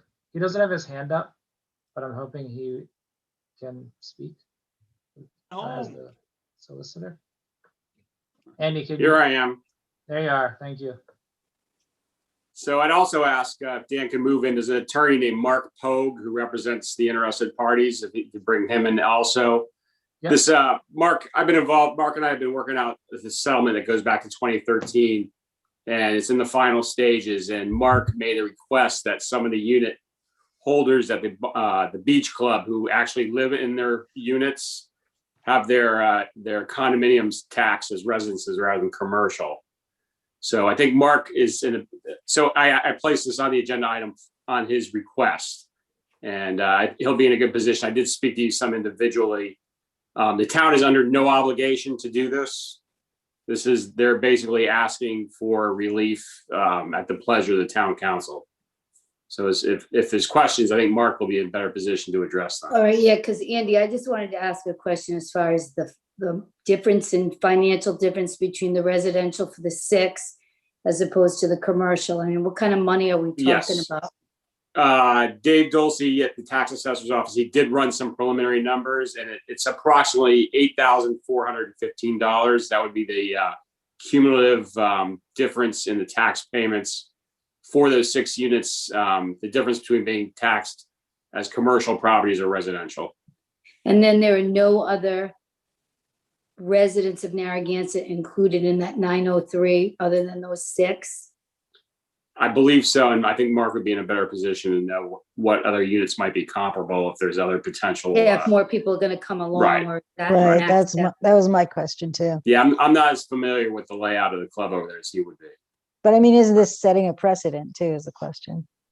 And should the residents of Narragansett that live in a, house in Narragansett, should they get the residential rate as opposed to the other club members that might not reside in the town but pay taxes? Like, so I don't know how do you weigh them heavier or not, You're asking me again. This is Yeah, let's not. talk- nothing No, they're I under mean, no I'm legal not asking obligation. you. I'm posing This is- the question, the residential versus commercial and resident versus non-resident kind of thing. I don't know. All right. So Mark, Mark, as long as you're able to speak, can you give us a little bit more info on what you guys are looking for? Yes, can you hear me okay? Yes. Yep. Okay, great. Thanks for hearing me this late in the evening. Andy's right that this requested amendment would apply to just 6 out of the 930 units at the Narragansett Beach Club. Only 6 out of the 930. You recall that you may not recall, you may know that there was a deal struck back in 2013, kind of a master agreement whereby the club withdrew and agreed to be treated as commercial in return for the town assessing just a single hookup fee because we were hooking up to the town municipal sewer system. So that was a great deal, a great compromise, a win-win for all concerned. And then 6 of the unit holders came forward with a request that really just appeals to fairness and accuracy. These 6 alone out of all the 930 in the club are lived in most of the year. They have heat, they have bathrooms in them, they have 1 or more bedrooms in them, unlike the standard, more rudimentary cabana type units that you see at the club. So in response to the councilwoman's question about if you approve this relief for 6 people a day, what about if 17 more come forward next week? I think the answer is pretty simple. No one else is going to be able to come forward with this argument because no other units have these features that you associate with residential use, namely bathrooms, heat, and bedrooms. These are the only 6 that have those residential features. So these are the only 6 that could possibly qualify for this amendment to the master settlement agreement. So I don't think there's a danger of opening the floodgates because there are no other candidates for this sort of treatment. And frankly, we should have carved out this group of 6 way back in 2013 when we struck the initial deal. I wasn't involved with that myself, so I'm not going to take the blame, but they should have been treated separately way back in 2013. And I think the time is now to correct that oversight because we're just about to finalize the deal. We're going to withdraw all those annual lawsuits that we've been filing each year. We're just about to hook up to the extended sewer line. And I think this is a good time to wrap everything up in this manner. Can I ask a question out of just curiosity? Why are there only 6 units like that? I don't know the history of that. I don't know how these 6 were built that way. There is a member of the club on the phone. I believe Mr. Samaha may be able to address that, but I don't know. That's okay. We don't need to. That's all right. It's not that important. I don't know the answer, but there are only 6. Okay. All right. Any other questions for Mr. Pogue? Yeah, why were they, the beach club was in a, I don't know, maybe give me a little history. The beach club was in a residential zone and then you guys applied for commercial status, correct? At some point? No, they're zoned residential, so this would not represent any kind of violation of. No, I'm not talking about the 6 subject properties. I'm talking about the background initially when the beach club went to commercial. That I don't know. I was not involved with that. I'm sorry. I don't. Andy, do you have any background of that? Because then they go to commercial to provide condos for everybody. Wasn't that the vehicle to give everybody? This was before my time, so I do not know the answer. None of us know. Yeah, there was something there. I mean, because I know this was a tax issue and not a zoning issue. That I can tell you. Yeah. Well, all the cabanas turned into condos, correct? At some point. Yeah, they're treated as cabanas or called cabanas, and they've But been. it's an actual condo that you own, correct? It's a condominium association. Yes, that's right. Correct. Okay. Well, that's right. what happened. They turned it from. Isn't the site club. zoned, waterfront business? No, I believe these 6 I confirmed today are zoned residential, treated as residential, so that this request wouldn't be inconsistent with anything that the zoning ordinances require. I have a question for Mark before we go to the public. Mark, so these units, these are owned condos, right? They're not leased. Correct. They're owned, but there are association fees that the owners pay to the club. That's correct too. Right. Yeah. So if the club was willing, they made a settlement with the town in 2013 for specific terms. They were looking to compensate these 6 owners for, the deal that they made. They could actually refund some of those fees on their end. Correct? I'm sure that could be done. I'm sure that could be. I'm not going to say that would be impossible, but this is really just appeal to common sense and fairness. I mean, it just doesn't seem right to treat units that have bathrooms and bedrooms and heat as commercial property. It just doesn't seem right. They have the hallmarks of residential property. So we're asking that these 6 be treated as residential going forward. The other 924 would be treated as commercial, even though frankly, that rubs me the wrong way a little bit, but we've agreed to it in the settlement. We'll stick with that as to the other 924. But as to these 6, it just seems wrong, and that's what the basis of the appeal is. Okay. All right. Why don't we go to the public? I got one more question. Okay. Andrew, would we be setting a precedent turning a commercial condo into a residential condo, whereas they could take those leftover 924 and have a vote as a association and say, listen, we're gonna have 34 units now with 2 bedrooms each.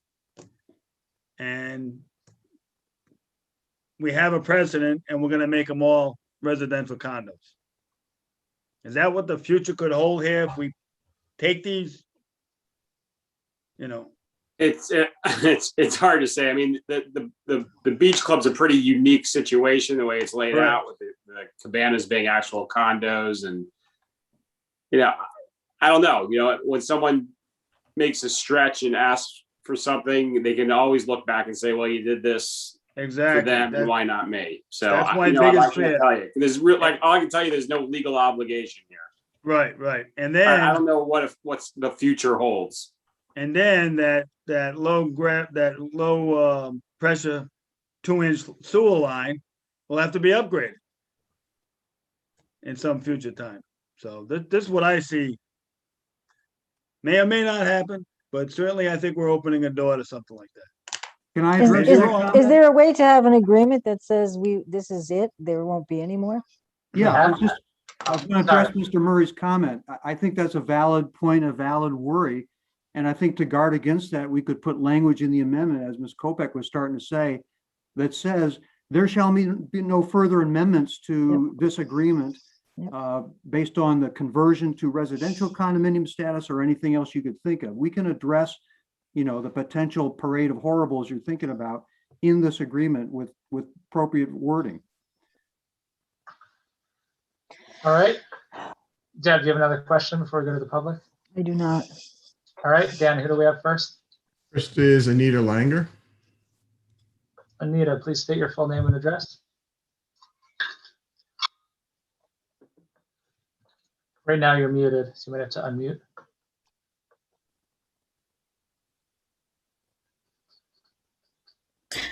My name is Anita Langer. I live at 241 Colonel John Gardner Road in Bonnet Shores in Narragansett. I have several concerns. First of all, this is a late night decision. The residents were never apprised that this was even coming up. Number one, there are many, well, I'm going to start with a couple of concerns. One, I have the same concern that this could lead to future development. I think there's a misstatement here in that those bedrooms or those units are not lived in year round. They can't be. They shut off the water.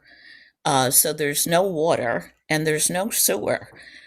They've just gotten their sewer line put underground, and CRMC only gave them a 2-inch pipe because that's a seasonal sewer line. So that's another concern. The other concern is that the future development, is this a zone change? So we've gone from commercial to residential, from residential to commercial.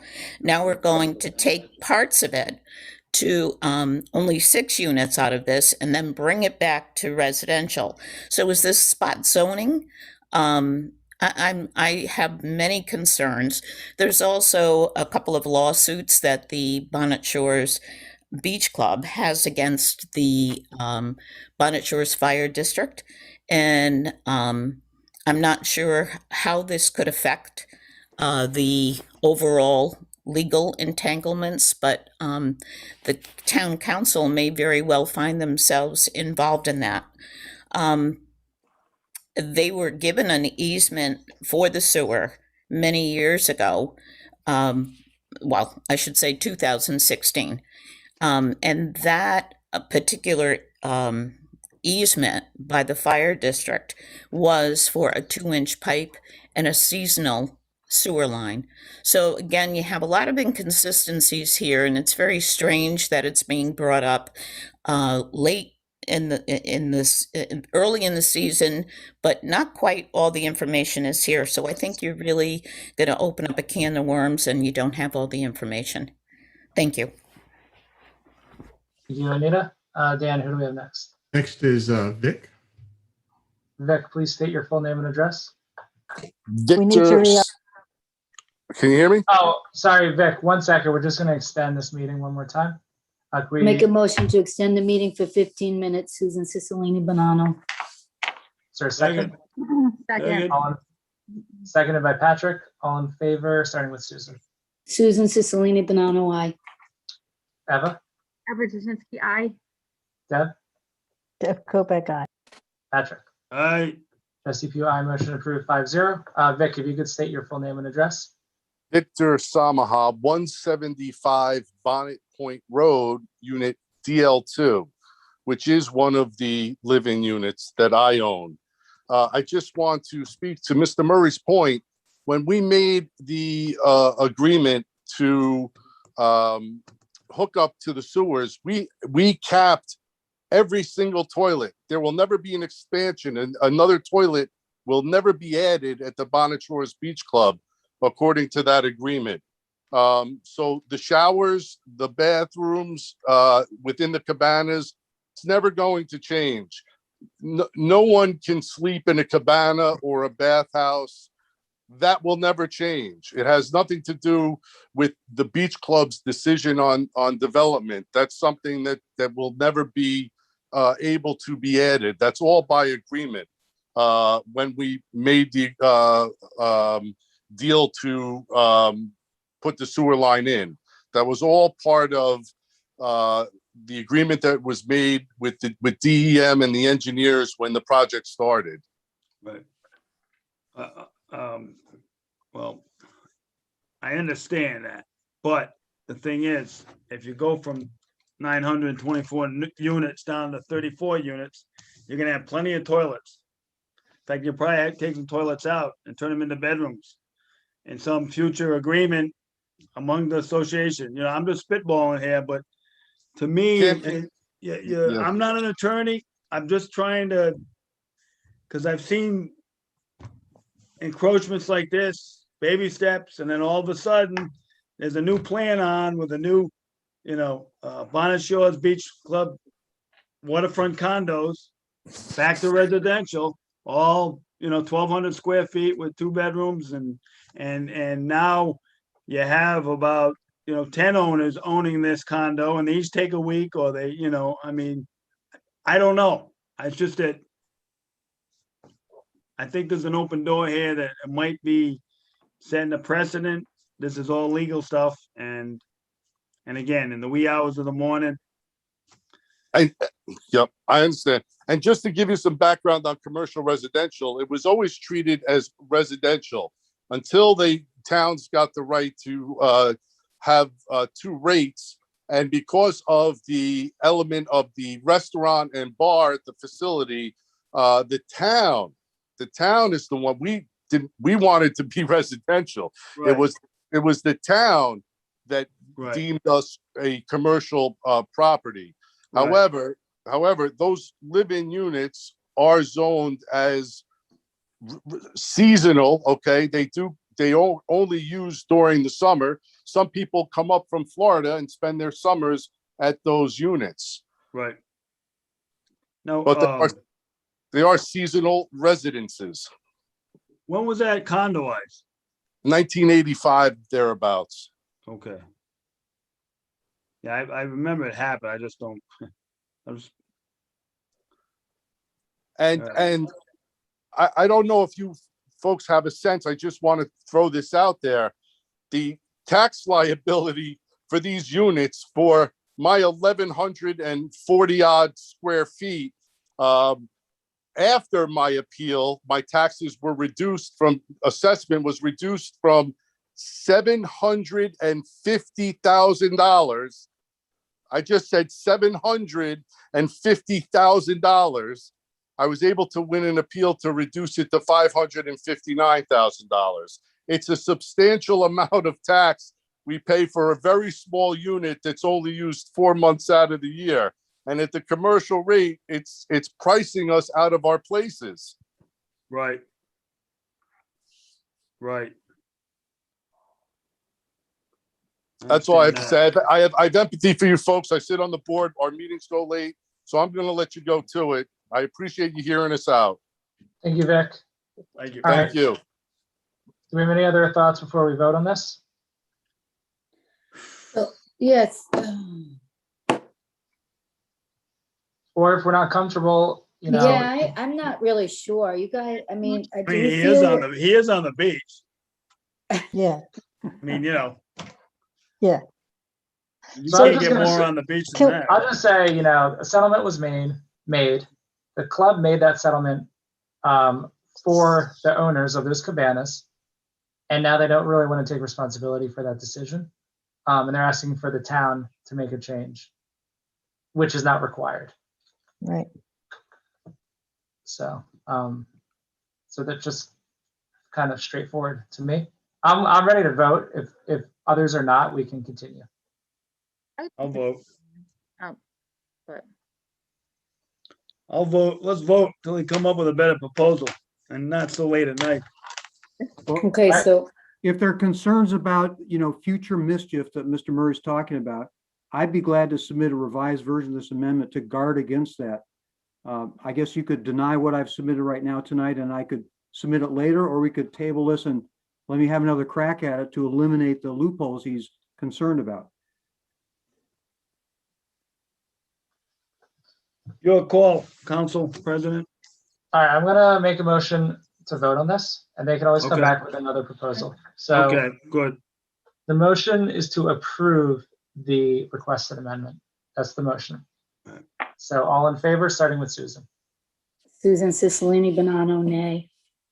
Eva, Eva Jasinski, nay. Deb, Kopek, nay. Patrick, Murray, no. Jesse Pugh, no. Motion fails 0-5. Andrew, thank you for staying up late and helping us with that. Yes, poor thing. Get some rest, Andrew. Cam, what about me? He drove have up from a- Atlanta, Georgia today. Yeah.